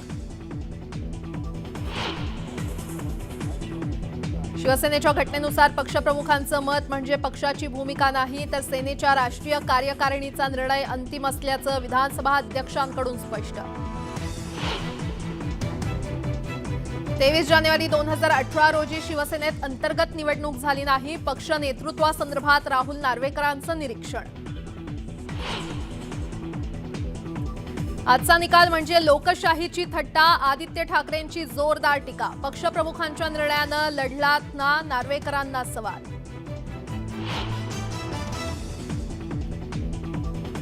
अध्यक्षांचा हा निकाल म्हणजे मॅच फिक्सिंग आणि षडयंत्र. निवडणुका घ्या, खरी शिवसेना कुणाची हे कळेल. संजय राऊत यांचा हल्लाबोल. हा न्यायालयीन नाही तर राजकीय निवाडा. निकालानंतर ठाकरेंना पुन्हा सर्वोच्च न्यायालयात जावं लागेल. शरद पवारांचं विधान. दादर इथे शिवसेना ठाकरे गटाच्या संपर्क कार्यालयाबाहेर विधानसभा अध्यक्ष राहुल नार्वेकरांचा निषेध. काळे झेंडे दाखवत ठाकरे गटाकडून संताप व्यक्त. भाजप नेत्या पंकजा मुंडेंना धक्का. वैद्यनाथ सहकारी साखर कारखान्याकडील थकीत कर्जाच्या वसुलीसाठी बँकेकडून लिलावाची प्रक्रिया जाहीर. महाज्योतीच्या पीएचडी फेलोशिपसाठीच्या पात्रता परीक्षेचा पेपर फुटल्याचा विद्यार्थ्यांचा आरोप. नागपुरात आणि पुण्यात विद्यार्थ्यांचं आंदोलन. पेपर फुटला नसल्याचा विद्यापीठाचा खुलासा. आमदार रवींद्र वायकर यांना ईडीचं समन्स. 17 जानेवारीला चौकशीला हजर राहण्याचे आदेश. तर राजकीय सूडबुद्धीनं कारवाई सुरू असल्याची वायकर यांची टीका. आणि अयोध्येतील राम मंदिर उद्घाटनाच्या पार्श्वभूमीवर राज्यात साजरी होणार दिवाळी. 1.5 कोटी शिधापत्रिका धारकांना मिळणार आनंदाचा शिधा. मंत्रिमंडळ बैठकीत निर्णय.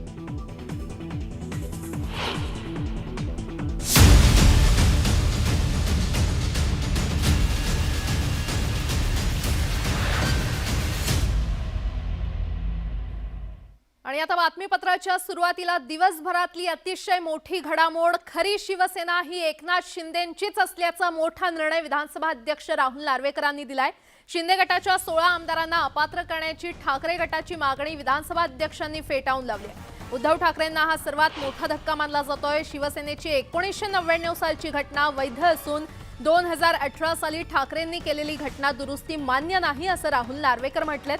तर 1999 सालची घटना शिवसेनेची निवडणूक आयोगाकडे दाखल झालेली अभिलेखावर असलेली एकमेव घटना असल्याचं ते म्हणालेले आहेत। तर विधानसभा अध्यक्षांनी नाकारलेली 2018 ची घटना नेमकी काय आहे याबाबत काँग्रेसचे पदाधिकारी प्रवीण बिराजदार यांचा थ्रेड सध्या व्हायरल होतोय आणि या थ्रेडमध्ये त्यांनी शिवसेनेची घटनाच कागदपत्रांसह सांगितलेली आहे। यामध्ये शिवसेना प्रमुखांचे अधिकार, निवडीचे अधिकार आणि प्रतिनिधी सभा यासह कार्यकारिणी निवडीच्या अधिकाराबाबत माहिती देण्यात आलेली आहे।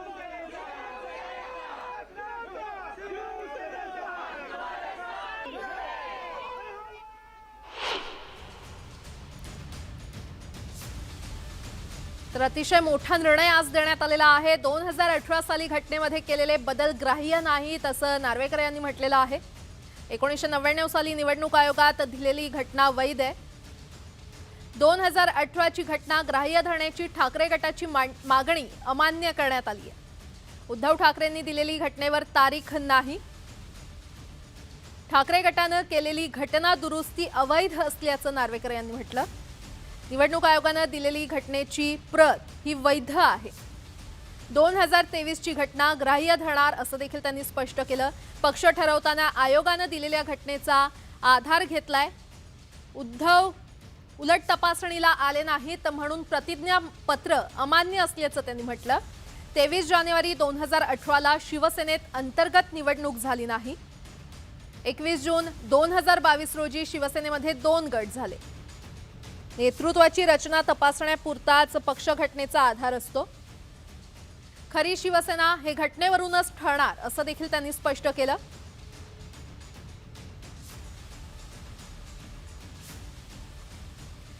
तर 2018 ची पदरचना शिवसेनेच्या घटनेनुसार नाही।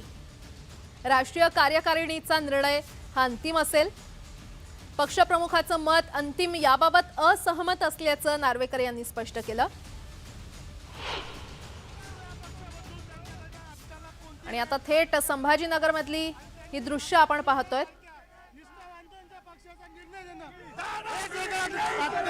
उद्धव बाळासाहेब ठाकरे गटाचे कार्यकर्ते आणि शिवसेनेचे कार्यकर्ते, खरं तर दोन्ही गटाचे कार्यकर्ते एकमेकांमध्ये भिडले असल्याचं पाहायला मिळतंय। ये सरकार हमसे डरती है, ये पुलिस को आगे करती है, ये योग्य नहीं है।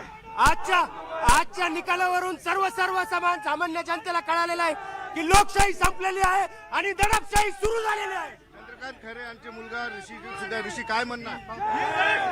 आज संविधान हरले आणि हे आम्ही हा निषेध व्यक्त करण्यासाठी इथे जमलेलो आहोत आणि आमची निष्ठा ही बाळासाहेबांची ठाकरेंची आहे दाखवण्यासाठी आम्ही इथे आलेलो आहे। जल्लोष करतात शिंदे गटाची लोक तिकडे जल्लोष करतात, तुम्हाला त्याचा विरोध आहे?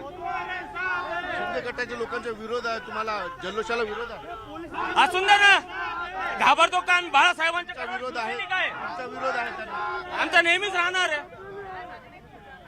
आपण या ठिकाणी आपण बघतोय ठाकरे कुटुंबाचा फोटो या ठिकाणी आहे। उद्धव ठाकरे असतील, बाळासाहेब ठाकरे असतील, आदित्य ठाकरे यांचा फोटो आहे जल्लोषात या ठिकाणी जे आहे। तर छत्रपती संभाजीनगर मधली ही दृश्य आपण पाहत होतो। कार्यकर्ते आक्रमक झालेले पाहायला मिळतात। शिवसेना ही शिंदेंचीच आहे असा निर्णय दिल्यानंतर छत्रपती संभाजीनगर मध्ये देखील आता कार्यकर्ते आक्रमक झालेले आहेत। 2 दृश्य आपण पाहतोय। आमचे प्रतिनिधी सिद्धार्थ गोदाम यांच्याकडे जाऊयात। सिद्धार्थ, अतिशय मोठा निर्णय आला आणि त्यानंतर आता हे 2 गट एकमेकांमध्ये भिडलेले पाहायला मिळतात। काय सध्या तिकडे परिस्थिती आहे?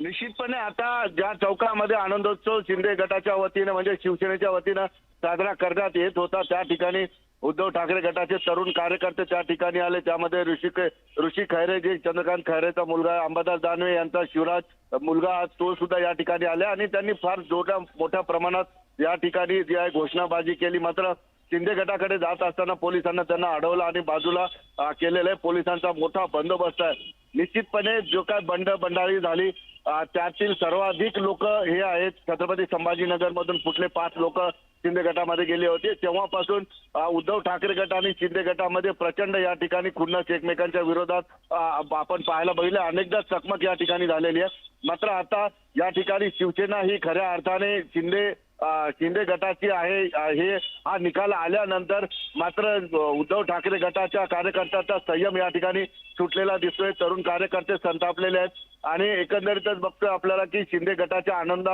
आनंदोत्सवावर कुठेतरी विरजन पडेल की काय अशा पद्धतीची परिस्थिती होती. मोठ्या प्रमाणात उद्धव ठाकरे गटाचे कार्यकर्ते या ठिकाणी आले. मात्र पोलिसांनी मोठ्या प्रमाणात कुमक या ठिकाणी बोलून उद्धव ठाकरे गटाच्या ज्या कार्यकर्त्यांना एका बाजूला रोखलेला आहे आणि दुसऱ्या बाजूला शिंदे गटाची जी आहेत शिंदे गटाचे लोक सुद्धा दुसऱ्या बाजूला घोषणाबाजी करतात. आता या ठिकाणी आपण बघतो लोक सुद्धा या ठिकाणी येत आहेत. आपण कॅमेऱ्यात जर बघत असू तर एकंदरीत शिंदे गटाची लोक स्वतः उद्धव ठाकरे गटाकडे येत आहेत आणि या ठिकाणी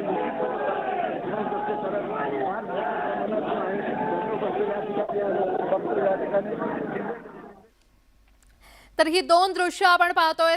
छत्रपती संभाजीनगरमध्ये देखील कार्यकर्ते आक्रमक झालेले आहेत आणि मुंबईमध्ये शिवसेना भवनाच्या बाहेर कार्यकर्ते जमलेले आहेत. राहुल नार्वेकर यांचा निषेध करण्यात येतोय. जोरदार घोषणाबाजी इथे सुरू आहे. राहुल नार्वेकर यांनी मोठा निर्णय दिल्यानंतर आता ही 2 दृश्य छत्रपती संभाजीनगरमध्ये देखील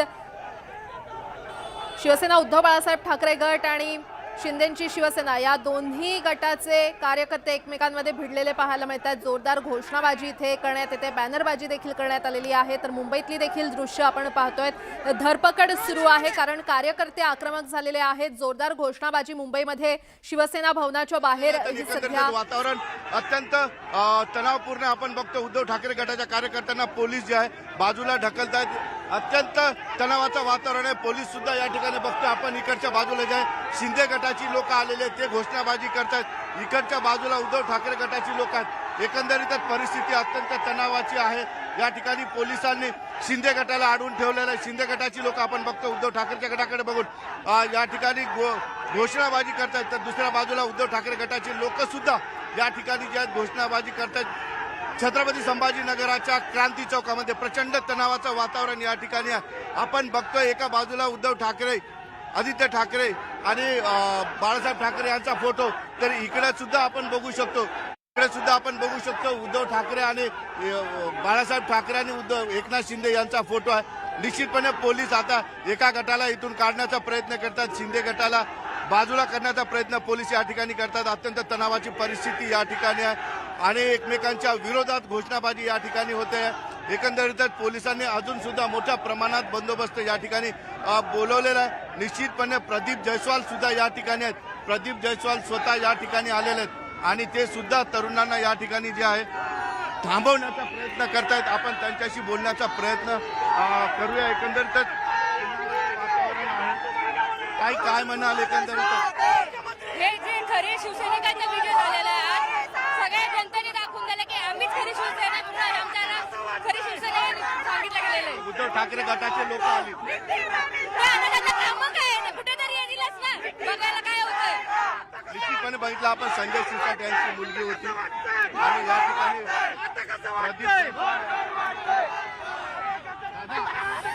काय म्हणणार उद्धव ठाकरे अशा घोषणाची जाणीव होत नाही. आमच्या शिवसेनेत फार डेंजर आहे. आम्हाला काही शहराचा वातावरण खराब करायचं नाही म्हणून आम्ही शांततेने चाललो. आम्हाला बाळासाहेबांनी आणि आम्हाला शिंदे साहेबांनी आम्हाला सांगितलं व्यवस्थित करायचं. त्या हिशोबाने कोणाला वादविवाद झाला. आम्ही जिंकलो. त्याच्या सर्व लोक आनंद करतो. तुमच्या विरोधात घोषणाबाजी करतात. कोणी घोषणा केल्याने आमच्या अंगाला फरक पडत नाही. असे किती आले किती गेले.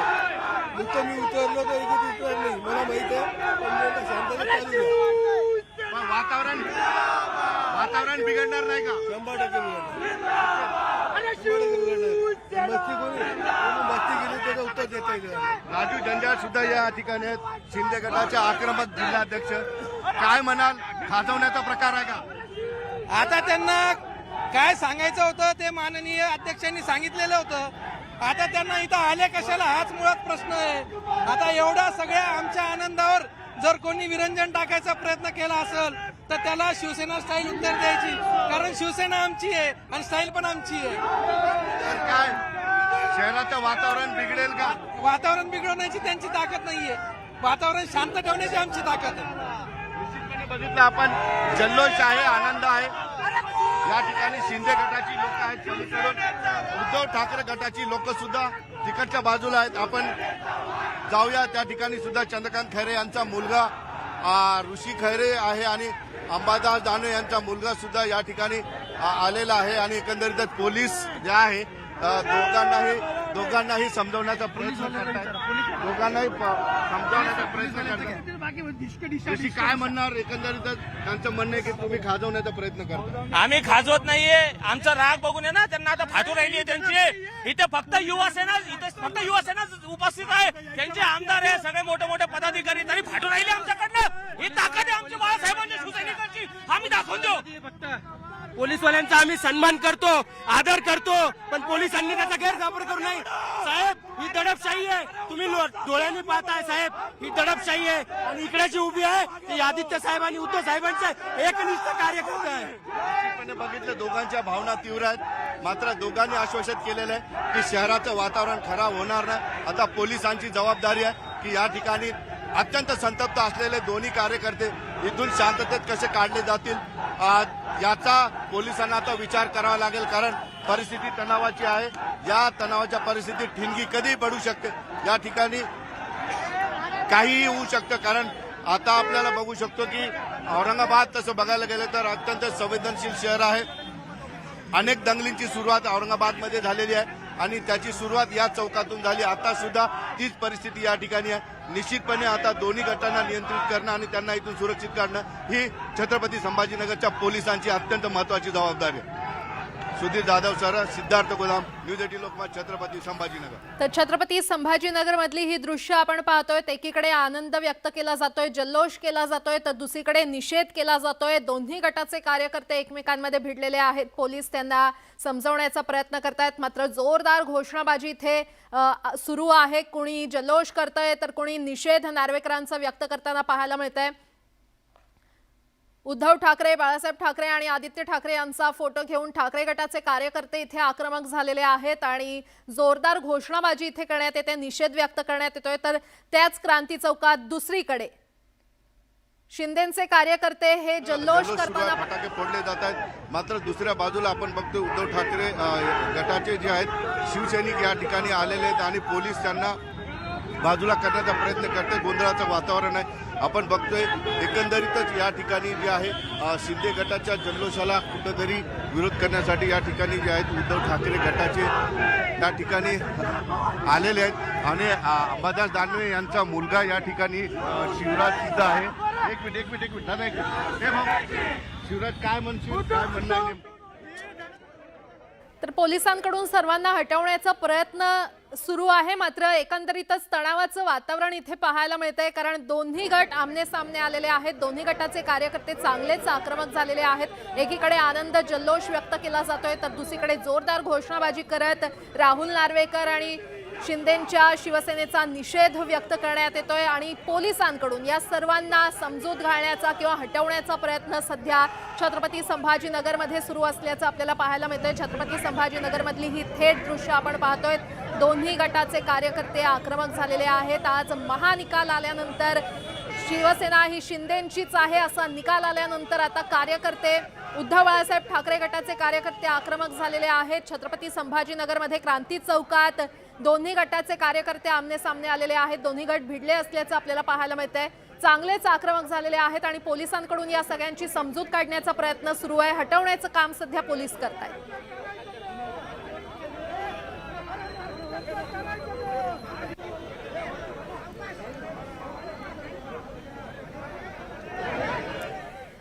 तर शिवसेना ही शिंदेंचीच आहे असा निकाल दिल्यानंतर राज्याचे मुख्यमंत्री एकनाथ शिंदे यांनी नेमकी काय प्रतिक्रिया दिलेली आहे ऐकूयात. अखेर सत्याचा विजय, लोकशाहीचा विजय आणि लोकशाहीमध्ये बहुमताला महत्व असतं हे सिद्ध झालंय. आणि लोकशाहीमध्ये कुणालाही आपला पक्ष, आपली संघटना स्वतःच्या मालमत्तेत स्वतःच्या मालकीची, खाजगी मालमत्तेची, खाजगी मालकीची समजून निर्णय घेता येणार नाहीत. यामुळे एकाधिकारशाही आणि घराणेशाही याला मोठी चपराक आज या निर्णयाने मिळालेली आहे. शेवटी लोकशाहीमध्ये एक कलेक्टिव्ह डिसिजन असतं आणि लोकशाहीमध्ये कुणालाही कसंही वागता येत नाही. पक्ष म्हणजे माझी खाजगी मालमत्ता असं समजून पक्षामध्ये सगळ्यांना वेठी करता येत नाही.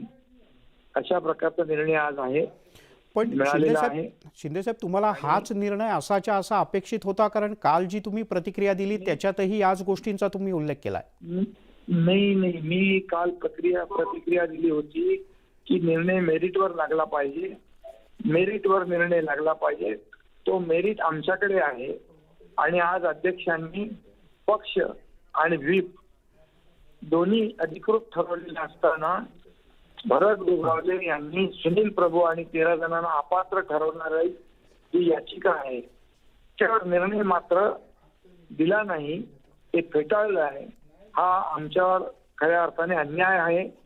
आणि वरती जर व्हीप आमचा आहे, व्हीप अधिकृत आहे, पक्ष अधिकृत आमच्या बरोबर आहे, तर मग अध्यक्ष हे स्वतः कायदेतज्ञ असताना, ते स्वतः वकील असताना या संपूर्ण मीडियामध्ये किंबहुना विरोधी पक्षाने जे काय त्यांच्यावर आरोप केले, त्यांना म्हणजे ज्या पद्धतीने आरोप प्रत्यारोप झाले आणि त्यामुळे एक दबावाखाली येऊन किंवा कसे अशा प्रकारचा जो डिस्क्वालिफिकेशनचा निर्णय घ्यायला पाहिजे होता तो त्यांनी घेतलेला नाही. त्यामुळे हा खऱ्या अर्थाने आमच्यावर अन्याय आहे आणि त्यासाठी आम्ही सर्व निकाल पूर्ण तपासून कायदे तज्ञांशी चर्चा करून पुढील आम्ही निर्णय घेऊ.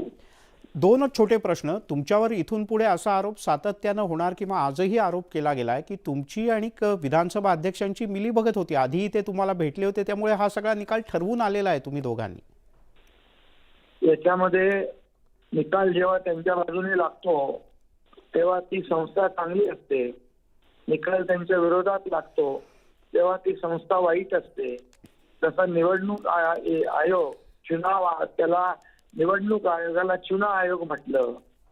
आजही त्यांनी म्हटलं की चोरांचे सरदार आहे. त्यांनी सुप्रीम कोर्टाला देखील वेळोवेळी सल्ले देण्याचं काम केलेलं आहे. त्यामुळे हे कायदा आणि घटना याच्यापेक्षा सर्व स्वतःला मोठं समजतात आणि त्यांच्याकडून आपण काय अपेक्षा करणार. खरं म्हणजे एक मनमानी, एक बेबंदशाही आणि घराणेशाही, एकाधिकारशाही, हुकुमशाही यापुढे चालणार नाही. अशा प्रकारचा निकाल हा आहे. आणि भविष्यामध्ये स्वतःची प्रॉपर्टी समजून पक्ष कुणालाही चालवता येणार नाही, अशा प्रकारचा हा निकाल आहे. उद्धव ठाकरेंनी आत्ताच असं म्हटलंय की शिवसेना कोणाचीच होऊ शकत नाही, ती फक्त बाळासाहेब ठाकरे यांचीच आहे. तर शिंदेची कशी होणार? हो, बाळासाहेबांची शिवसेना आहे ना. आम्ही बाळासाहेबांचे शिवसैनिक आहोत. मग तुमची कशी होणार शिवसेना? शिवसेनेला मूठमाती दिली तुम्ही, बाळासाहेबांची शिवसेना घाण ठेवली, तुम्ही धनुष्यबाण घाण ठेवला, तुम्ही मुख्यमंत्री पदाच्या खुर्चीसाठी तुम्ही बाळासाहेबांनी काँग्रेस राष्ट्रवादीला गाडायची भाषा केली होती काँग्रेसला, त्यांना तुम्ही डोक्यावर घेतलं. ज्यांना त्यांनी जवळ केलं नाही बाळासाहेबांनी त्यांच्या मांडीवर तुम्ही जाऊन बसले, त्यांना मुजरे करताय आणि मग बाळासाहेबांचे विचार तुम्ही विकले. त्यामुळे तर तुम्हाला हे भोगावं लागलं. आणि म्हणून आम्ही बाळासाहेबांचे विचार घेऊन चाललोय. आम्ही बाळासाहेबांचे शिवसैनिक आहोत. आम्ही पक्षामध्ये राहून पक्षाचे प्रमुख मनमानी जे करत होते त्यांना आम्ही जाब विचारलेला आहे. त्यामुळे आम्ही आजही, कालही बाळासाहेबांचे शिवसैनिक होतो, आजही बाळासाहेबांचे शिवसैनिक आहोत. आणि म्हणूनच आम्ही बाळासाहेबांचे विचार पुढे घेऊन चाललोय. म्हणून शिवसेना खरी आमच्या सोबत आहे. उलट शिवसेना आम्ही वाचवली आहे. पण मग बाळासाहेबांचं खच्चीकरण वाचवलंय आम्ही. पण मग बाळासाहेब ठाकरे यांनी घाण ठेवला होता तो आम्ही सोडून आणलाय. पण मग बाळासाहेब ठाकरे यांनी उभं केलेलं सेना भवन आता शिंदेच्या शिवसेनेचं सेना भवन होणार? हे बघा, मी यापूर्वी सांगितलंय की बाळासाहेबांची शिवसेनेची संपत्ती, त्यांचे पैसे, त्यांची मालमत्ता ते आम्हाला कधीही नको आहे. कारण ज्यांना संपत्ती पाहिजे, पैसे पाहिजे, त्यांनी त्यांची वृत्ती दाखवली आहे. पण बाळासाहेबांचे विचार हेच आमच्यासाठी संपत्ती आहे. बाळासाहेबांचे विचार, त्यांची जी काही भूमिका आहे हेच आमच्यासाठी सर्वस्व आहे. पैसे त्यांना बाळासाहेबांचे विचार नको, बाळासाहेब नको, त्यांना बाळासाहेबांचे पैसे पाहिजे. शिवसैनिकांचे पैसे 50 कोटी रुपये निर्लज्जपणे त्यांनी आमच्याकडे मागितले शिवसेनेच्या लेटर हेडवर. आम्ही एका मिनिटात ते देऊन टाकले. कारण मी सांगितलं यांना बाळासाहेब नकोत, बाळासाहेबांचे विचार नकोत, यांना फक्त पैसे पाहिजे. हे पैशाचे भोकेले आहेत, त्यांना खोके नाही, यांना कंटेनर लागतात, त्यामुळे ते आम्ही देऊन टाकले. उद्धव ठाकरे यांचे समर्थक आमदार विधानसभेतले किंवा विधान परिषदेतले उद्या तुमच्यासोबत आले तर तुम्ही घेणार का? आणि मंत्रिमंडळाचा विस्तार कधी होणार आता? अरे बाबा, ते तर डिस्क्वालिफाय होणार. कारण त्यांना पूर्णपणे ही पुढची कार्यवाही आहे ती केली तर त्यांना त्यांची पद गमावावी लागतील. कारण भरत गोगावले यांना अधिकृत व्हीप प्रसिद्ध केलेला आहे हो अध्यक्षांनी. तुम्ही कारवाई करायच्या विचारात आहात? तसं पत्र तुम्ही अध्यक्षांना देणार पुढच्या काही दिवसात? आम्ही पहिलं या सर्व जो निकाल आहे तो वाचू, तज्ञांचं मत घेऊ, त्यानंतर पुढची कारवाई. आणि यासोबतच न्यूज 18 लोकमत विशेष मध्ये वेळ झाले इथेच थांबण्याची. मात्र ताज्या बातम्यांसाठी पाहत रहा न्यूज 18 लोकमत.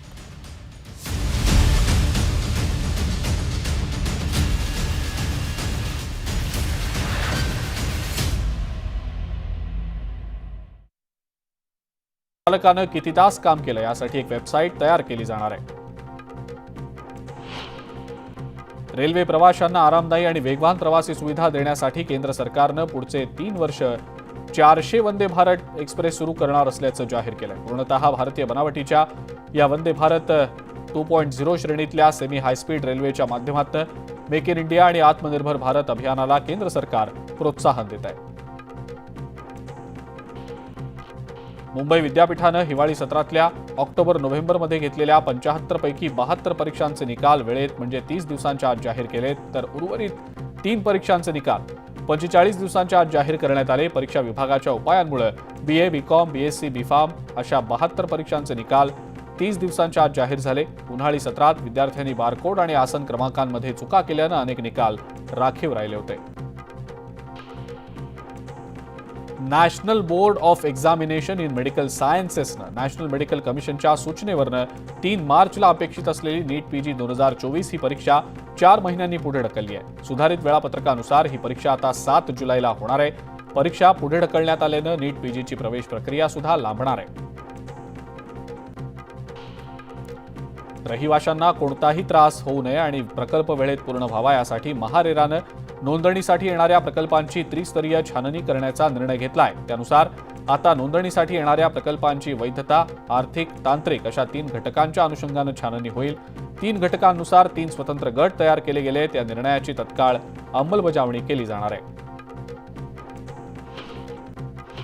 यंदा जानेवारीच्या पहिल्याच आठवड्यात उजनी जलाशयात 11% इतकाच अत्यल्प पाणीसाठा शिल्लक आहे. तीव्र पाणी टंचाईमुळे पाणलोट क्षेत्राच्या गावांसमोर तहान कशी भागवायची हा पक्ष उभा आहे.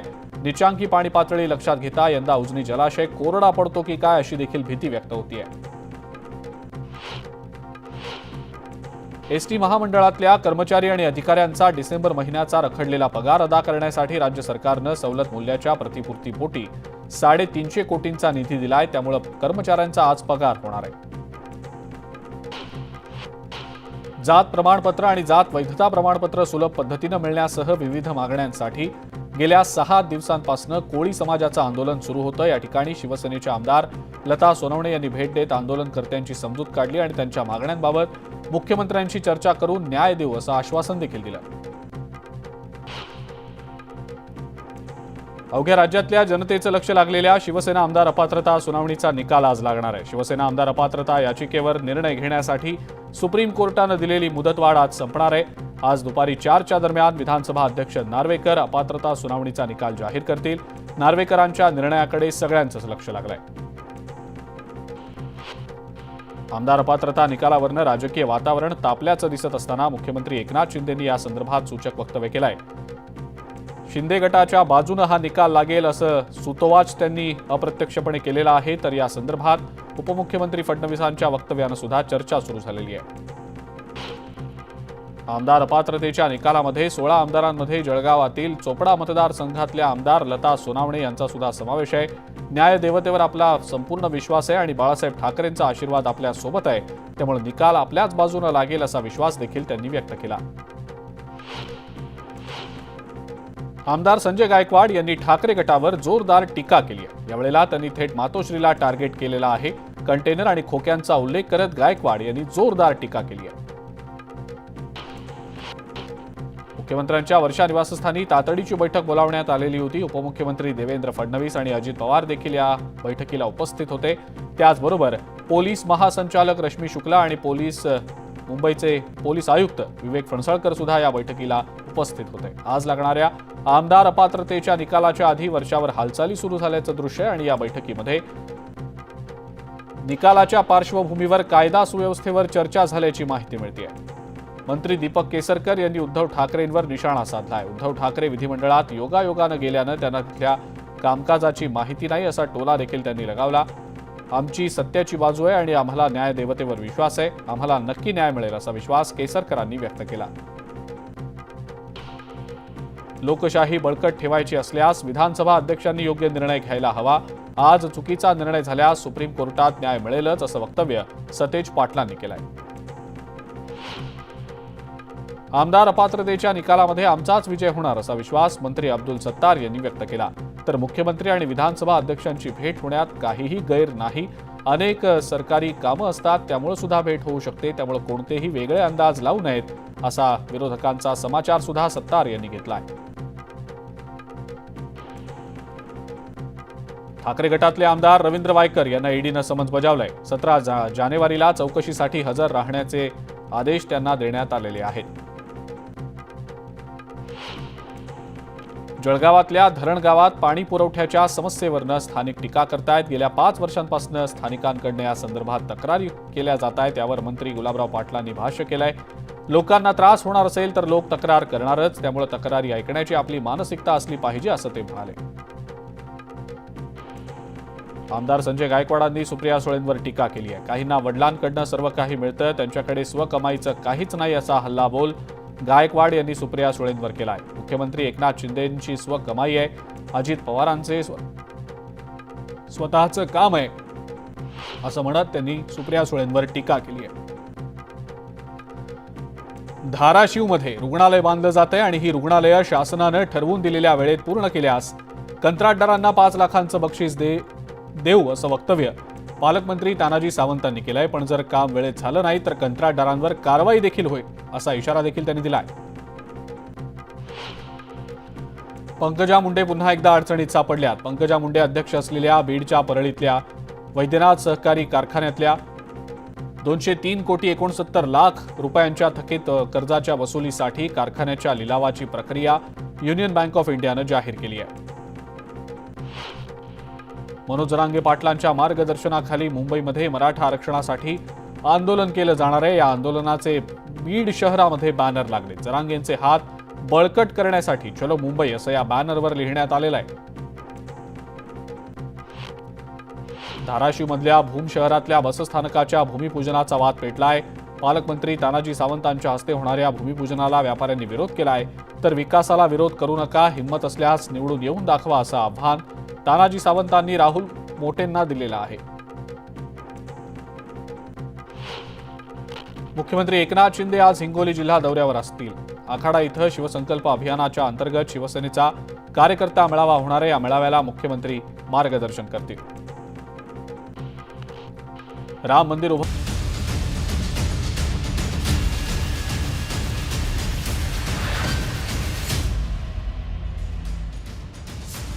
नमस्कार, मी सुवर्णा. आज दिवसभरातली सगळ्यात मोठी बातमी आणि इतर महत्त्वाच्या घडामोडींवरचे स्पेशल रिपोर्ट्स आपण न्यूज 18 लोकमत विशेष मध्ये बघणार आहोत.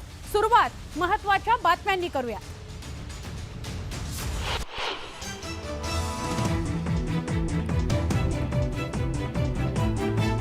खरी शिवसेना ही एकनाथ शिंदेंचीच. दोन्ही गटातील एकही आमदार अपात्र नाही. विधानसभा अध्यक्ष राहुल नार्वेकरांचा सगळ्यात मोठा निर्णय. भरत गोगावले यांना शिवसेनेचं प्रतोदपद म्हणून मान्यता. गोगावलेंचा विपच मान्य. नार्वेकरांचा मोठा निकाल.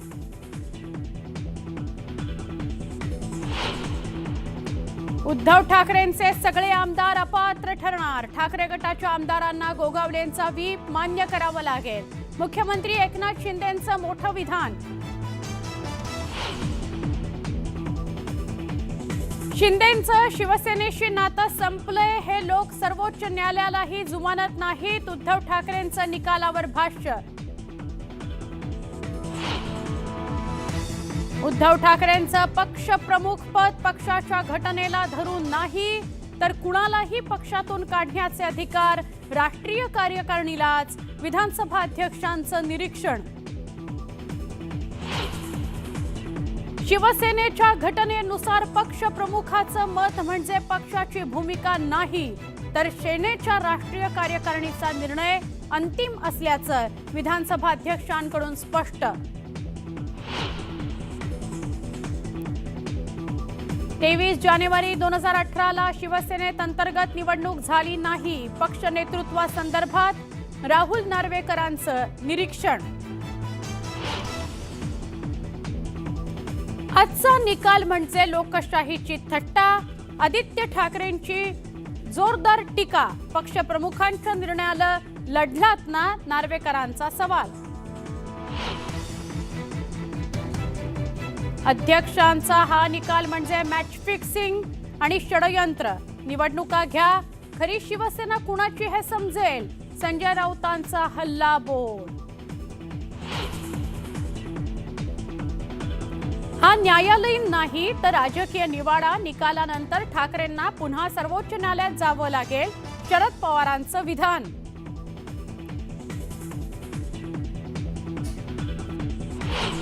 Thackeray faction, and therefore it wasn't possible to pass an order disqualifying them. Sir पण ते जे 13 आमदार आहेत त्यांचा अपात्र झाले नाहीये, त्यामुळे ते पण सुप्रीम कोर्टात जाणार आहेत आणि शिंदे गट पण सुप्रीम कोर्टात जातात की ते अपात्र. बघा, कोर्टात सुप्रीम कोर्ट असेल, हायकोर्ट असेल, कोर्टात जायचा अधिकार प्रत्येक नागरिकाला आहे. जर का त्यांना असं वाटत असेल कुठचाही नियमबाह्य अथवा घटनाबाह्य निर्णय घेतला गेला असेल तर त्यांना अधिकार आहे कोर्टात जायचा. परंतु कोर्टात गेले किंवा याचिका दाखल केली म्हणजे काय मी दिलेला निर्णय चुकीचा नव्हे. तो चुकीचा ठरवण्यासाठी त्यात काय त्रुटी आहेत, तो कसा चुकीचा आहे हे सिद्ध करायला लागेल. आम्ही जनतेच्या न्यायालयात जाऊ असं म्हणतात उद्धव ठाकरे आणि त्यासोबतच तुम्हाला सुद्धा ते न्यायमूर्ती गुन्हेगारांच्या घरी जातात असं सुद्धा त्यांनी टोला लावला. बघा, मॅच फिक्सिंग आता असं म्हणतात. सन्मान्य, मी आपल्याला कालच या विषयातलं उत्तर दिलेलं आहे. सन्मान्य माजी मुख्यमंत्री उद्धव ठाकरे हे एका काळी या राज्याचे माजी मुख्यमंत्री राहिलेले आहेत. त्यांना हे नीट स्पष्ट माहिती असायला पाहिजे अध्यक्षांच्या जबाबदाऱ्या काय असतात, काम काय असतं, कर्तव्य काय असतं. अध्यक्षांकडे विधिमंडळ बोर्डाची कामं असतात ज्याच्यावर मुख्यमंत्री पण सदस्य असतात. त्यांच्या संगनमताने विधिमंडळाच्या बोर्डाचे काही निर्णय घ्यायचे असतात. मी स्वतः एक आमदार आहे. माझ्या विधानसभेतील महत्वपूर्ण प्रश्न मला मुख्यमंत्र्यांबरोबर चर्चा करायची असेल तर असं कुठच्या कायद्यात लिहिलेलं आहे किंवा असं कोणी सांगितलेलं आहे की अपात्रतेच्या याचिका जर का आपण सुनावणी घेत असाल तर आपण आपल्या इतर जबाबदाऱ्या पार पाडू नयेत. मी आमदार म्हणून माझ्या जबाबदाऱ्या आहेत, विधिमंडळाचा अध्यक्ष म्हणून बोर्डाच्या माझ्या जबाबदाऱ्या आहेत. त्यामुळे उद्धवजींना या सगळ्या गोष्टी खरं तर माहिती पाहिजेत आणि त्यांनी केलेलं वक्तव्य का केलं हे त्यांनाच माहिती आहे. परंतु कदाचित माझ्या निर्णय प्रक्रियेवरती एक प्रकारचा दबाव टाकायचा एक प्रयत्न असेल म्हणून कदाचित सातत्याने त्यांच्याकडनं आणि त्यांच्या इतर हितचिंतकांकडनं अशा आरोप केले जात असतील. मला एक गोष्ट तुम्ही सांगा, यापूर्वी ठाकरे गटातले अनेक आमदार ज्यांच्यावर याचिका दाखल आहे, ज्यांच्या विरुद्ध याचिका दाखल आहे, त्यांनी माझी येऊन भेट घेतली आहे, माझ्याशी अनेक विषयांवर चर्चा केली आहे. आता मी आपल्याला कालच सांगितलं, काल गोव्याला कार्यक्रमासाठी जात असताना विमानतळावरच्या VIP लाऊंजमध्ये मला राष्ट्रवादीचे नेते जयंत पाटील साहेब भेटले, मला अनिल देसाई शिवसेना उद्धव ठाकरे गटाचे नेते भेटले, परंतु ह्याचा अर्थ असा आहे का त्यांना भेटलो, त्यांच्याबरोबर बोललो म्हणजे त्यांच्याबरोबर माझ्या या संदर्भातली काही वेगळी चर्चा झाली आहे? त्यामुळे असे बिनबुडाचे किंवा बालिश आरोप करून एखाद्या संविधानिक संस्थेबद्दल किंवा संविधानिक संस्थेच्या अध्यक्षाबद्दल आपण असे चुकीचे आरोप करणं त्या संविधानिक संस्थेचा अवमान करण्यासारखं आहे आणि ही अपेक्षा माझी एवढ्या मोठ्या नेत्याकडनं मुळीच नाहीये. सर्वोच्च न्यायालयाने भरत गोगावले यांचा व्हीप अमान्य केला होता, मात्र तुम्ही तो मान्य केला, तर हे कसं काय? काय म्हणतात? सर्वोच्च न्यायालयाने आरोप करताय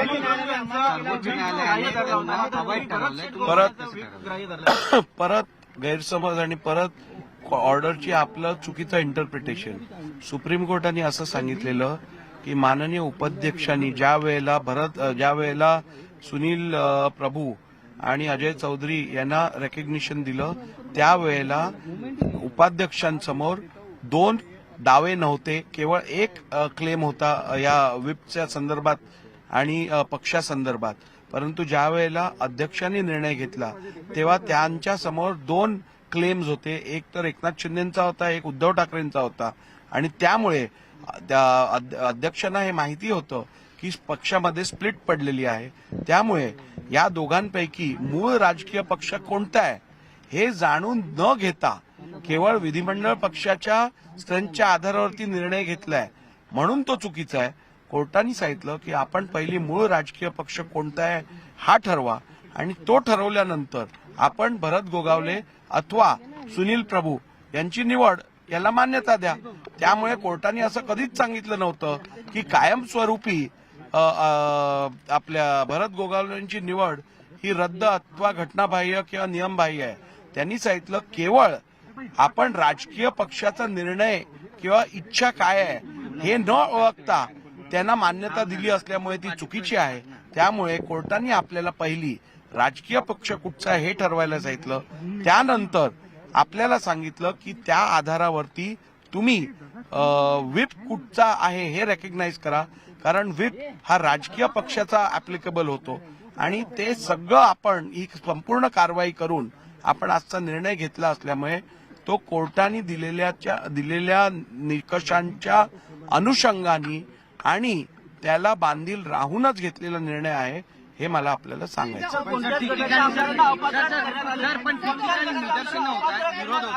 त्याचं उत्तर मी दिलं आत्ता.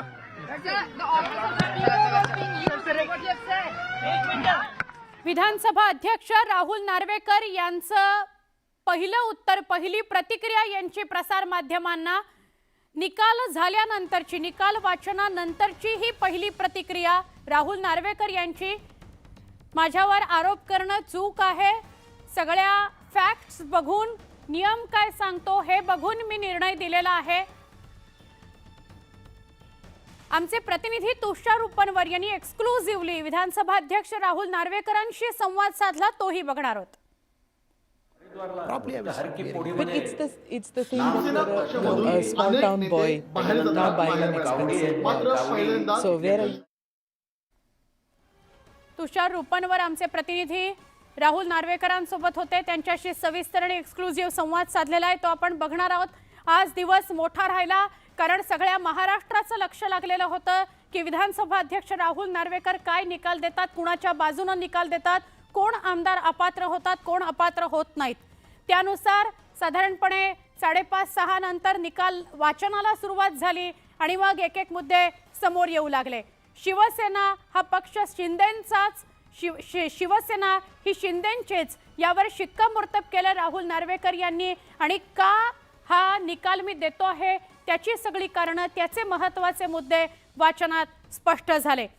आज दिवसभरामध्ये अख्ख्या म्हणजे राजकारणाशी निगडीत असलेल्या सगळ्यांचं तर लक्ष लागलंच होतं, पण अख्ख्या महाराष्ट्राचं लक्ष लागलं होतं कारण मुख्यमंत्र्यांशी संबंधित हा विषय होता. तुषार रुपनवर यांनी राहुल नार्वेकरांशी केलेला संवाद बघूया.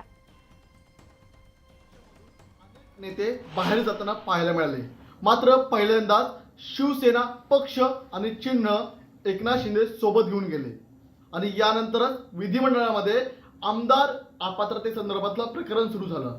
विधानसभा अध्यक्ष राहुल नार्वेकरांनी जवळपास अनेक दिवस मॅरेथॉन सुनावणी घेत या प्रकरणाचा आज निकाल दिला.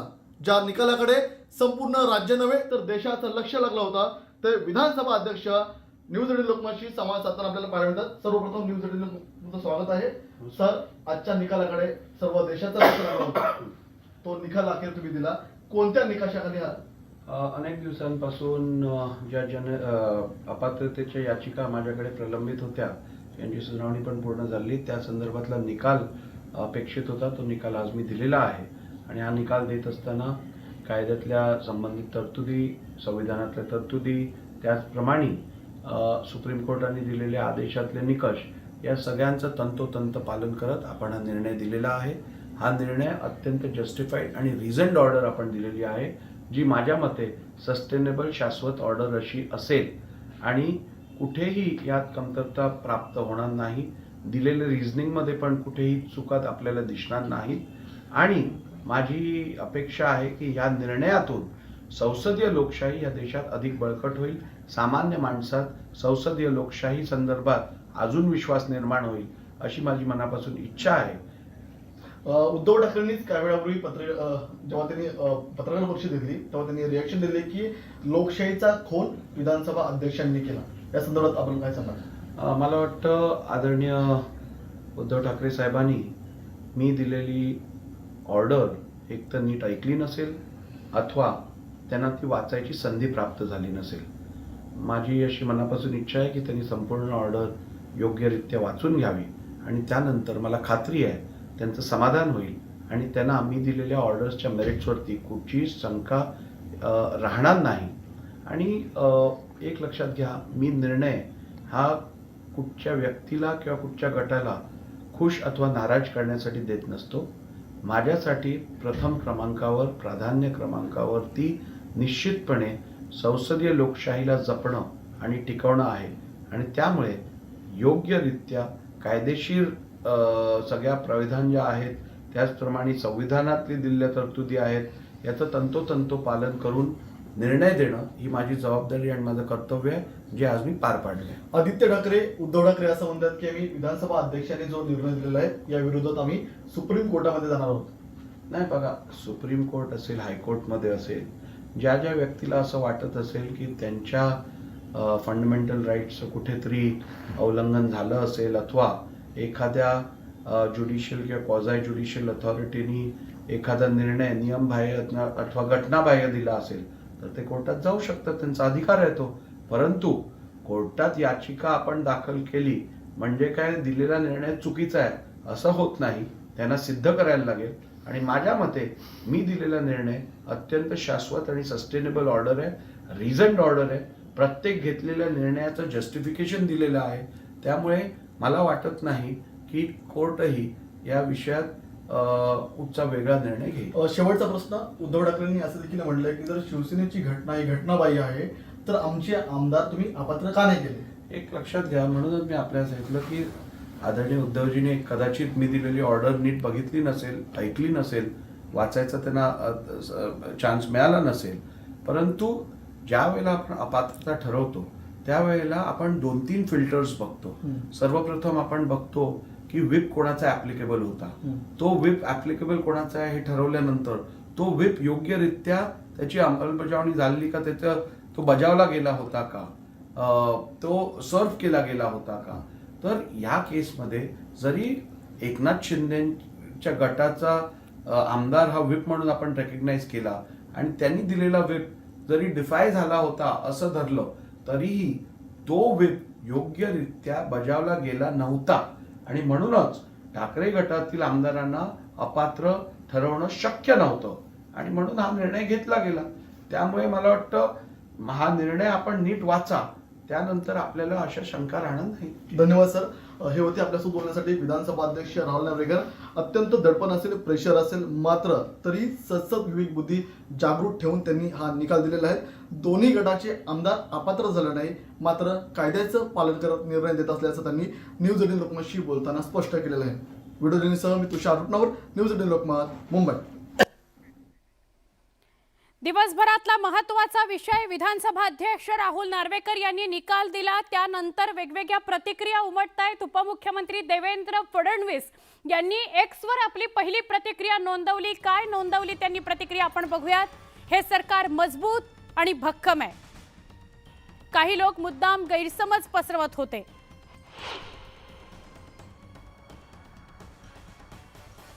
देवेंद्र फडणवीस यांनी एक्सवर दिलेली पहिली प्रतिक्रिया। मुख्यमंत्री एकनाथराव शिंदे यांच्या नेतृत्वात राज्यात सरकार स्थापन करताना संवैधानिक आणि कायदेशीर प्रक्रियेचं पूर्णतः पालन करण्यात आलेलं होतं आणि त्यामुळेच हे सरकार मजबूत आणि भक्कम आहे असं आम्ही प्रारंभीपासूनच सांगत होतो। त्यामुळेच माननीय सर्वोच्च न्यायालयाने सुद्धा आपल्या आदेशात हे सरकार बरखास्त करण्याचा कुठलाही आदेश देण्याची गरज नाही असं स्पष्ट केलं होतं। पण काही लोक मुद्दाम वारंवार सरकारबाबत गैरसमज पसरवून राज्यातलं वातावरण अस्थिर करण्याचा प्रयत्न करत होते। आज विधानसभा अध्यक्षांनी विविध नियमांचा दाखला घेत जो आदेश दिलाय त्यानंतर आता तरी कुणाच्या मनात सरकारच्या स्थैर्याबाबत शंका राहण्याचं कारण नाही। मी पुन्हा सांगतो, हे सरकार आपला कार्यकाळ पूर्ण करेल। मुख्यमंत्री एकनाथराव शिंदे आणि त्यांच्या सहकार्यांचे मी मनापासून अभिनंदन करतो। उपमुख्यमंत्री देवेंद्र फडणवीस यांनी एक्सवर दिलेली पहिली प्रतिक्रिया निकालानंतरची।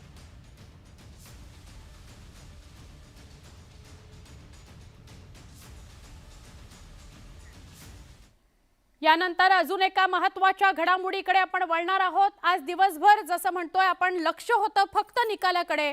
शिंदेंची शिवसेना ही त्यांची कधीच होऊ शकत नाही। त्यांचा आणि शिवसेनेचा संबंध कधीच संपलेला आहे आणि त्यामुळे शिवसेना ही आमचीच असं उद्धव ठाकरे म्हणाले। उद्धव ठाकरेंची ही निकालानंतरची पहिली प्रतिक्रिया।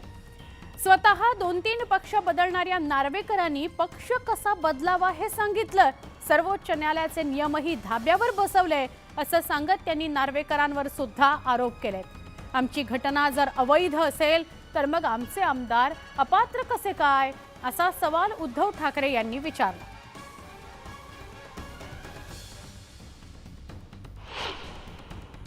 जाऊन आरोपीची भेट घेतली आणि एकदा नाही दोनदा घेतली। त्याच वेळेला हा निकाल अपेक्षित होता। मात्र आजच्या निकालामुळे एक गोष्ट आणखीन जरा प्रश्नांकित झालेली आहे की लोकशाहीची तर यांनी हत्या केलीच, पक्षांतर बंदी कायदा अधिक मजबूत करण्याच्या ऐवजी पक्षांतर कसं करावं अथवा पक्षांतराचा राजमार्ग कसा असायला पाहिजे हा त्यांनी आज दाखवून दिला। सर्वोच्च न्यायालयाने काय निर्देश दिलेले आहेत, काय एक चौकट दिलेली आहे, त्या चौकटीच्या अंतर्गत काय निर्णय घ्यायला पाहिजे अथवा काय चौकशी करायला पाहिजे हे स्पष्ट निर्देश सर्वोच्च न्यायालयाने दिलेले होते। ते संपूर्णपणे धाब्यावर बसले, पायदळी तुडवले आणि जणू काही आमच्या मागे महाशक्ती आहे, आम्ही सर्वोच्च न्यायालयात सुद्धा जुमानत नाही हे आजच्या त्यांच्या निकालातनं दिसून आलेलं आहे।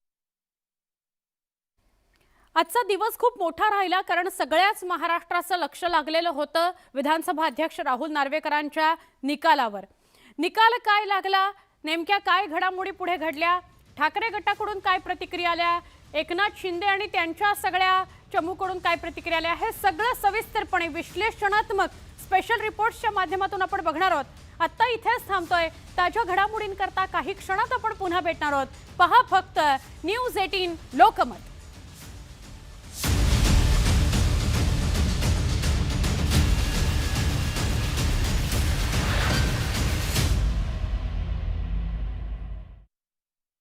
ही केलेला नव्हता, मात्र आज राम मंदिर अयोध्येत उभं राहतंय।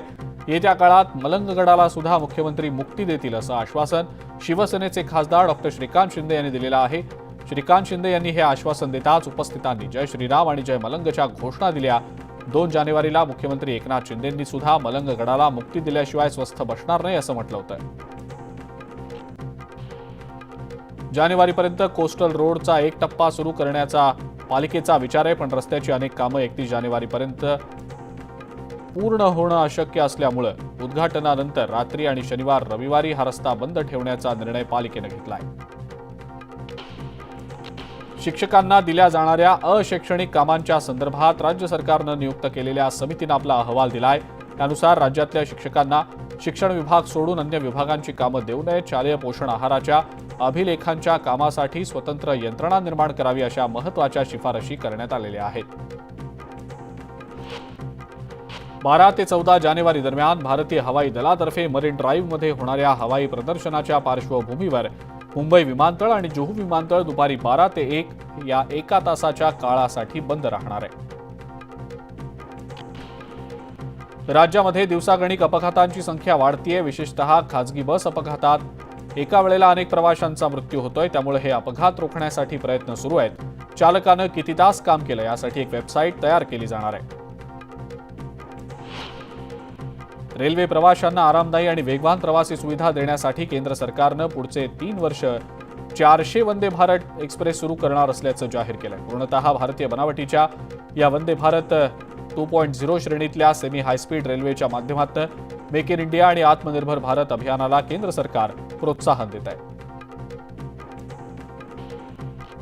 मुंबई विद्यापीठानं हिवाळी सत्रातल्या ऑक्टोबर-नोव्हेंबरमध्ये घेतलेल्या 75 पैकी 72 परीक्षांचे निकाल वेळेत म्हणजे 30 दिवसांच्या आत जाहीर केलेत. तर उर्वरित 3 परीक्षांचे निकाल 45 दिवसांच्या आत जाहीर करण्यात आले. परीक्षा विभागाच्या उपायांमुळे BA, BCom, BSc, BPharm अशा 72 परीक्षांचे निकाल 30 दिवसांच्या आत जाहीर झाले. उन्हाळी सत्रात विद्यार्थ्यांनी बारकोड आणि आसन क्रमांकांमध्ये चुका केल्यानं अनेक निकाल राखीव राहिले होते.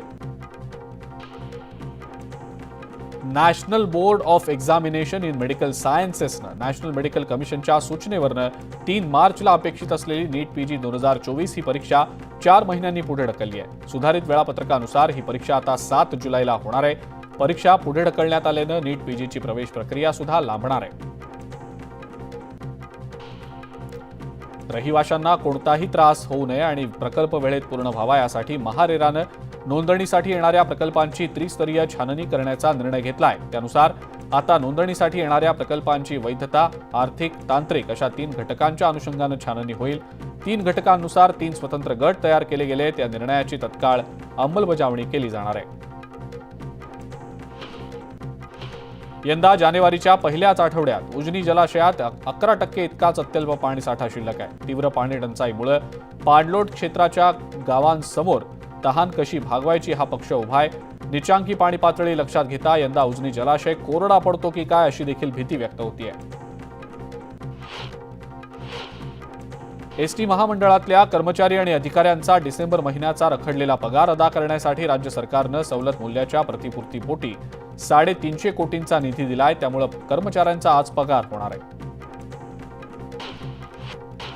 जात प्रमाणपत्र आणि जात वैधता प्रमाणपत्र सुलभ पद्धतीनं मिळण्यासह विविध मागण्यांसाठी गेल्या 6 दिवसांपासून कोळी समाजाचं आंदोलन सुरू होतं. या ठिकाणी शिवसेनेच्या आमदार लता सोनवणे यांनी भेट देत आंदोलनकर्त्यांची समजूत काढली आणि त्यांच्या मागण्यांबाबत मुख्यमंत्र्यांशी चर्चा करून न्याय देऊ असं आश्वासन देखील दिलं. अवघ्या राज्यातल्या जनतेचं लक्ष लागलेल्या शिवसेना आमदार अपात्रता सुनावणीचा निकाल आज लागणार आहे. शिवसेना आमदार अपात्रता याचिकेवर निर्णय घेण्यासाठी सुप्रीम कोर्टानं दिलेली मुदतवाढ आज संपणार आहे. आज दुपारी 4च्या दरम्यान विधानसभा अध्यक्ष नार्वेकर अपात्रता सुनावणीचा निकाल जाहीर करतील. नार्वेकरांच्या निर्णयाकडे सगळ्यांचंच लक्ष लागलंय. आमदार अपात्रता निकालावरनं राजकीय वातावरण तापल्याचं दिसत असताना मुख्यमंत्री एकनाथ शिंदेंनी या संदर्भात सूचक वक्तव्य केलंय. शिंदे गटाच्या बाजूनं हा निकाल लागेल असं सुतोवाच त्यांनी अप्रत्यक्षपणे केलेला आहे. तर या संदर्भात उपमुख्यमंत्री फडणवीसांच्या वक्तव्यानं सुद्धा चर्चा सुरू झालेली आहे. आमदार अपात्रतेच्या निकालामध्ये 16 आमदारांमध्ये जळगावातील चोपडा मतदारसंघातल्या आमदार लता सोनवणे यांचा सुद्धा समावेश आहे. न्याय देवतेवर आपला संपूर्ण विश्वास आहे आणि बाळासाहेब ठाकरेंचा आशीर्वाद आपल्या सोबत आहे. त्यामुळे निकाल आपल्याच बाजूने लागेल असा विश्वास देखील त्यांनी व्यक्त केला. आमदार संजय गायकवाड यांनी ठाकरे गटावर जोरदार टीका केली आहे. यावेळेला त्यांनी थेट मातोश्रीला टार्गेट केलेला आहे. कंटेनर आणि खोक्यांचा उल्लेख करत गायकवाड यांनी जोरदार टीका केली आहे. मुख्यमंत्र्यांच्या वर्षा निवासस्थानी तातडीची बैठक बोलावण्यात आलेली होती. उपमुख्यमंत्री देवेंद्र फडणवीस आणि अजित पवार देखील या बैठकीला उपस्थित होते. त्याचबरोबर पोलीस महासंचालक रश्मी शुक्ला आणि मुंबईचे पोलीस आयुक्त विवेक फणसळकर सुद्धा या बैठकीला उपस्थित होते. आज लागणाऱ्या आमदार अपात्रतेच्या निकालाच्या आधी वर्षावर हालचाली सुरू झाल्याचं दृश्य आहे आणि या बैठकीमध्ये निकालाच्या पार्श्वभूमीवर कायदा सुव्यवस्थेवर चर्चा झाल्याची माहिती मिळते. मंत्री दीपक केसरकर यांनी उद्धव ठाकरेंवर निशाणा साधलाय. उद्धव ठाकरे विधिमंडळात योगायोगानं गेल्यानं त्यांना तिथल्या कामकाजाची माहिती नाही असा टोला देखील त्यांनी लगावला. आमची सत्याची बाजू आहे आणि आम्हाला न्याय देवतेवर विश्वास आहे. आम्हाला नक्की न्याय मिळेल असा विश्वास केसरकरांनी व्यक्त केला. लोकशाही बळकट ठेवायची असल्यास विधानसभा अध्यक्षांनी योग्य निर्णय घ्यायला हवा. आज चुकीचा निर्णय झाल्यास सुप्रीम कोर्टात न्याय मिळेलच असं वक्तव्य सतेज पाटलांनी केलंय. आमदार अपात्रतेच्या निकालामध्ये आमचाच विजय होणार असा विश्वास मंत्री अब्दुल सत्तार यांनी व्यक्त केला. तर मुख्यमंत्री आणि विधानसभा अध्यक्षांची भेट होण्यात काहीही गैर नाही. अनेक सरकारी कामं असतात, त्यामुळे सुद्धा भेट होऊ शकते. त्यामुळे कोणतेही वेगळे अंदाज लावू नयेत असा विरोधकांचा समाचार सुद्धा सत्तार यांनी घेतलाय.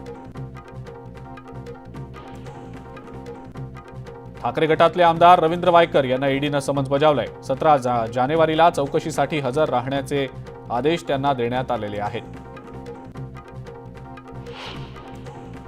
जळगावातल्या धरण गावात पाणी पुरवठ्याच्या समस्येवरनं स्थानिक टीका करतायत. गेल्या 5 वर्षांपासून स्थानिकांकडून या संदर्भात तक्रारी केल्या जात आहेत. त्यावर मंत्री गुलाबराव पाटलांनी भाष्य केलंय.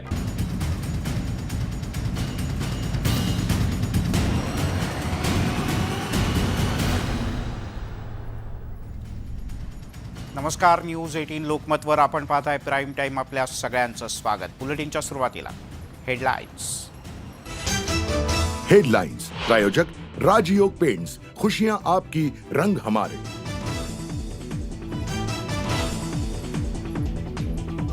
खरी शिवसेना ही एकनाथ शिंदे यांचीच. दोन्ही गटातील एकही आमदार अपात्र नाही. विधानसभा अध्यक्ष राहुल नार्वेकर यांचा सर्वात मोठा निर्णय.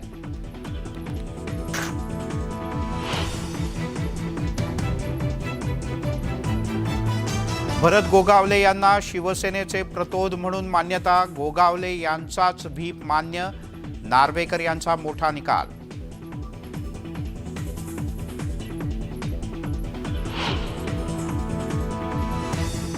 उद्धव ठाकरे यांचे सर्व आमदार अपात्र ठरणार. ठाकरे गटाच्या आमदारांना गोगावलेंचा भीप मान्य करावा लागेल. मुख्यमंत्री एकनाथ शिंदे यांचं मोठं विधान. शिंदेंचं शिवसेनेशी नातं संपलं. हे लोक सर्वोच्च न्यायालयालाही जुमानत नाहीत. उद्धव ठाकरे यांचं निकालावर भाष्य.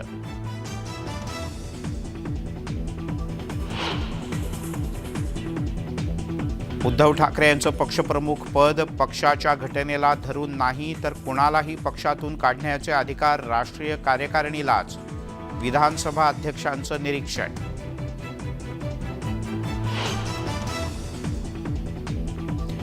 काही लोक गैरसमज पसरवत होते, पण हे सरकार मजबूत आणि भक्कम. फडणवीस यांचा ठाकरेंना टोला. तर सरकार कार्यकाळ पूर्ण करेल असाही विश्वास.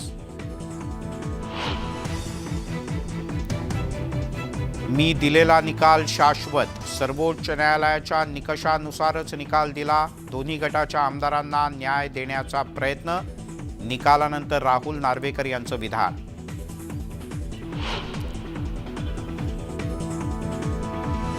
शिवसेनेच्या घटनेनुसार पक्षप्रमुखांचं मत म्हणजे पक्षाची भूमिका नाही, तर सेनेच्या राष्ट्रीय कार्यकारिणीचा निर्णय अंतिम असल्याचं विधानसभा अध्यक्षांकडून स्पष्ट. 23 जानेवारी 2018 रोजी शिवसेनेत अंतर्गत निवडणूक झाली नाही. पक्ष नेतृत्वासंदर्भात राहुल नार्वेकर यांचं निरीक्षण.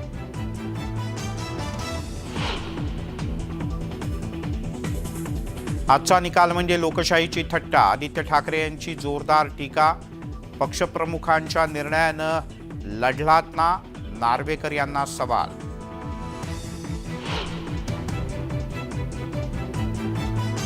अध्यक्षांचा हा निकाल म्हणजे मॅच फिक्सिंग आणि षडयंत्र. निवडणुका घ्या, खरी शिवसेना कोणाची हे समजेल. संजय राऊत यांचा हल्लाबोल.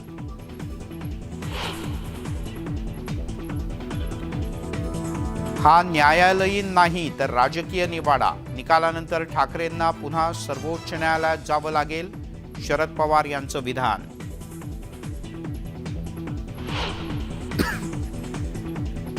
दादर इथे शिवसेना ठाकरे गटाच्या संपर्क कार्यालयाबाहेर विधानसभा अध्यक्ष राहुल नार्वेकर यांचा निषेध. काळे झेंडे दाखवत ठाकरे गटाकडून संताप.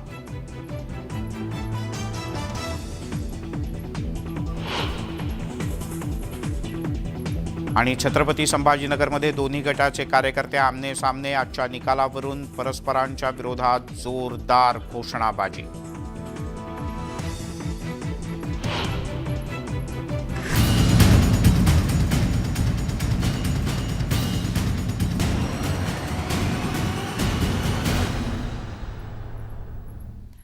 आणि आता बातम्या पाहूयात सविस्तर. शिवसेना आमदार अपात्रता प्रकरणी अखेर जवळपास 1.5 वर्षानंतर अंतिम निकाल जाहीर झाला. खरी शिवसेना ही एकनाथ शिंदे यांचीच असल्याचं राहुल नार्वेकर यांनी म्हटलंय. तर दुसरीकडे शिवसेनेचे भरत गोगावले यांनाच व्हीप म्हणून मान्यता असल्याचं ठणकावून सांगितलंय. शिंदेंच्या शिवसेनेवर शिक्कामोर्तब. आमदार अपात्रतेची याचिका फेटाळली. गोगावलेंची प्रतोत्पदी निवड ठरली वैध. शिवसेना आमदार अपात्रता प्रकरणी उद्धव ठाकरेंना मोठा धक्का बसलाय. मुख्यमंत्री एकनाथ शिंदेंसह 16 आमदारांविरोधात करण्यात आलेली अपात्रता याचिका विधानसभा अध्यक्षांनी फेटाळली आहे. ठाकरेंच्या पक्षाकडून सुभाष देसाईंनी ही याचिका दाखल केली होती. या याचिकेवर निकाल देताना विधानसभा अध्यक्ष राहुल नार्वेकरांनी काही महत्त्वाची निरीक्षणं नोंदवली आहेत. खरी शिवसेना कोणाची याचा फैसला करताना नार्वेकरांनी निवडणूक आयोगानं दिलेल्या शिवसेनेच्या घटनेचा आधार घेतला. 2018 मध्ये शिवसेनेनं निवडणूक आयोगाकडे सादर केलेली घटना ती निवडणूक आयोगाच्या रेकॉर्डवर नसल्याचं नार्वेकरांनी निकालात म्हटलं. या घटनेत उद्धव ठाकरेंची शिवसेना पक्षप्रमुख म्हणून नोंद करण्यात आली. मात्र विधानसभा अध्यक्षांनी 1999 मध्ये शिवसेनेनं निवडणूक आयोगाकडे दाखल केलेली घटना ग्राह्य धरली. तसंच शिवसेनेच्या 2018 मधल्या घटनेनुसार पक्षात पदाधिकाऱ्यांची रचना नसल्याचं नार्वेकरांनी निकालात म्हटलं. आमच्या पक्ष हा मूळ पक्ष असल्याचं सिद्ध झालेलं आहे. पूर्वी सुद्धा इलेक्शन कमिशनने तोच निकाल दिलेला आहे. हा एका अर्थाने लोकशाहीचा विजय आहे. एकच व्यक्तीचं मत म्हणजे पक्षाचं मत नाही हे निर्विवादपणे सिद्ध झालेलं आहे. व्हीप आणि आमदार अपात्रतेवर दाखल करण्यात आलेल्या याचिकेवर निकाल देताना 21 जून 2022 मध्ये शिवसेनेत फूट पडल्याचं नार्वेकरांनी मान्य केलं. 21 जून नंतर ठाकरे गटाचे प्रतोद सुनील प्रभूंनी जारी केलेला व्हीप लागू होत नसल्याचं नार्वेकरांनी निकालात म्हटलंय. तसंच एकनाथ शिंदेंनी भरत गोगावलेंची व्हीप म्हणून केलेली नियुक्ती वैध ठरवण्यात आली. केवळ पक्षाच्या बैठकीला गैरहजर राहिले म्हणून आमदारांवर अपात्रतेची कारवाई केली जाऊ शकत नसल्याचं नार्वेकरांनी स्पष्ट केलं. आदरणीय एकनाथ शिंदे साहेब घटनेच्या असतेवेळेला त्यांनी जे काय आमची मिटिंग घेऊन आम्हाला जे काय पद दिलेलं होतं पक्षप्रतोद पदाचं आणि ते आम्ही ग्राह्य धरलं, मान्य केलं आणि सगळ्यांना व्हीप बजावली. ते आता स्वतः अध्यक्षांनी आपल्याला सांगितलं आणि आमचा व्हीप लागू कसा होतो तेही त्यांनी सांगितलं आणि आम्हाला प्रतोद म्हणून मान्यता दिली. आम्ही समाधानी आहोत आणि सत्याचा विजय झाला. ठाकरेंप्रमाणेच शिंदेंकडून सुद्धा ठाकरे गटातल्या आमदारांविरोधात अपात्रतेची याचिका दाखल करण्यात आली होती. मात्र गोगावलेने ठाकरे गटाला बजावलेल्या व्हीप संदर्भातले पुरावे ठोस नसल्याचं नार्वेकरांनी निकालात म्हटलं. त्यामुळे शिंदेंप्रमाणे ठाकरे गटाच्या आमदारांविरोधातली अपात्रतेची याचिका नार्वेकरांनी फेटाळून लावली. त्याने अपात्र कोणालाच केलेलं नाहीये. मूळ केस ही अपात्रतेची होती. अपात्र कोणालाच ठरवलं नाही.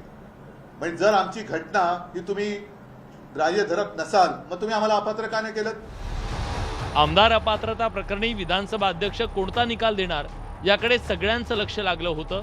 या निकालात मुख्यमंत्री एकनाथ शिंदेंना मोठा दिलासा मिळालाय तर ठाकरेंच्या पक्षाला या निर्णयामुळे जबर धक्का बसलाय.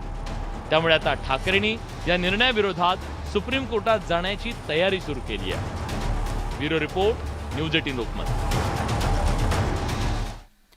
विधानसभा अध्यक्ष राहुल नार्वेकर यांनी अखेर शिंदेंच्याच हाती शिवसेनेची सगळी सूत्र सोपवली. खरी शिवसेना ही एकनाथ शिंदे यांचीच असल्याचं शिक्कामोर्तब करत नार्वेकर यांनी उद्धव ठाकरे यांना मोठा धक्का दिला. त्यामुळे नार्वेकर यांच्या या निर्णयाचे राज्यातल्या राजकारणात विविध पडसाद उमटणार असंच दिसतंय.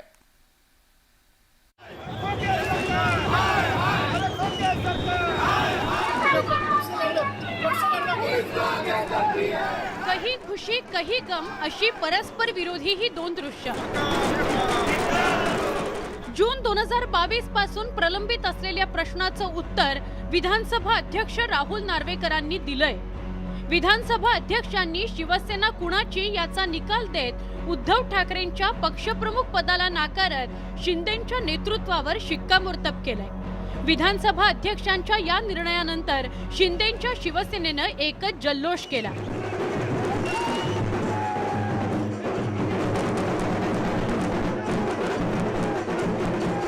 अतिशय सविस्तर कायदा नियम घटना या सर्व गोष्टींचा विवेचन करून त्यांनी आज माननीय मुख्यमंत्री महोदय एकनाथजी शिंदे साहेबांच्या नेतृत्वाखालील शिवसेनेला कौल दिला आणि महाराष्ट्रातील तमाम शिवसैनिकांच्या मनामधला त्यांनी निर्णय केला। माननीय विधानसभा अध्यक्ष महोदयांचं निरीक्षण आहे ते अत्यंत योग्य आणि कायद्याला धरून आहे। पूर्णपणानं घटनेनं ज्या तरतुदी दिलेल्या आहेत, विधानसभा नियमामध्ये ज्या तरतुदी आहेत, त्या सगळ्या तरतुदींचं तंतोतंत पालन करून कायद्याच्या पूर्णपणे भक्कम चौकटीत बसणारं अशा पद्धतीचं निरीक्षण हे माननीय विधानसभा अध्यक्ष महोदयांचं आलेलं आहे। एकीकडे शिंदेंच्या शिवसेनेचा आनंदोत्सव सुरू असताना ठाकरे गटात मात्र नाराजीची लाट पसरली आहे।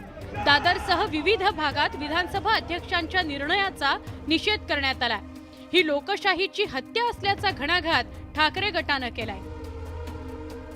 मूळ राजकीय पक्ष हे आपल्या अध्यक्षांनी ट्रायब्युनल म्हणून त्यांना दिला, तर ह्यापेक्षा निर्लज्ज हत्या लोकशाहीची दुसरी कुठची ठरू शकत नाही। देशासाठी मोठे संकेत आहे की येणाऱ्या 2024 मध्ये जर अशी गद्दारी लेजिटिमाइज झाली, घाणेरडं राजकारण लेजिटिमाइज झालं, खोक्यांचं राजकारण लेजिटिमाइज झालं, तर आपलं संविधान भाजपाला बदलायचं आहे। कहीं ना कहीं दिखाता है कि जिनके हाथ में सत्ता उनके हाथ में डंडा। पर हम ये लड़ाई जनता के बीच जाकर लड़ेंगे, जनता का विश्वास जीतेंगे। महाराष्ट्र की जनता से ही ये बिगुल बजेगा कि ऐसी सरकार, ऐसी भारतीय जनता पार्टी, ऐसी दो मेंबर्स की पार्टी को 2024 में हराना है और वो हम हराएंगे। शिवसेनेतील फुटीला तब्बल 1.5 वर्षांहून अधिकचा काळ उलटल्यानंतर आलेला हा निर्णय ठाकरेंना मोठा धक्का आहे।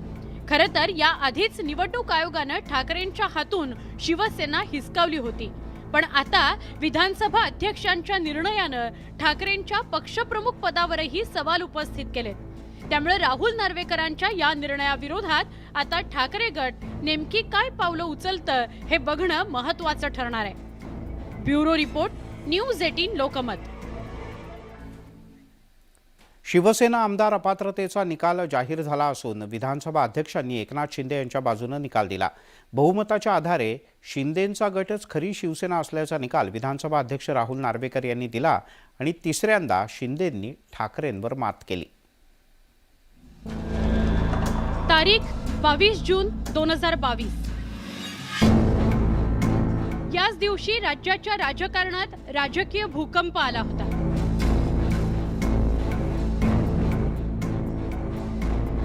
तत्कालीन नगर विकास मंत्री एकनाथ शिंदेनी राजकीय बंड केलं होतं। विधान परिषद निवडणुकीच्या निकालानंतर शिंदेंनी आपल्या समर्थक आमदारांसह सुरत मार्गे गुवाहाटी गाठलं। त्यानंतर ठाकरे विरुद्ध शिंदे या राजकीय लढाईला सुरुवात झाली। पक्षातील बंडाच्या पार्श्वभूमीवर उद्धव ठाकरेंनी बंडखोर आमदारांवर कारवाईचा बडगा उगारला। एकनाथ शिंदेंसह 16 आमदारांवर पक्षांतर बंदी कायद्याअंतर्गत अपात्रतेची कारवाई करावी असं पत्र विधानसभा उपाध्यक्ष नरहरी झिरवळांना देण्यात आलं। बंडाच्या पार्श्वभूमीवर उद्धव ठाकरेंनी 22 जून 2022 ला पक्षाची एक बैठक बोलावली होती। त्या बैठकीला गैरहजर राहिल्याचं कारण देत शिंदेंसह 16 आमदारांवर शिस्तभंगाची कारवाई करण्यात आली होती। त्या पत्राच्या पार्श्वभूमीवर उपाध्यक्ष झिरवळ यांनी बंडखोर आमदारांना अपात्रतेची नोटीस बजावली होती। इकडे उद्धव ठाकरेंनी एकनाथ शिंदेंऐवजी अजय चौधरींची विधिमंडळ गटनेते म्हणून केलेल्या नियुक्तीला झिरवळांनी मान्यता दिली होती। झिरवळ यांच्या त्या नोटीसशी विरोधात शिंदे समर्थक आमदारांनी सुप्रीम कोर्टात धाव घेतली। तसंच उपाध्यक्ष नरहरी झिरवळांवर अविश्वास ठराव दाखल करण्यात आला होता। दरम्यान सुप्रीम कोर्टानं उपाध्यक्षांच्या नोटीशीची मुदत वाढवून दिली। त्यामुळे बंडखोर आमदारांना मोठा दिलासा मिळाला। विशेष म्हणजे सुप्रीम कोर्टानं विधानसभेत बहुमत चाचणीला हंगामी स्थगिती देण्यास साफ नकार दिला। त्यामुळे राज्यात नव्या सरकारच्या स्थापनेचा मार्ग मोकळा झाला। इकडे तत्कालीन राज्यपाल भगतसिंग कोश्यारींनी सरकारला बहुमत सिद्ध करण्यास सांगितलं। राज्यपालांनी त्याकरता 30 जून 2022 ही तारीख निश्चित केली होती. कोश्यारींच्या या निर्णयाला ठाकरेंच्या पक्षानं सुप्रीम कोर्टात आव्हान दिलं होतं, पण सुप्रीम कोर्टानं ठाकरेंची याचिका फेटाळून लावली होती. दरम्यान उद्धव ठाकरेंनी मुख्यमंत्री पदावरून पायउतार होण्याचा निर्णय घेतला, तर इकडे एकनाथ शिंदे आणि देवेंद्र फडणवीसांनी सरकार स्थापनेकरता दावा केला. दरम्यान 3 ते 4 जुलैला बोलावण्यात आलेल्या विधिमंडळाच्या विशेष अधिवेशनात शिवसेनेच्या दोन्ही गटाकडून एकमेकांविरोधात व्हीप बजावण्यात आले होते. ठाकरेंकडून सुनील प्रभू यांनी व्हीप बजावला, तर शिंदेंच्या गटाकडून भरत गोगावलेंनी व्हीप जारी केला. एकनाथ शिंदेंनी 4 जुलै 2022ला विधानसभेत विश्वासदर्शक ठराव जिंकला आणि राज्यात सत्तांतर झालं. हे प्रकरण सुप्रीम कोर्टाच्या घटनापीठाकडे गेलं. 12 मे 2023ला सुप्रीम कोर्टानं या प्रकरणी निकाल दिला. निकाल देताना कोर्टानं काही महत्त्वाची निरीक्षणं नोंदवली. व्हीप नियुक्त करण्याचा अधिकार हा राजकीय पक्षाला असतो, तो विधिमंडळ पक्षाला नसतो, असं कोर्टानं निकालात म्हटलंय. तसंच उद्धव ठाकरेंनी सुनील प्रभू यांची प्रतोद म्हणून केलेली नियुक्ती कोर्टानं वैध ठरवली, तर शिंदेंनी नियुक्त केलेल्या भरत गोगावलेंचा व्हीप अवैध ठरवला. तत्कालीन राज्यपाल भगतसिंग कोश्यारींवर कोर्टानं ताशेरे ओढले होते. ठाकरे सरकारला बहुमत सिद्ध करण्याविषयी कोश्यारींनी दिलेला आदेश बेकायदेशीर असल्याचं कोर्टानं म्हटलंय. आमदार अपात्रतेचं प्रकरण कोर्टानं विधानसभा अध्यक्षांकडे सोपवलं होतं. उद्धव ठाकरेंनी मुख्यमंत्री पदाचा राजीनामा दिला नसता तर बहुमत चाचणी रद्द करून पुन्हा सरकार स्थापित करता आलं असतं, असंही कोर्टानं आपल्या निकालात म्हटलं आहे. महाराष्ट्राच्या राजकीय इतिहासातील आजवरची ही सगळ्यात मोठी राजकीय घटना असून देशाच्या राजकारणावर दूरगामी परिणाम करणारी ही घटना आहे. Bureau report, news 18 Lokmat. दरम्यान आजचा निकाल म्हणजे लोकशाहीची थट्टा असल्याची टीका आदित्य ठाकरे यांनी केली आहे. सत्ताधाऱ्यांच्याकडून लोकशाहीची हत्या करण्यात आल्याचा घणाघातही त्यांनी केला. ते माध्यमांशी बोलत होते.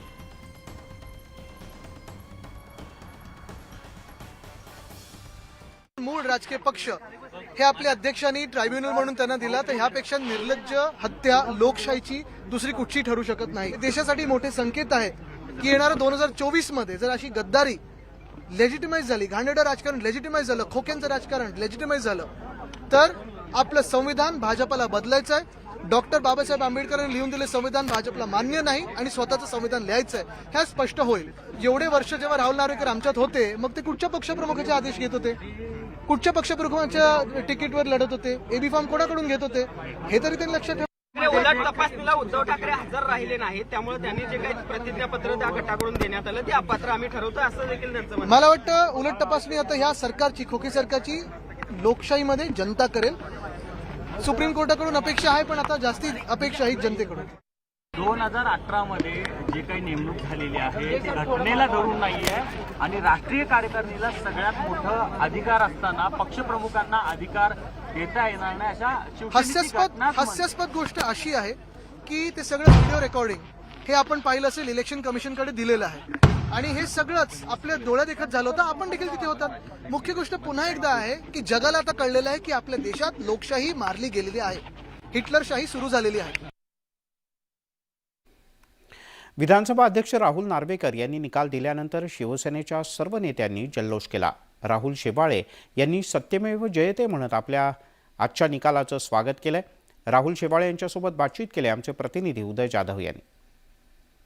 शिवसेनेचे लोकसभा गटनेते राहुल शेवाळे खासदार आपल्या सोबत, आपण त्यांची बोललो. राहुलजी, तुम्ही स्वतः सभागृहात उपस्थित होतात, निकाल ऐकलेला आहे, काय प्रतिक्रिया? निकाल हा एक ऐतिहासिक निकाल आहे आणि हा संपूर्ण भारतीय राजकारणाच्या दृष्टिकोनातून अत्यंत महत्त्वाचा निकाल आहे. कारण जे जे प्रादेशिक पक्ष परिवार चालवतात त्यांना त्यांच्याकरता एक सबक आहे की परिवार मोठा नसून पक्ष मोठा आहे आणि कार्यकर्ता हा परिवार पक्ष चालवण्याकरता महत्त्वपूर्ण आहे. परिवार पक्ष चालू शकत नाही, कार्यकर्त्याला पण विश्वासात घेऊन पक्ष चालवावं आणि पक्ष चालवताना लोकशाही असावी आणि संविधानाला असूनच पक्ष चालवावा.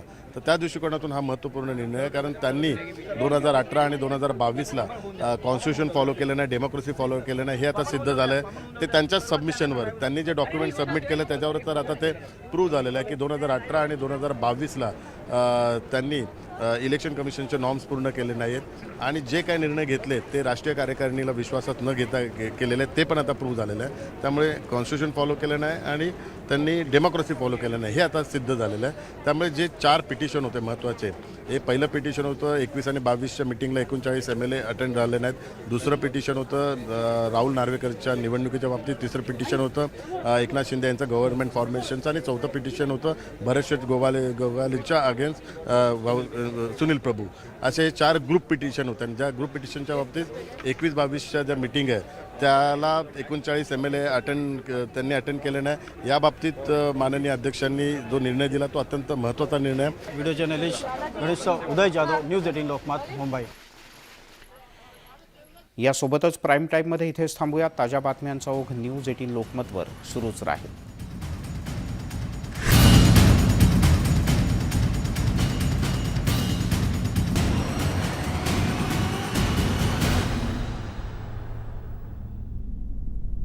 त्रास होणार असेल तर लोक तक्रार करणारच, त्यामुळे तक्रारी ऐकण्याची आपली मानसिकता असली पाहिजे असं ते म्हणाले.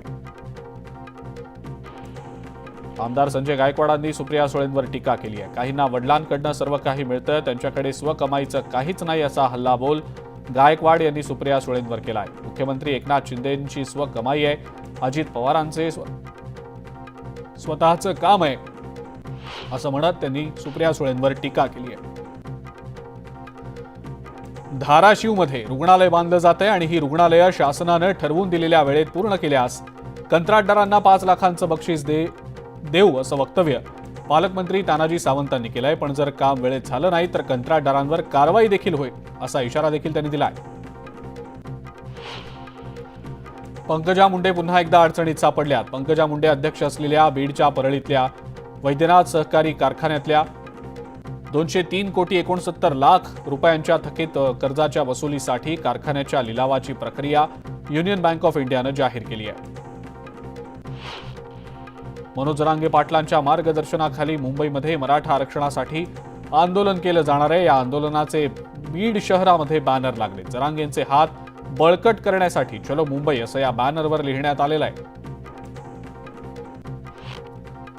धाराशिवमधल्या भूम शहरातल्या बसस्थानकाच्या भूमिपूजनाचा वाद पेटलाय. पालकमंत्री तानाजी सावंतांच्या हस्ते होणाऱ्या भूमिपूजनाला व्यापाऱ्यांनी विरोध केलाय. तर विकासाला विरोध करू नका, हिंमत असल्यास निवडून येऊन दाखवा असं आव्हान तानाजी सावंतांनी राहुल मोटेंना दिलेलं आहे. मुख्यमंत्री एकनाथ शिंदे आज हिंगोली जिल्हा दौऱ्यावर असतील. आखाडा इथं शिवसंकल्प अभियानाच्या अंतर्गत शिवसेनेचा कार्यकर्ता मेळावा होणार आहे. या मेळाव्याला मुख्यमंत्री मार्गदर्शन करतील. राम मंदिर उभं राहील असा कोणी विचारही केलेला नव्हता, मात्र आज राम मंदिर अयोध्येत उभं राहतंय. येत्या काळात मलंगगडाला सुद्धा मुख्यमंत्री मुक्ती देतील असं आश्वासन शिवसेनेचे खासदार डॉ. श्रीकांत शिंदे यांनी दिलेलं आहे. श्रीकांत शिंदे यांनी हे आश्वासन देताच उपस्थितांनी जय श्रीराम आणि जय मलंगच्या घोषणा दिल्या. 2 जानेवारीला मुख्यमंत्री एकनाथ शिंदेंनी सुद्धा मलंगगडाला मुक्ती दिल्याशिवाय स्वस्थ बसणार नाही असं म्हटलं होतं. जानेवारीपर्यंत कोस्टल रोडचा 1 टप्पा सुरू करण्याचा पालिकेचा विचार आहे, पण रस्त्याची अनेक कामं 31 जानेवारीपर्यंत पूर्ण होणं अशक्य असल्यामुळे उद्घाटनानंतर रात्री आणि शनिवार रविवारी हा रस्ता बंद ठेवण्याचा निर्णय पालिकेनं घेतलाय. शिक्षकांना दिल्या जाणाऱ्या अशैक्षणिक कामांच्या संदर्भात राज्य सरकारनं नियुक्त केलेल्या समितीनं आपला अहवाल दिलाय. त्यानुसार राज्यातल्या शिक्षकांना शिक्षण विभाग सोडून अन्य विभागांची कामं देऊ नये, शालेय पोषण आहाराच्या अभिलेखांच्या कामासाठी स्वतंत्र यंत्रणा निर्माण करावी अशा महत्त्वाच्या शिफारशी करण्यात आलेल्या आहेत. 12 ते 14 जानेवारी दरम्यान भारतीय हवाई दलातर्फे मरीन ड्राईव्हमध्ये होणाऱ्या हवाई प्रदर्शनाच्या पार्श्वभूमीवर मुंबई विमानतळ आणि जुहू विमानतळ दुपारी 12 ते 1 या 1 तासाच्या काळासाठी बंद राहणार आहे. राज्यामध्ये दिवसागणिक अपघातांची संख्या वाढतीये. विशेषतः खासगी बस अपघातात एका वेळेला अनेक प्रवाशांचा